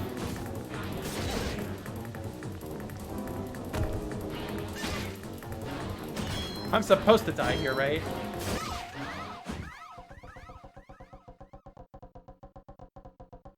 Have a little dance. I've played Signalis? I have. Am I winning? Don't think so. I'm assuming I'm supposed to die here, though. Yeah, here she is, Fauna. Let's help her.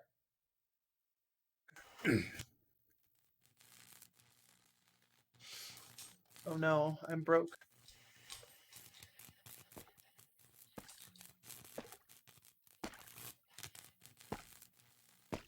Oh, with the big boots.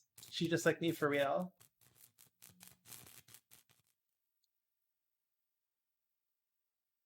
It's okay, some duct tape should fix that. No, don't take me away. I wasn't done exploring. Ah!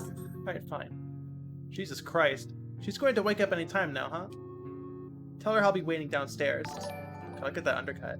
Roger that, Vanna. God, look at that hair.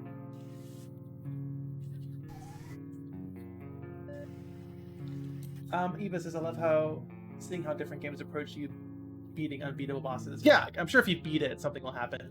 You get a little reward. Oh, there you are. Welcome home, Alma. Girl, you were in such bad shape when Vanna brought you here. I can't believe we managed to fix you up. I don't think you remember me, right? Ugh, I'm sorry. Don't worry, dear. Welcome back to the Gear Village. It's not as lively as it used to be, but we're trying to survive around here. Since you and the doctor disappeared, the humans took over control of the meteor, and it's been a mess. The rogue automatons you probably saw in downtown, they are the Unsighted. They said it. If we don't act quickly, we'll all go Unsighted too. Well, I'm sorry. I don't want to overwhelm you. It's fine. Oh, and also, you are muttering her name in your sleep. Raquel. You remember her, don't you? Yeah, but I can't remember much else. I just feel that I have to be with her. Okay. You will, dear. Why don't you go downstairs? Fauna wanted to talk to you. She might not show it, but she really misses you. Okay. I was not done exploring. Oh, never seen you. Let me try that again. Never seen you around here before. Psst. I'm BB42, the local blacksmith. Psst. Olga created me to be an expert on weapon upgrading. I'm not doing the buzzes anymore. Do you want me to upgrade your weapons? Sure. Hell yeah.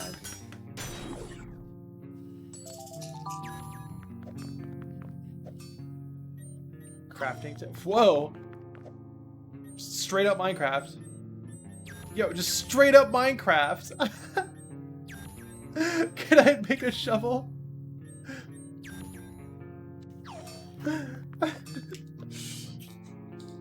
Subtext, but it's staring in your eyes 2 centimeters away from you and screaming gay thoughts you had within. I mean, that's the thing, right? That's my mantra. I know people who use subtext and they're all cowards. I live by that. This game is getting good points in my book. Have I played Quake 2 Remaster? No, I haven't. It's not subtext, it's DOM text, yeah.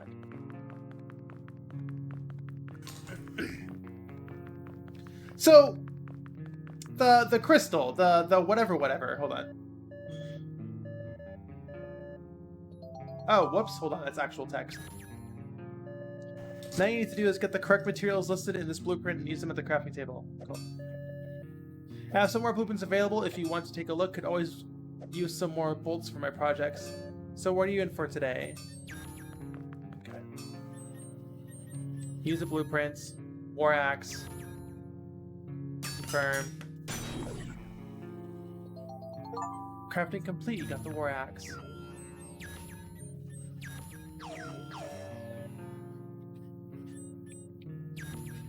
So the, what was the... Oh, Jesus Christ. So what was the crystal called? The anima? It's called the anima, right? Is the anima just like the collective consciousness of all robots? And the ones who lose collective consciousness become the unsighted zombies? That's my guess. It's so big, it's shining every second. The Steven Universe crystal.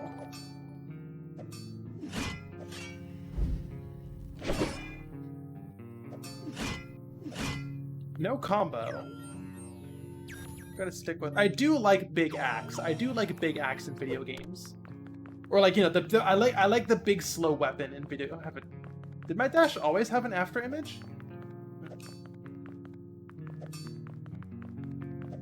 Anyways, let's keep going.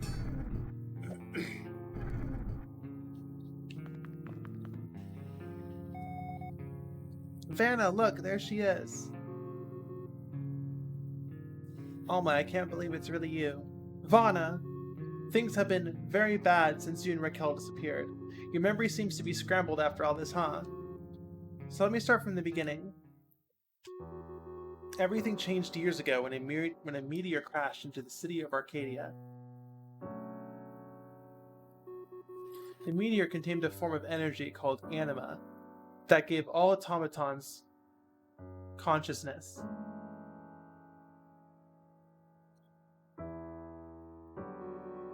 The humans fled from the city, and we, the automatons, started living around here. Still, a few humans continued to live with us. God, this game is fucking gorge. One of them was Dr. Zephyrina? Dr. Zephyrina. She fought alongside the automatons and even created some of us. Not every automaton trusted her, but we did. There she is, the lesbian. Ooh, same animation.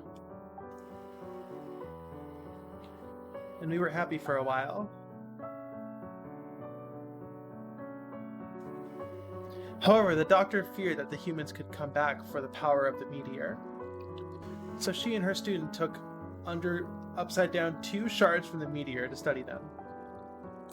Okay, I'll stop being cheeky. 5 shards to study them. So she gave these shards to the 5 automatons. I keep wanting to say automations. The 5 automatons she trusted the most around the city. Oh, excuse me. Hell yes! Metroidvania, baby! Let's fucking go!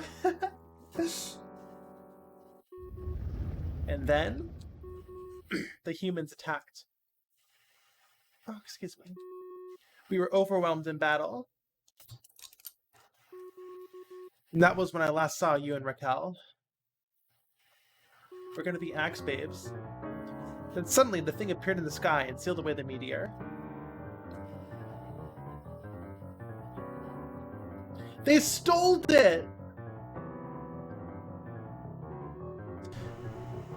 With the crater tower in place, the humans cowardly started stripping us of our consciousnesses.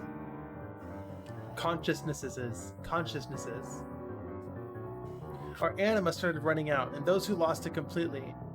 First they went missing, or unsighted as we call them. But when they came back for us, we saw what happened.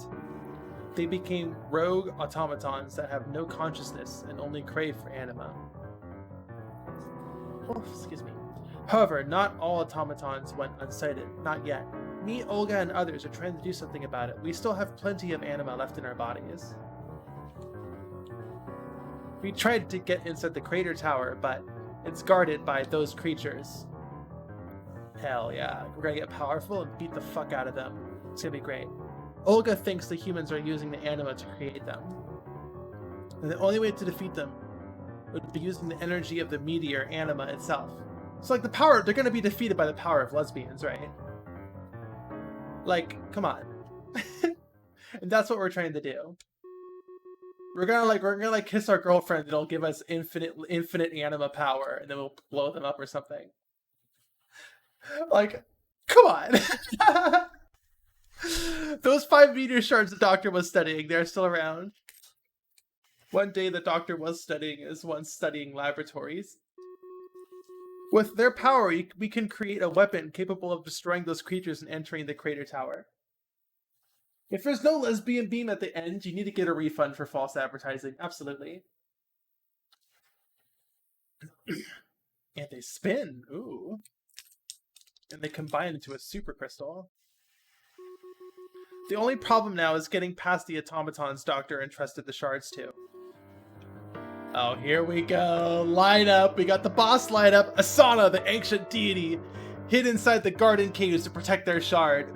Come on, come on. Who else? Luna, the light manipulator. She has been keeping us away from the museum with her illusions. Oh, fuck yeah. Oh, this is so fucking video games. Maria, the lady of frost. Let's fucking go. She secured one of the shards inside the frozen aquarium. Okay, okay. Is there a fire guy? Prometeu, the rider of the winds. Doctor trusted them a lot. The last time we saw them, they were at the highways. Come on, come on. Okay, and finally, Project Nova. A group of Doctor's students took a shard to create a powerful automaton in the factory, but they never confirmed if it was a success. Oh, good golly. I wonder if we'll find out. God, I fucking love video games. We can't confirm it, but there's a possibility that they've all gone unsighted by this point. Probably. This is a video game after all. So, we can't just go and ask them to give us the shards. Yeah, you got it. Also, outside of here, the city is infested with Unsighted. It's very dangerous. Ugh. I'm trying to protect everyone here in the village, but it might not last much longer. Then you showed up, Alma. You were created by the Doctor to be the perfect automaton to fight the humans, even surpassing Raquel. That's why we think you are our last hope. You don't have to do this, but no, I won't give up. Even if this is too much for me to bear at the moment. No matter what it takes to save us, I'll do it. What the humans are doing, oh, she's angry, is too cruel. And my gut tells me I can't. You don't have guts, you're a robot. I can't give up on Raquel just yet. Even if my memories are way too blurry right now, I feel like I have to find her. And I bet she's in there, in the crater tower. Alma, you've grown so much. I will collect these shards so we can fight on equal footing with them. Thank you. Don't worry, Ivana, I'll keep her safe. What, do you plan on going too, Iris? Yeah, I'm glad for everything you did to me, here in the village. But you know, there's something I'm looking for. Yeah, I know. Together with Alma, I might be able to find them. Okay, I won't stop you. Just be careful, you two, okay? Once you find all the meteor shards, Olga might be able to craft you a new weapon. One capable of entering the crater tower. I'll mark the location of the shards on your map, Alma. Let's fucking go. The fear, the sorrow, the fury. Yeah, the Beauty and the Beast core in MGS4. All right, here we go. Yes. God, I love boss lineups so much. You don't have to follow the orders I've marked. You don't have to follow the order I marked. You don't have to follow the order I've marked on your map. It's just a suggestion. You can sequence break if you want. Good luck out there. Alrighty.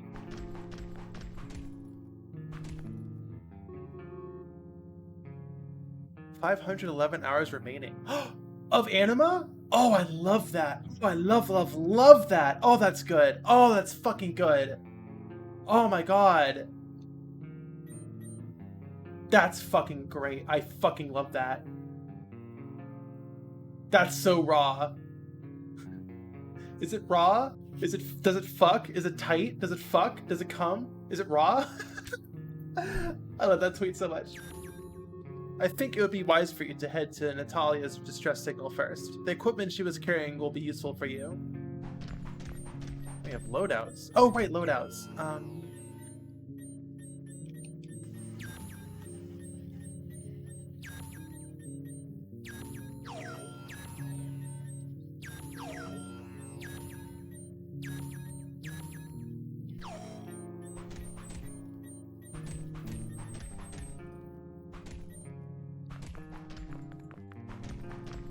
We have robot muzzles. Of course she does.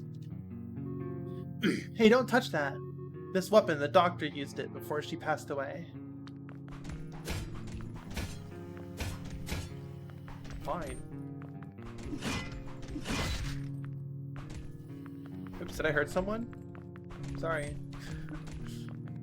Oh, it's sprints. Also, if you want some advice, a friend of ours, Natalia, was heading to our village with a new piece of equipment to help us find the meteor shards. However, we haven't heard from her lately. I'll mark it on your map. I'll mark on your map the location of the last signal we received from her. Okay, I'm glad we're all caught up on the plot. I fear something might have happened. If you can find out what happened, that would be nice. And the equipment will certainly help you. What's sprints? Y, triangle, whatever.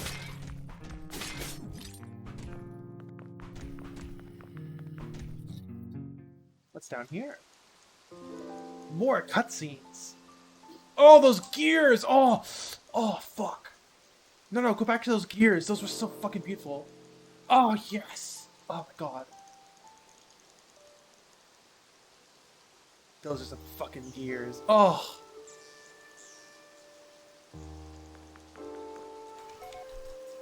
Hey, so I don't know if Vana was clear enough, but we won't last forever.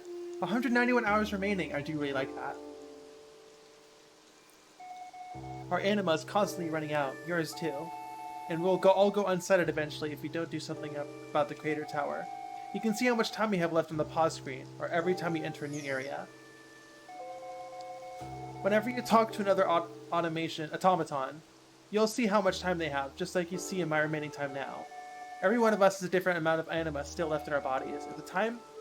If the time of an automaton runs out, they'll become unsighted. What a great narrative device. That is so fucking good. But I hope it doesn't come to this. 325! I'll do my best. Alright, here we go. Oh, and it's a hard mechanic. Unsighted is a game with time limits. The gameplay and story are designed around them. If this makes you uncomfortable, you can disable them. Pshaw, I beat Majora's Mask. I can deal with time limits. I'm counting on you, Alma. Let's go after the distress signal Vanna showed us. It might be wise to get this piece of equipment Vanna was talking about before searching for the shards. I don't like these squigglies. They're not pixel art. They're just squigglies. I like... Sorry, I don't want to sound too critical. I like how the gear teeth are animated by hand, but the actual gear itself is just a rotating sprite. What a great combination of different techniques to create one cohesive asset. That's so good. Hello, Barker the Hound. How you doing? Oh, it's you. It's really you. Tobias. Hey, hi. Sorry. You are? I'm Tobias. You don't look you remember me, though. I own the pet shop. I take care of dogs and such.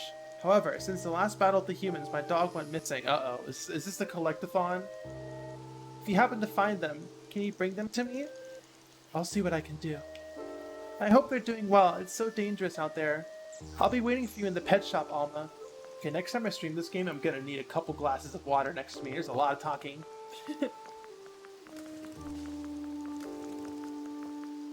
How do I know this stuff just from a glance, says Mothically? You're talking about the gear? I mean, you could, how do I describe this? This is not I do not want to come off. I do not want to sound like I'm describing this as lesser. This is not an authentic pixel art game. And once again, I don't want to sound like I'm being like saying that's lesser of a game. But like, you know, they're rotating pixels. Like look at this grass, right? Like these pixels are rotating. We're getting diamond pixels here. Right? So there is a lot of it's pixels being mapped to a higher resolution screen that they can then rotate and pan around. And you can see that on the gear. You can see the pixels here, the darker pixels, they're rotating. But the teeth, you can tell because it looks kind of shimmery, that it's animated by hand. So they combined the two.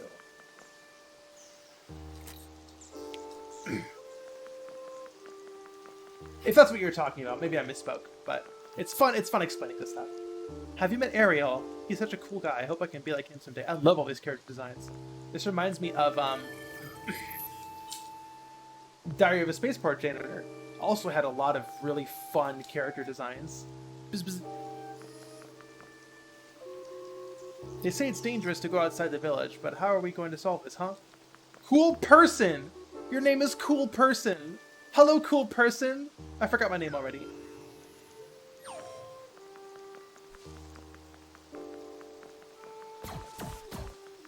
It goes for vibe over authenticity, which in its own choice has its own merits. Nothing is better or worse inherently. Exactly! Same with PS1 aesthetics or low poly aesthetics, right? Vibe over authenticity. I like that. That's a good way of describing it.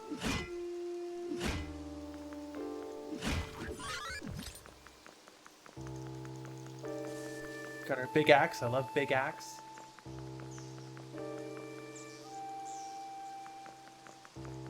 The gears on the roof. It must be hell when it rains.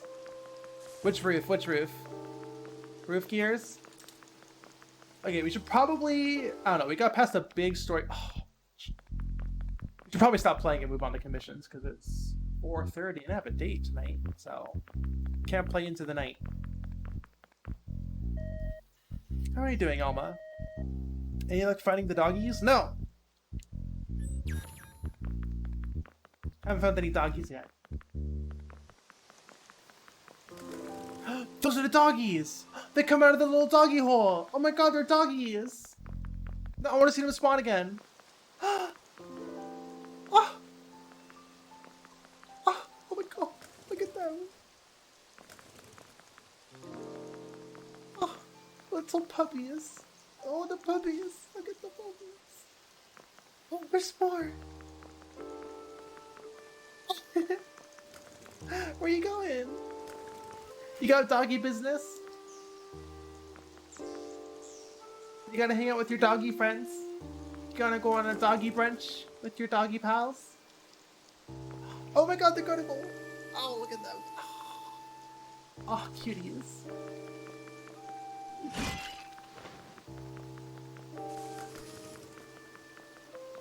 Okay, let's save.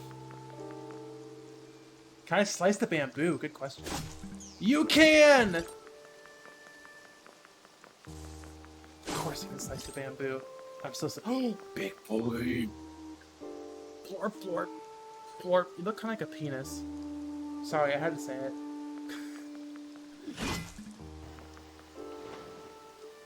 Okay, can't swim. This video game character cannot swim.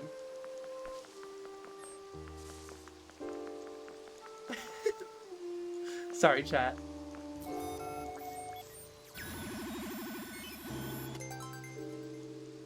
Just Doggo!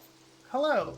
First time catching on stream. We just finished playing Unsighted for today. We're gonna jump straight into commissions. We wouldn't expect any boss to be able to swim. It's true, it's true.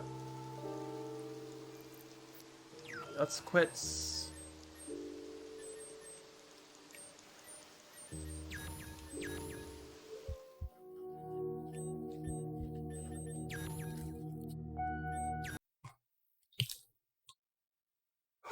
Okay.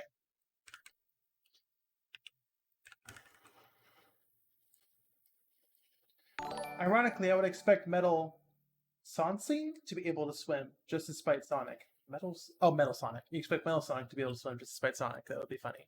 It's true. Kahara. We're working on Kahara from Funger. I hope you play more of that game soon. It's a good time. Yeah, so basically my standard stream is I do BBKart and commissions. Hold on, let me write down.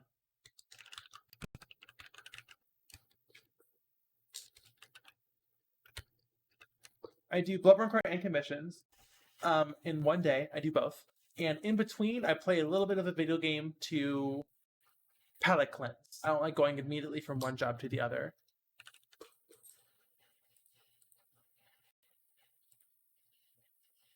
Okay.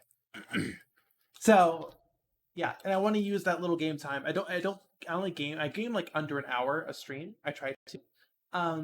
And that means I want the games to be short so we can get through them after a couple sessions still. This game looks like it'll be a little bit longer. There's 5. I mean, okay, well, Pseudo-Regalia had 5 keys we needed to find, so that's kind of good actually. Probably about the same. We'll see. I don't need. I'm assuming Unsighted's a little bit longer, just based on the what we've played already. But yeah, I don't want to play like 100-hour RPG. We could be playing for a year and not switching games. I want to go through games at a fast clip. I want to platform smaller games. I don't need to be playing Halo Infinite like I was doing when I started streaming. I'd rather use my platform for people who need attention.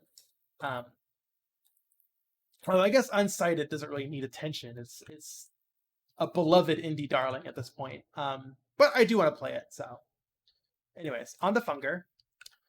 We are making the boy. Where's my references? There they are. How do you manage to stick to the schedule so well? No ADHD? Well, I'm posting my work publicly on Twitter, which creates a fire underneath my butt, via expectations. Probably not the healthiest way to stay on schedule, but it works. And streaming as well. I stream every other day. Sometimes I try to stream every other day. Sometimes it's 2 days. It just depends on my schedule, but yeah. Gotta stream regularly if I'm gonna get revenue, right? But okay. Back to Funger. Unsighted is still pretty unknown compared to others, but I'm glad it's still being played. Yeah. I mean, okay. I don't. Yeah. Just based off of like the accolades and the awards it's been getting, I've been seeing it getting, compared to Pseudo-Regalia, which is a new game, right? But yeah, I hope I've seen Pseudo-Regalia popping up on a few like games you might have missed videos, or like my favorite games this year or first half of 2023. Or wait, that's hold on. Oh my god, we only have 4 months left of 2023. Oh my god. Oh my god. Okay. Anyway, but yeah. Let us keep working on this boy. Now that I've like not slept on it, but I've had my eyes off it for a little bit. This fence looks pretty okay. I'm pretty proud of this asset.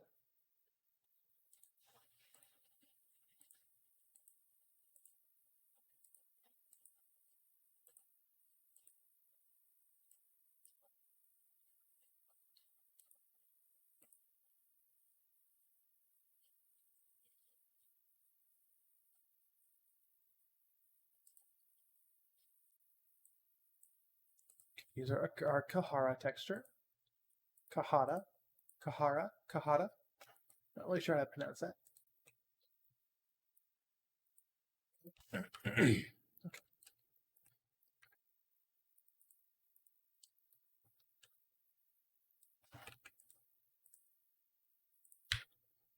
Alright, so we're just going to be doing shading. Pretty simple. Just dropping some darker colors down. Nothing scary or complicated about that.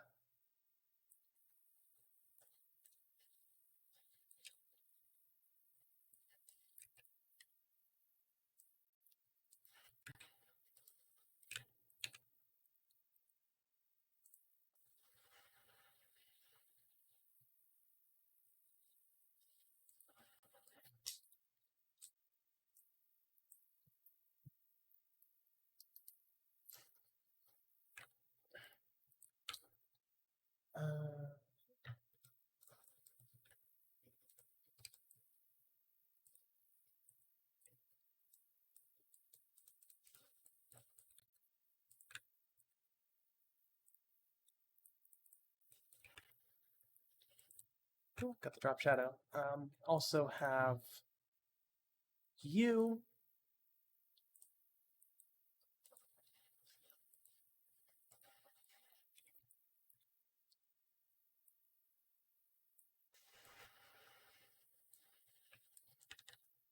And the little boot flap thingy.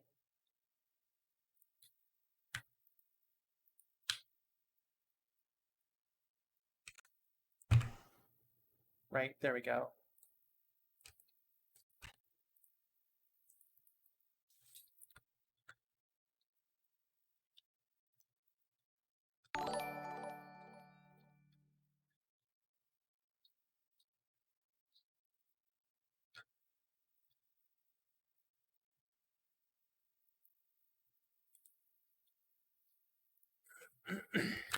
Okay, shading, shading, shading. Actually, let's make this too high.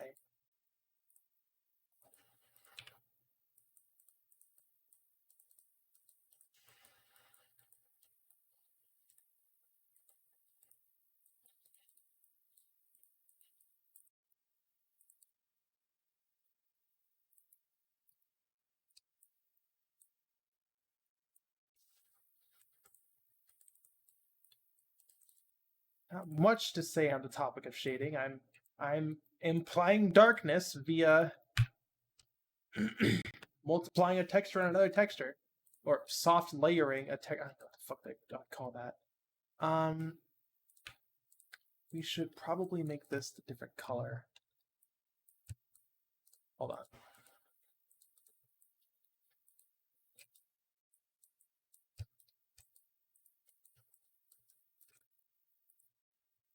There we go. That's what we're looking for. I need to do some chores, so I'm gonna go. Okay, I'll see you later, Bubble Reel. Oh, and middle one.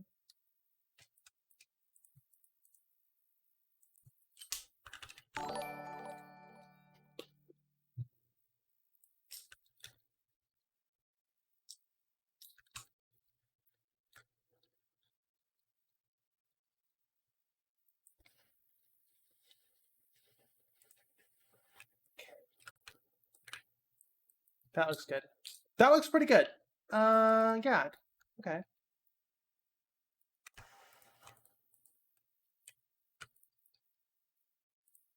This could be a little better unwrapped.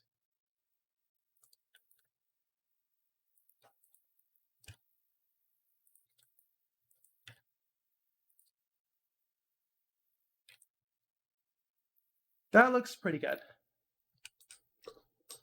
But you do need the shading on the inside, which I believe is far left square. It sure is.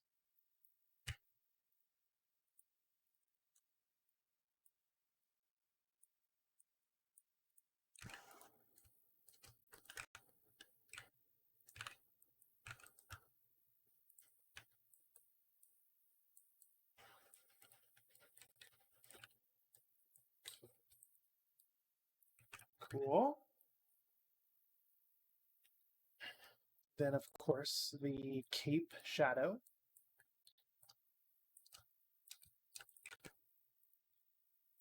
There we go. Let's move that back a little bit. There we go. Nope. Just by one. Cool.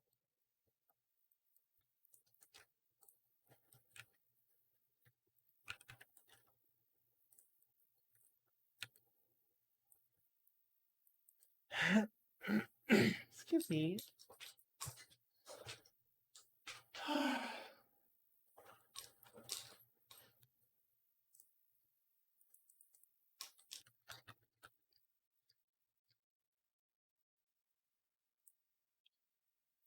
Alrighty, cakes. This is already looking a lot better. Sort of random, but do you drink tea? It says I run. Sometimes I'm more of a coffee girl, but I fuck with tea. Oh, you could say I'm a tea girl.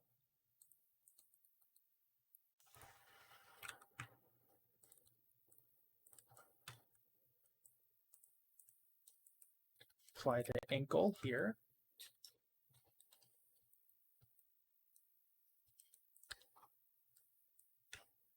Or not the wrinkle, but like not the ankle, but like the wrinkle of a boot, you know. He was gonna recommend putting honey in tea to help soothe the throat. Oh, I can't do honey. I'm vegan. Sorry. Agave, maybe? I don't know. Agave's also kind of sus.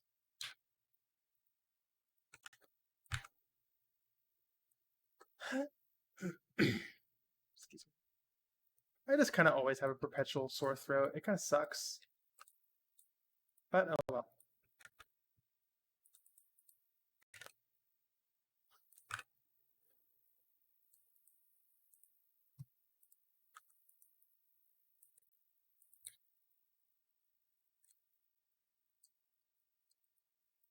Just watched Escape from New York, says Sir Noob. Oh yeah, how was that? Did Pliskin, did Iroquois Pliskin or whatever his name is, did he successfully escape New York? That's the game, right? Or that's the movie, right? The one that inspired Metal Gear Solid, Escape from New York. Pretty sure, might be mistaken.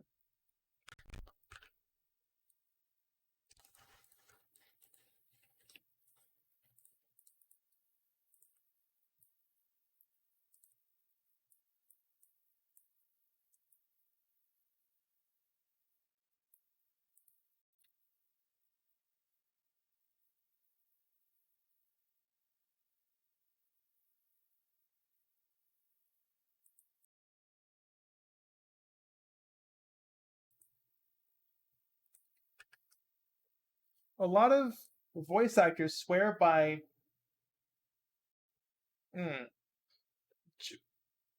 Nim Jam Pepakwa for a throat help, but I don't know if it's vegan. I don't even know what that is.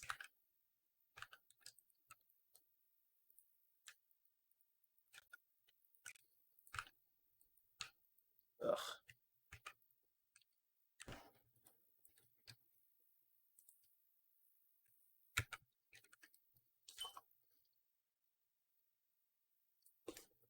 Honestly, you can't really go wrong with a movie starring Kurt Russell, says Ninjas. Well, he's pretty chill. I don't know if he's chill like IRL, but he seems like a chill actor.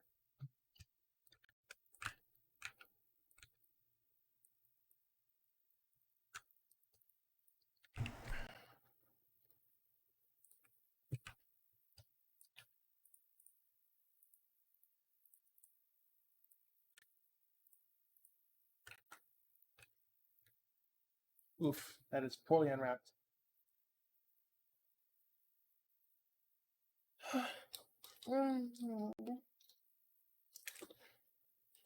Little EP. I might close the stream a bit early. I do want to get some solid work done on the boy, though.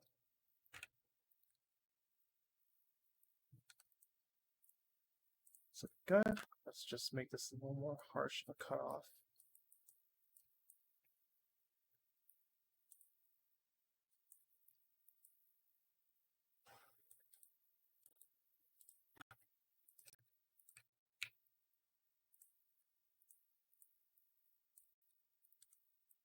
Oh, excuse me.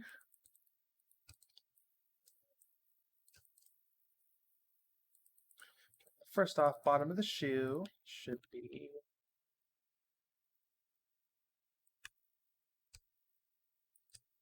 in shadow.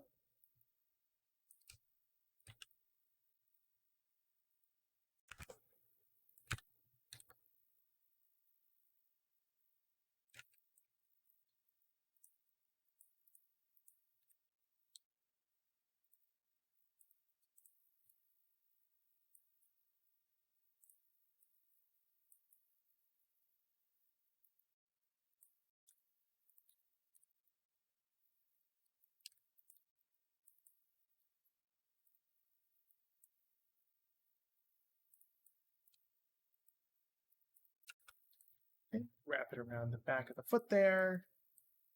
That's looking okay.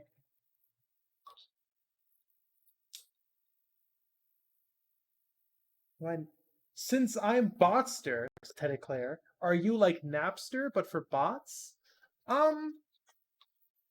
Sure.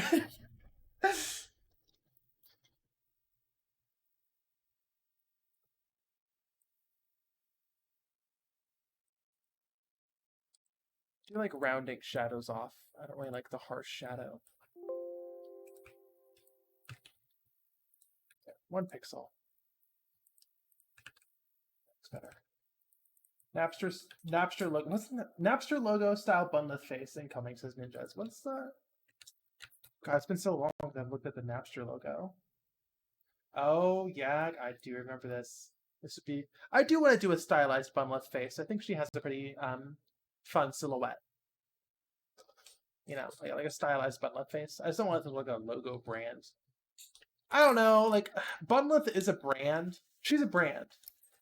Um, but I don't want to lean too hard into that, right? She's my OC, but she's also a brand at this point, and I can't deny that. And that makes me a little uncomfortable, if I'm going to be honest, but it's also something that I should recognize and not pretend isn't happening. You know, I just don't want to go too far into it. You know, about branding. That would be a fun little logo idea, though.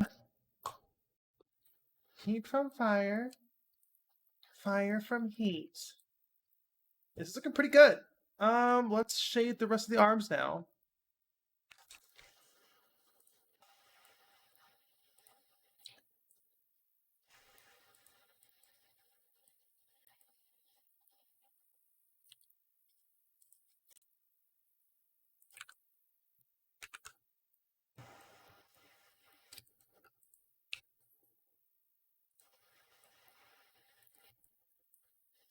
Nope.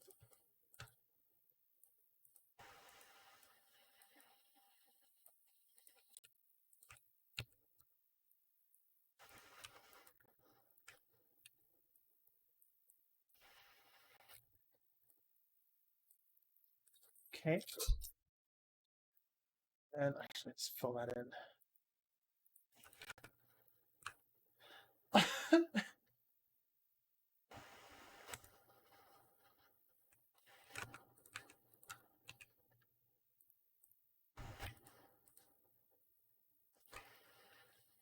You can improve anything by putting bunleth on it, I guess.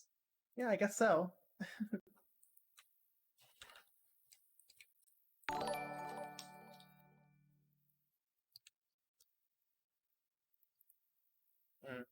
I did not flatten these. I did not straighten these islands.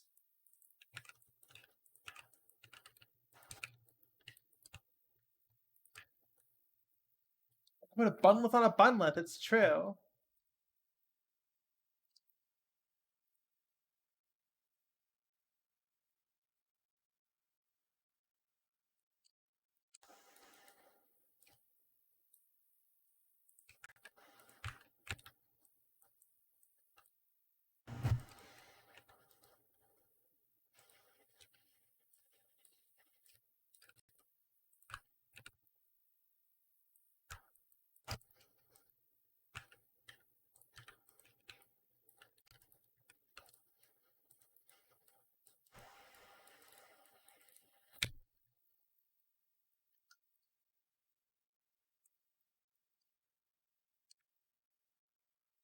Go.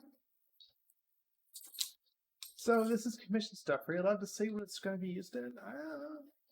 I haven't bothered asking. So I'm just going to be careful and say no.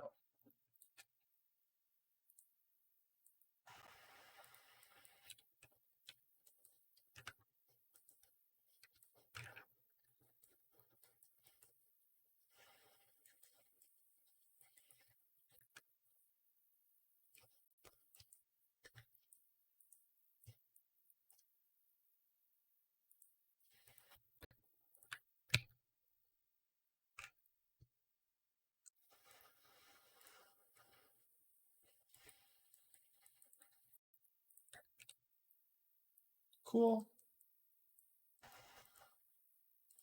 Once again, I like rounding shadows out with single pixels. I just think it looks better. Cool. Okay, looking good. God, what a pale boy. Mm-hmm.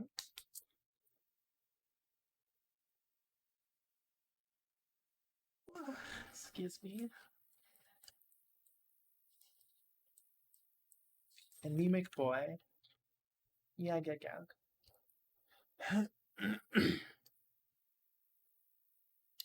Oh, you know what we need to do? We need to give him the sigil on his chest, on his his armor.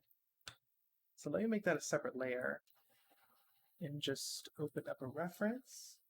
He needs more iron. He needs some iron pills.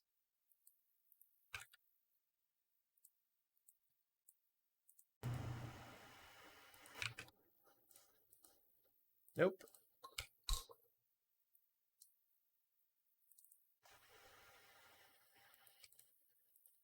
These are the same design across both references, right? Both drawings. Nope. They're different. I guess I'm gonna use the see, like this one here, this one curves up, curves out. This one's like a little bit of an S curve. I guess I'll just do the curve up. This one also doesn't have the the hands, right? Like that's like that. This one's like just like that. That's it. We love inconsistency between references. Bro cut the 0000000 skin. Yeah. Okay. I'll use this one as a reference because if I remember correctly, this one shows up in the pause menu. You never see this except for rare instances where you have to fight the character. So I'll just use this one. But like I said, separate layer.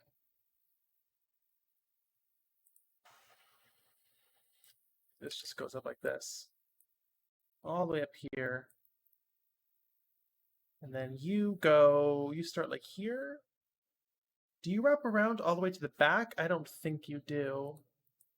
You stop. Well, you stop there. There is nothing on the back.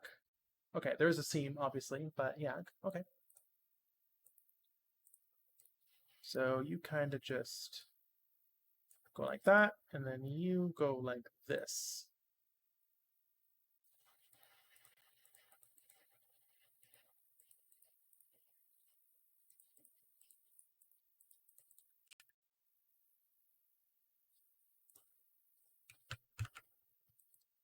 There we go. That looks fucking good. So that's how Yag sounds verbally. Yes, yes, yes. Yes, Stray Cat Rock. The back, though, very nice. You're talking about this character's back or my version of it? I'm still not finished with it. I like to do the front first. You can't tell where the polygons connect, so that's kind of unseemly. What? And it kind of starts. It doesn't go all the way down to the bottom. Okay. I guess I'll do a separate shade layer for this.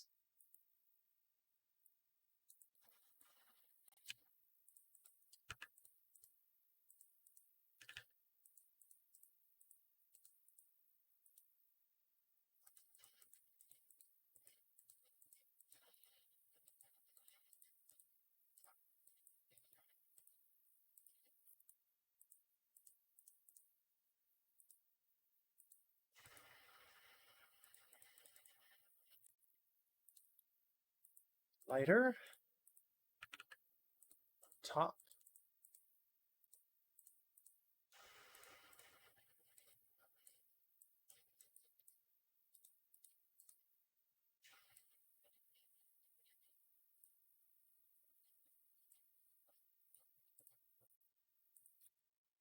And what's the color of this? More of an earthy color. This is completely desaturated.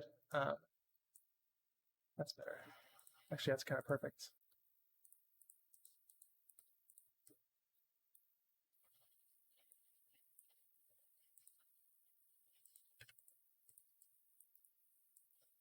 Too bright.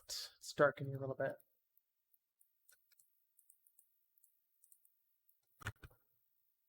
Darken it a little more. There we go. I'm liking that. That looks good. That looks good. Good. Now the question is, do you think there would be another like fork at the end here? I can't really tell. No, it looks like it. It looks like there's a fork there. Okay, let me go ahead and add that. Let's go up a little bit.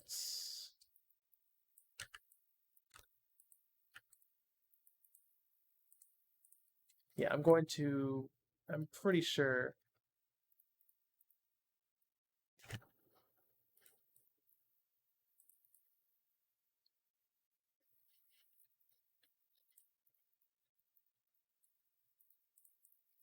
That's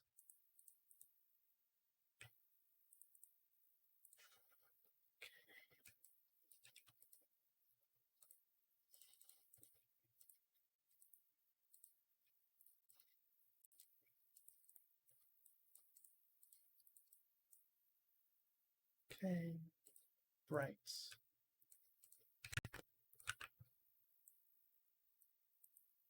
Yeah.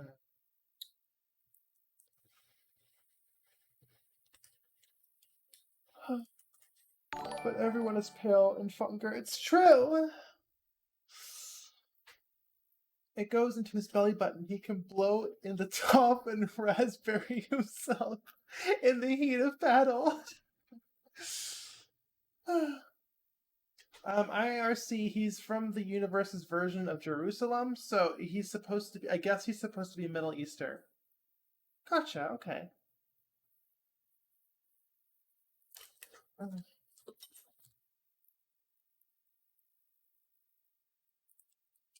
It's looking a little thick here. Let's take this in a little bit.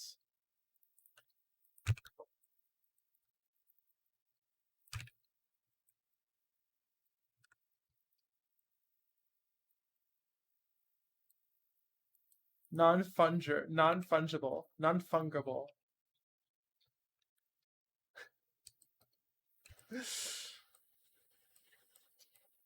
That's good. This looks really good. I'm really proud of this. I'm really proud of what he's got going on right here. He's not born there. Okay, interesting. We love some fungal lore discussion in chat. Non-fungusable, not fungible, non-fungible. Mr. Noob is asking you, I've seen Forbidden Planet. I haven't.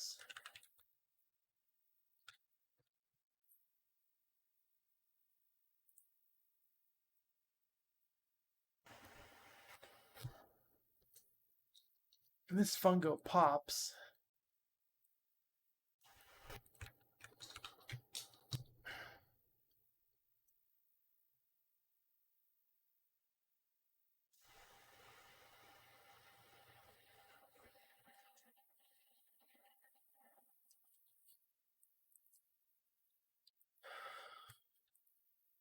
I mean, we're getting there. We're not done with the body, but we're getting there. Oh, excuse me. Okay, let's do his coattails now, or whatever the fuck you want to call this. He also needs like a belly button. Like his belly button would be like right here. He'd only have a couple pixels. I think it's 2-3 pixels to convey a belly button. Let's try our best.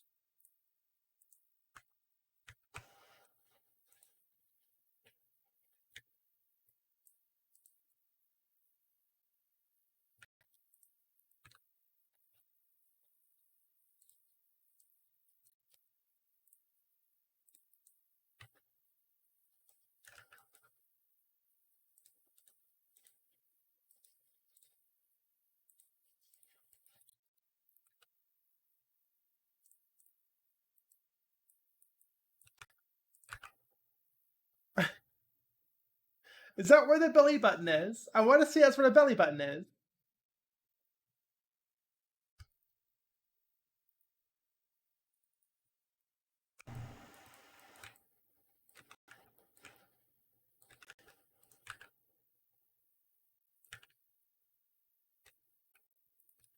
Yeah. Okay. Oh, goodness.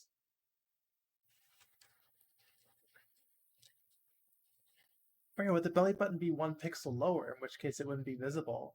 I'm not sure. All right, let's leave it there for now. Okay, let's work on the... Let us work on the coattails now.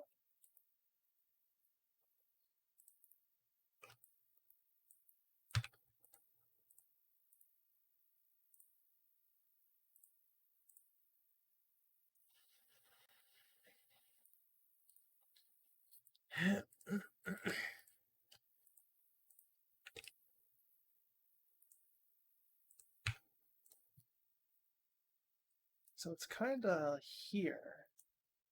Epic Scout 700. Hello. How are you doing?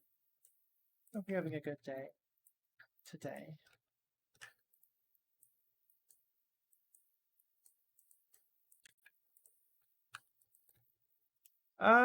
Bigger. Okay.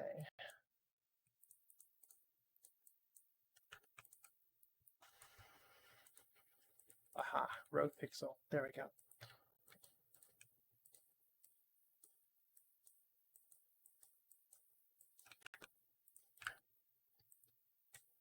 Bigger!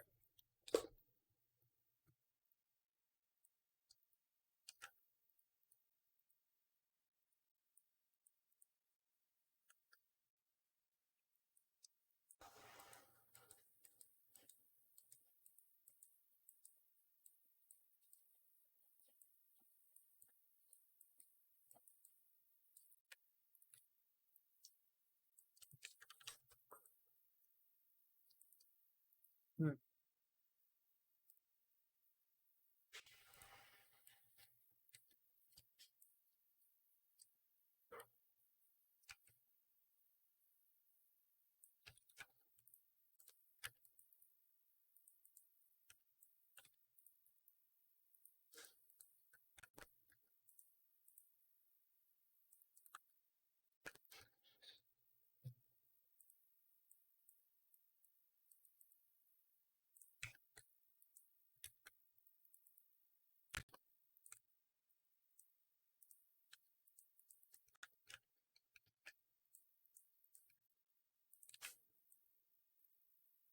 Try to learn how to do little poly models. Good luck!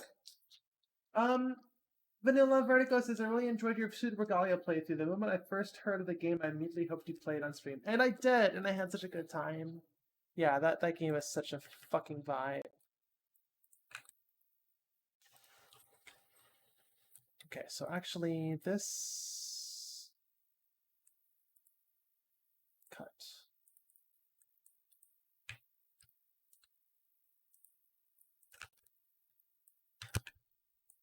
So this goes this. It's cut off halfway. Where's our sprite? It's not even visible in the sprite. And maybe his back is walking upwards sprite. But okay. So that's like half, and then just like that, all the way up, huh? I guess there's a gap there. It's hard to define. Or would it be like this? Or would it be like this? Let's move them both over by 1. Tyranno Maximum says, hope you're doing well, bud. I am. Bit low energy now. We're almost out. We're on hour 5. I might stop streaming soon. But yeah.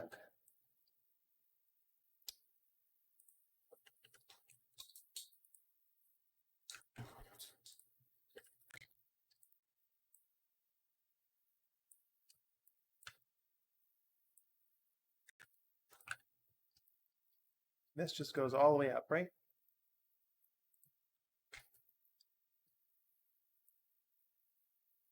This is so off model. It's bothering me. Like, this is a coattail, right? This is a coattail. This is like a sash of cloth that they wear. That's like belted in, which I need to I'll figure that out. But like, This is just a ribbon with like white teeth that are tied around the back. Like that is so off model.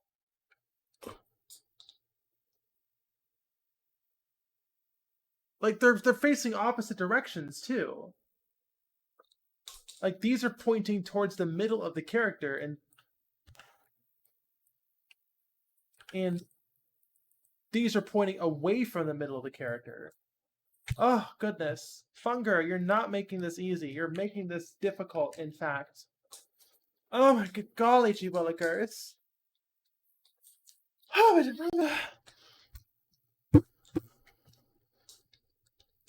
Okay, well, I'm just gonna do the one...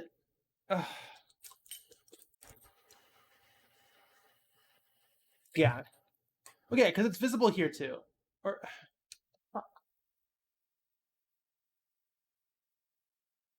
these are all different.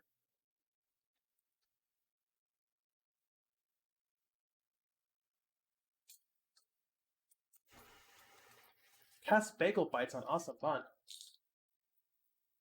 God, I wish I had some bagel bites right now. These are... like, these are on the inside, pointing inwards. Would that be a correct assessment? Like, if any of y'all could look at this. Like, these are on the inside of the coat, tail, cloth, pointing inwards. Right?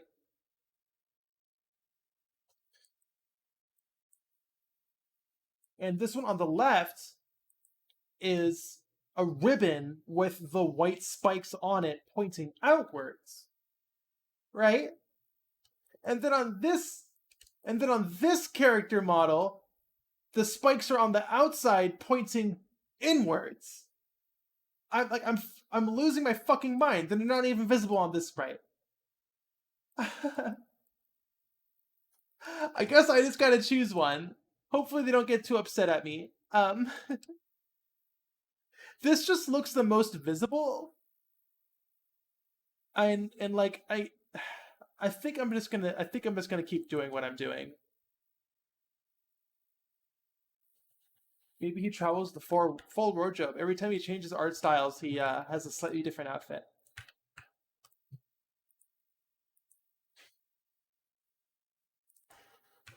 Goodness gracious.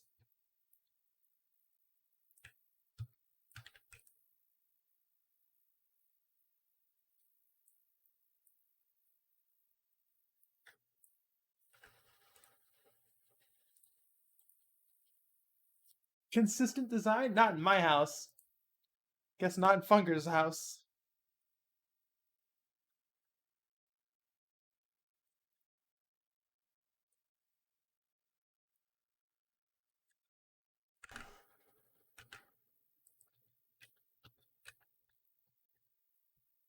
Did we drop the stream again? I'm so sorry. We are so back. It is so over. We are so back.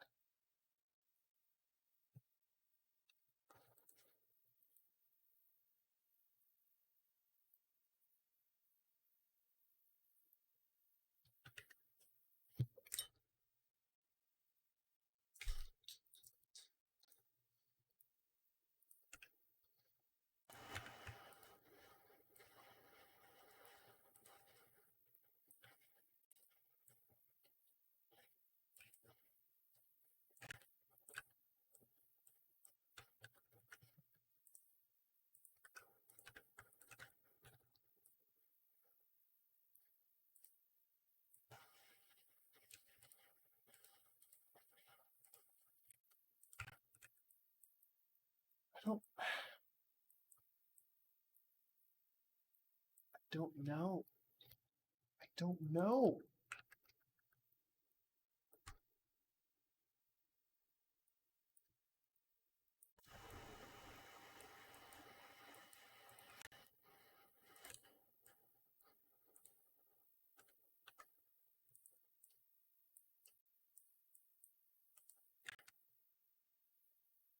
Maybe the spikes swoosh in the wind.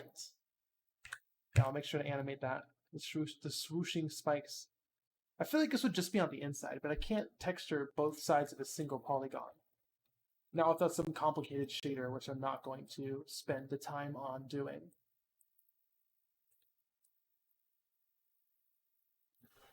This looks like this would just be the inside though, but I don't know.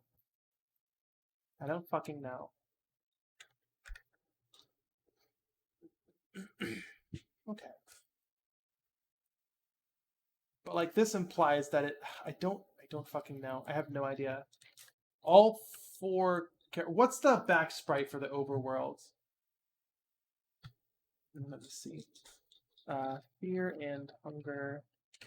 Sahara overworld sprite. None of these are the overworld sprite.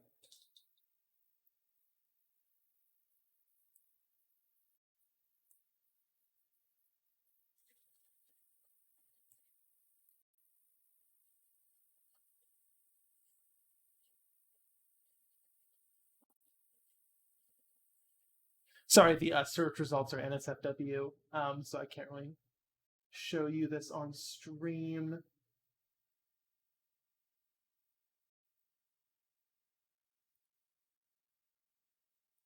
All right, Kahara, where's your overworld sprite?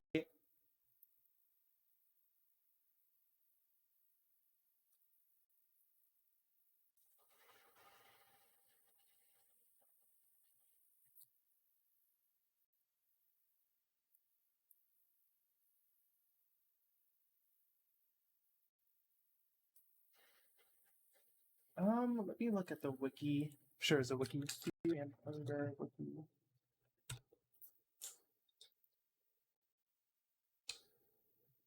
Search for Tara.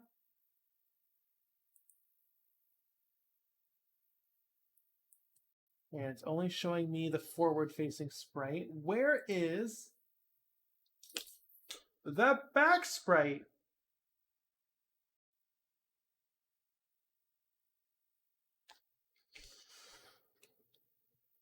Okay.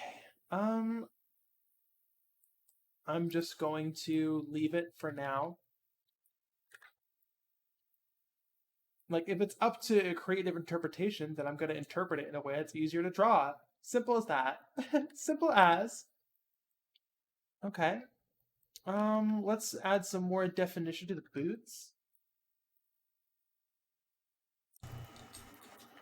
Oh, gosh, I probably need to stop streaming soon and take a little nap. Take a little bunny nap.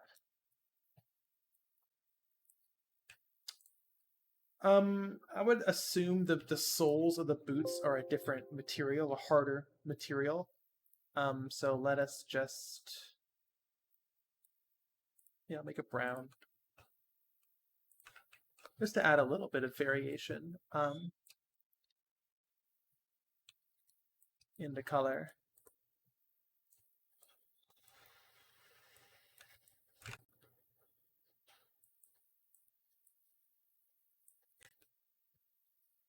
It really is a ribbon in the battle gif. Yeah, it's a ribbon in the battle gif, and it's a coattail on all the other sprites.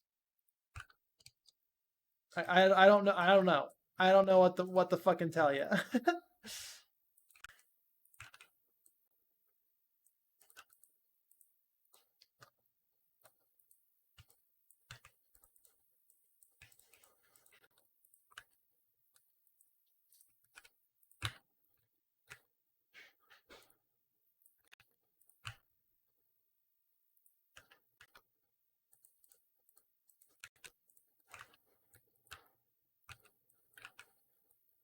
It changes shape depending on the mood. I like that interpretation.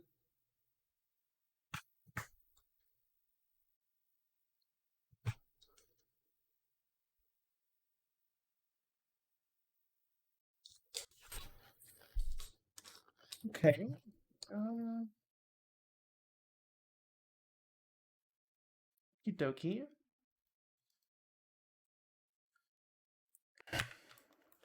Let us keep on trucking. Okay. And then you're way over here. Yeah, that was the only place I had room for you. In the texture sheet.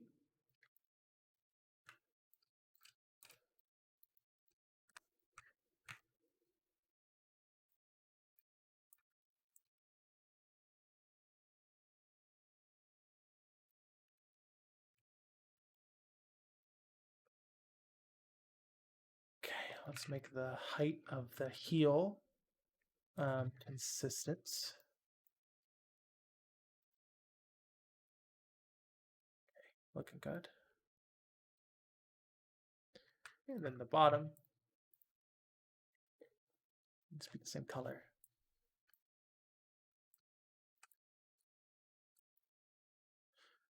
Then, of course, we add some grooves. All right, just simple alternating stripes to imply the the groove on the sole of the shoe. Everyone's sole has grooves on it, you know.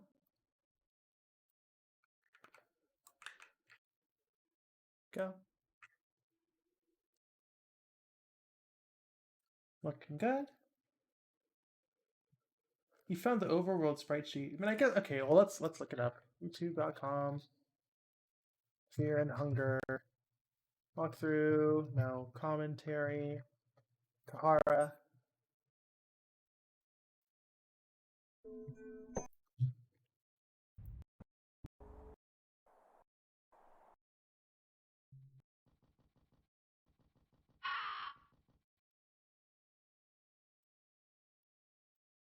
Here it is. Yeah, same as the back sprite. It's a ribbon.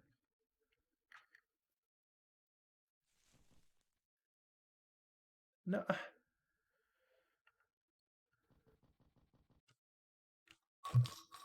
Okay, well, I guess I'll... Okay. Alright, okay. You win. You win, Funger. We'll flip it around.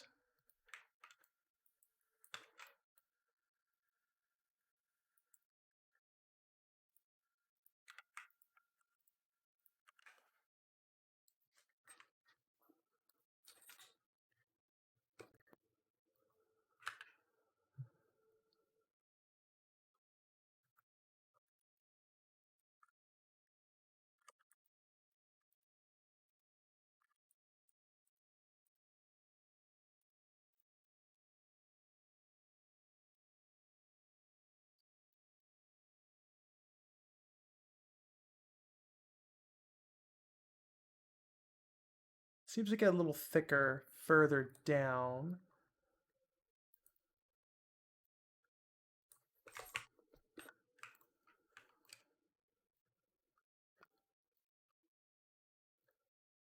Okay, and there's no round off.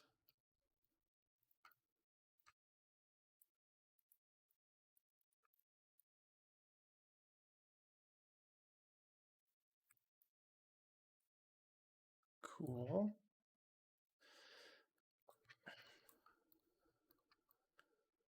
All right. Like if that's what they want, then that's what they'll get.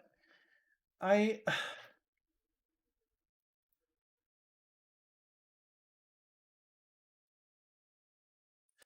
Hello everyone. Looks like we're getting some new chatters in chat.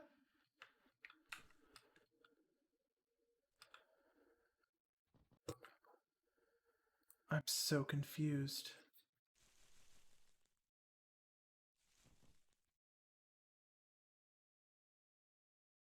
Okay, what you say Spiders resource? Spiders resource, fear and hunger, hara. More like fear from fire. Spiders resource. All right, here we go. These are probably as clean as we're gonna get.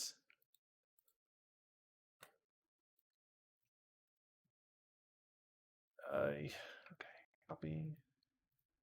Photo Shugapi. Paste. Put you in here.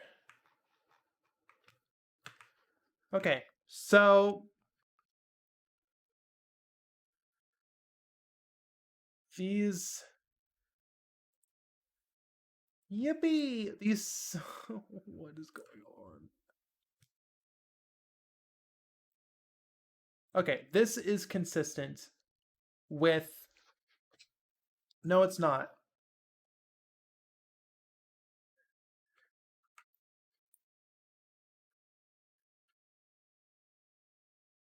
It's a ribbon. I can't tell you what this is. Like, there are such inconsistencies here. Oh yeah, I took my hat off. Someone paid for someone paid 3,000 bomb BU off for outfit swap.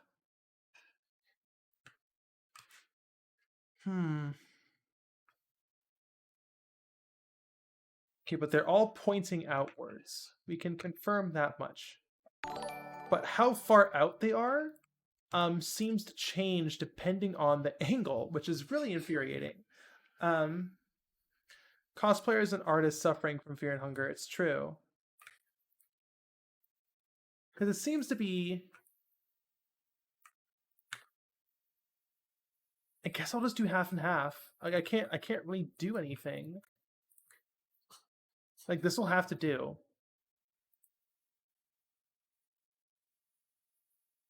Because like look at this. Like this, like if you look at this, it's like there's like a belt going around the waist, and then this comes out like this, right?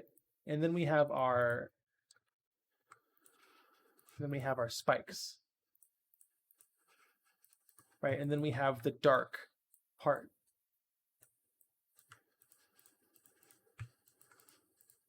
Right? It looks like that. Right? And that's what we have.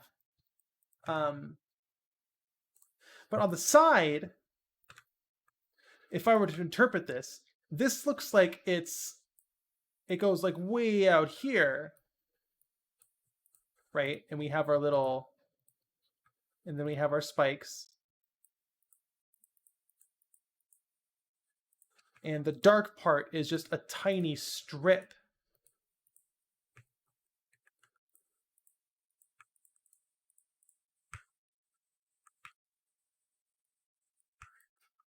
Right, these look like these are two wildly inconsistent things.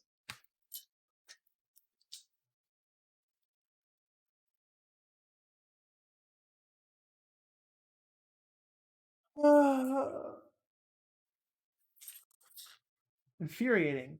How are we doing today? I'm infuriated. Inconsistencies in reference in Fear and Hunger. We have like 6 references and they're all different. I want to say both of these imply that the dark... Well, yeah.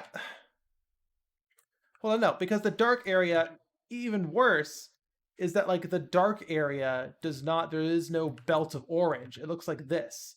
Rather compared to here, where there's like a strip of orange going all the way around on the top. But this one, it looks like the dark part goes flush. It's just really confusing. I guess I'll just do the top one. It is very fun for the game to inflict psychic damage even when you aren't playing it. It's true. It's true. Okay. So we just gotta choose one, gotta compromise. I guess I'll just shift this over even more.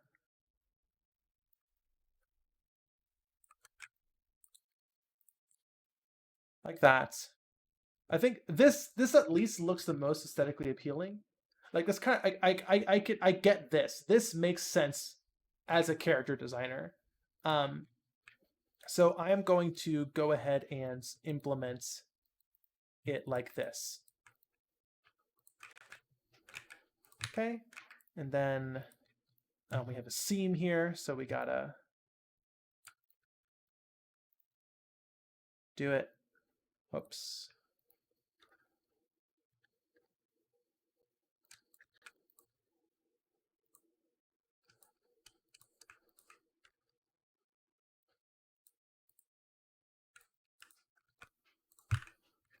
Like that, I guess.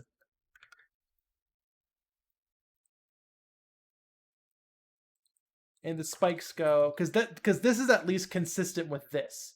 You only see a little bit of it, and it's a bit skewed because the angle. But this seems to be the same as what we're looking at here. So I'm gonna go ahead with that. But that does mean the spikes go all the way up. So let us continue working on that.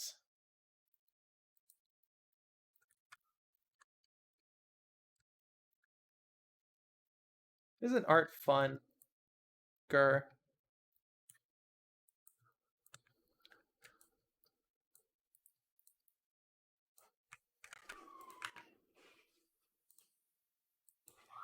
I guess he should be flush.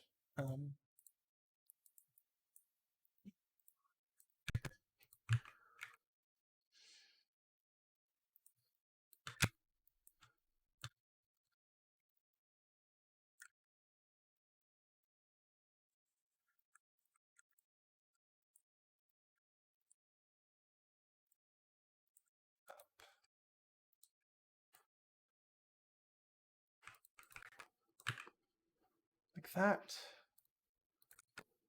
One more.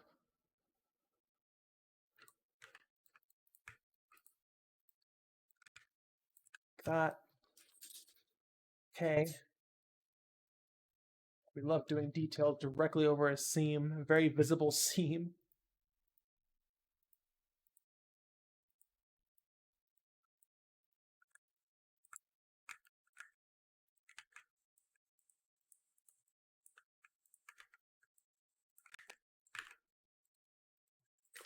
They go all the way up.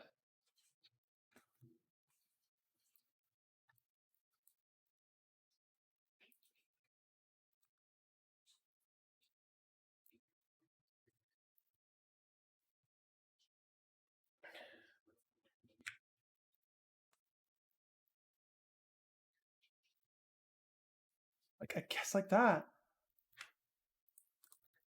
You know?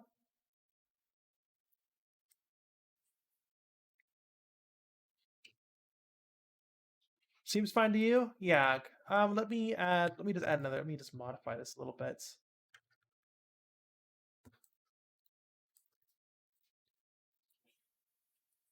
So we can add one more point there to imply.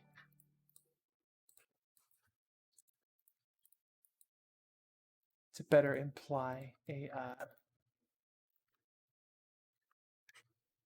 spike.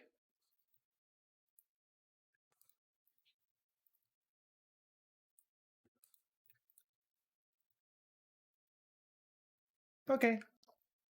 Yeah, I'm just gonna do this. This looks, I don't know. This makes the most visual sense, in my opinion, and I'm the one making this commission, so I feel like mine would be the most important opinion here.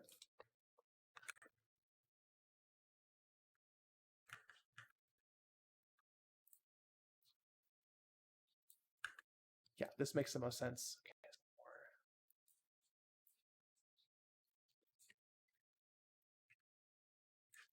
There we go. One more. Up, penny. You go up, penny by one.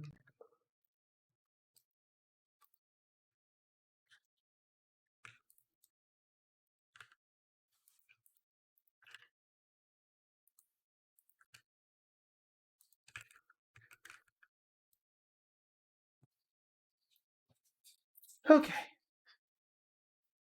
Martha, please needs to go to sleep. Have a good rest of your day. Okay, thank you. You have a good rest of your day too. Alrighty, cakes. I think that is the best I can do for now. Yeah, that looks like it's completely backwards to this. But makes sense with this. Makes sense with this, kind of. Not really. And it also makes sense on the sprite art. Like just look at this. Like this looks exactly like here. I mean, we can just look at it from the side, right? Like that looks consistent. There's not. I mean, like, I'm gonna have to choose someone. The Ash432 is raiding with a party of two. Hello, how are you doing?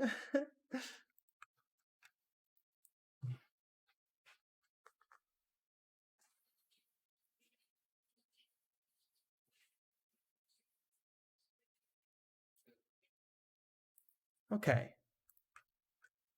Okay. I'm going to call it here. We're at 5.5 hours. I think that's a normal long stream length. But yeah, we'll have to do shading on the back. More back shading. Just more shading in general. But we're making good progress on this character. Was playing some Tears of the Kingdom. Gonna leave your food now. Okay, see you later.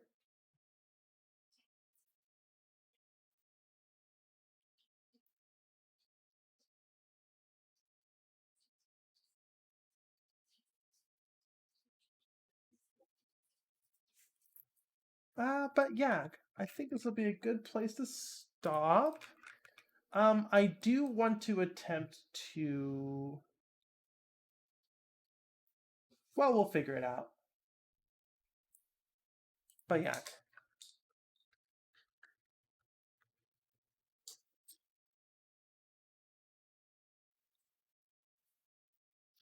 Well, I do want to try and raid everyone into Demily's stream, seeing as she showed up to ours. I don't know how to raid though. How do you raid? To a different stream. I've never raided before, so I want to give it a shot. Does anyone in chat know how to raid? If you know how to raid, drop it in chat. Type raid / raid.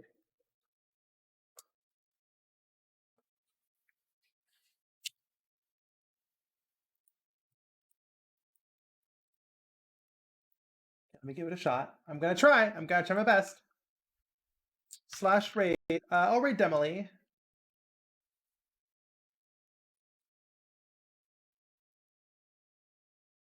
Okay, say Yag. When you finish raiding, say Yag. I'll see y'all later.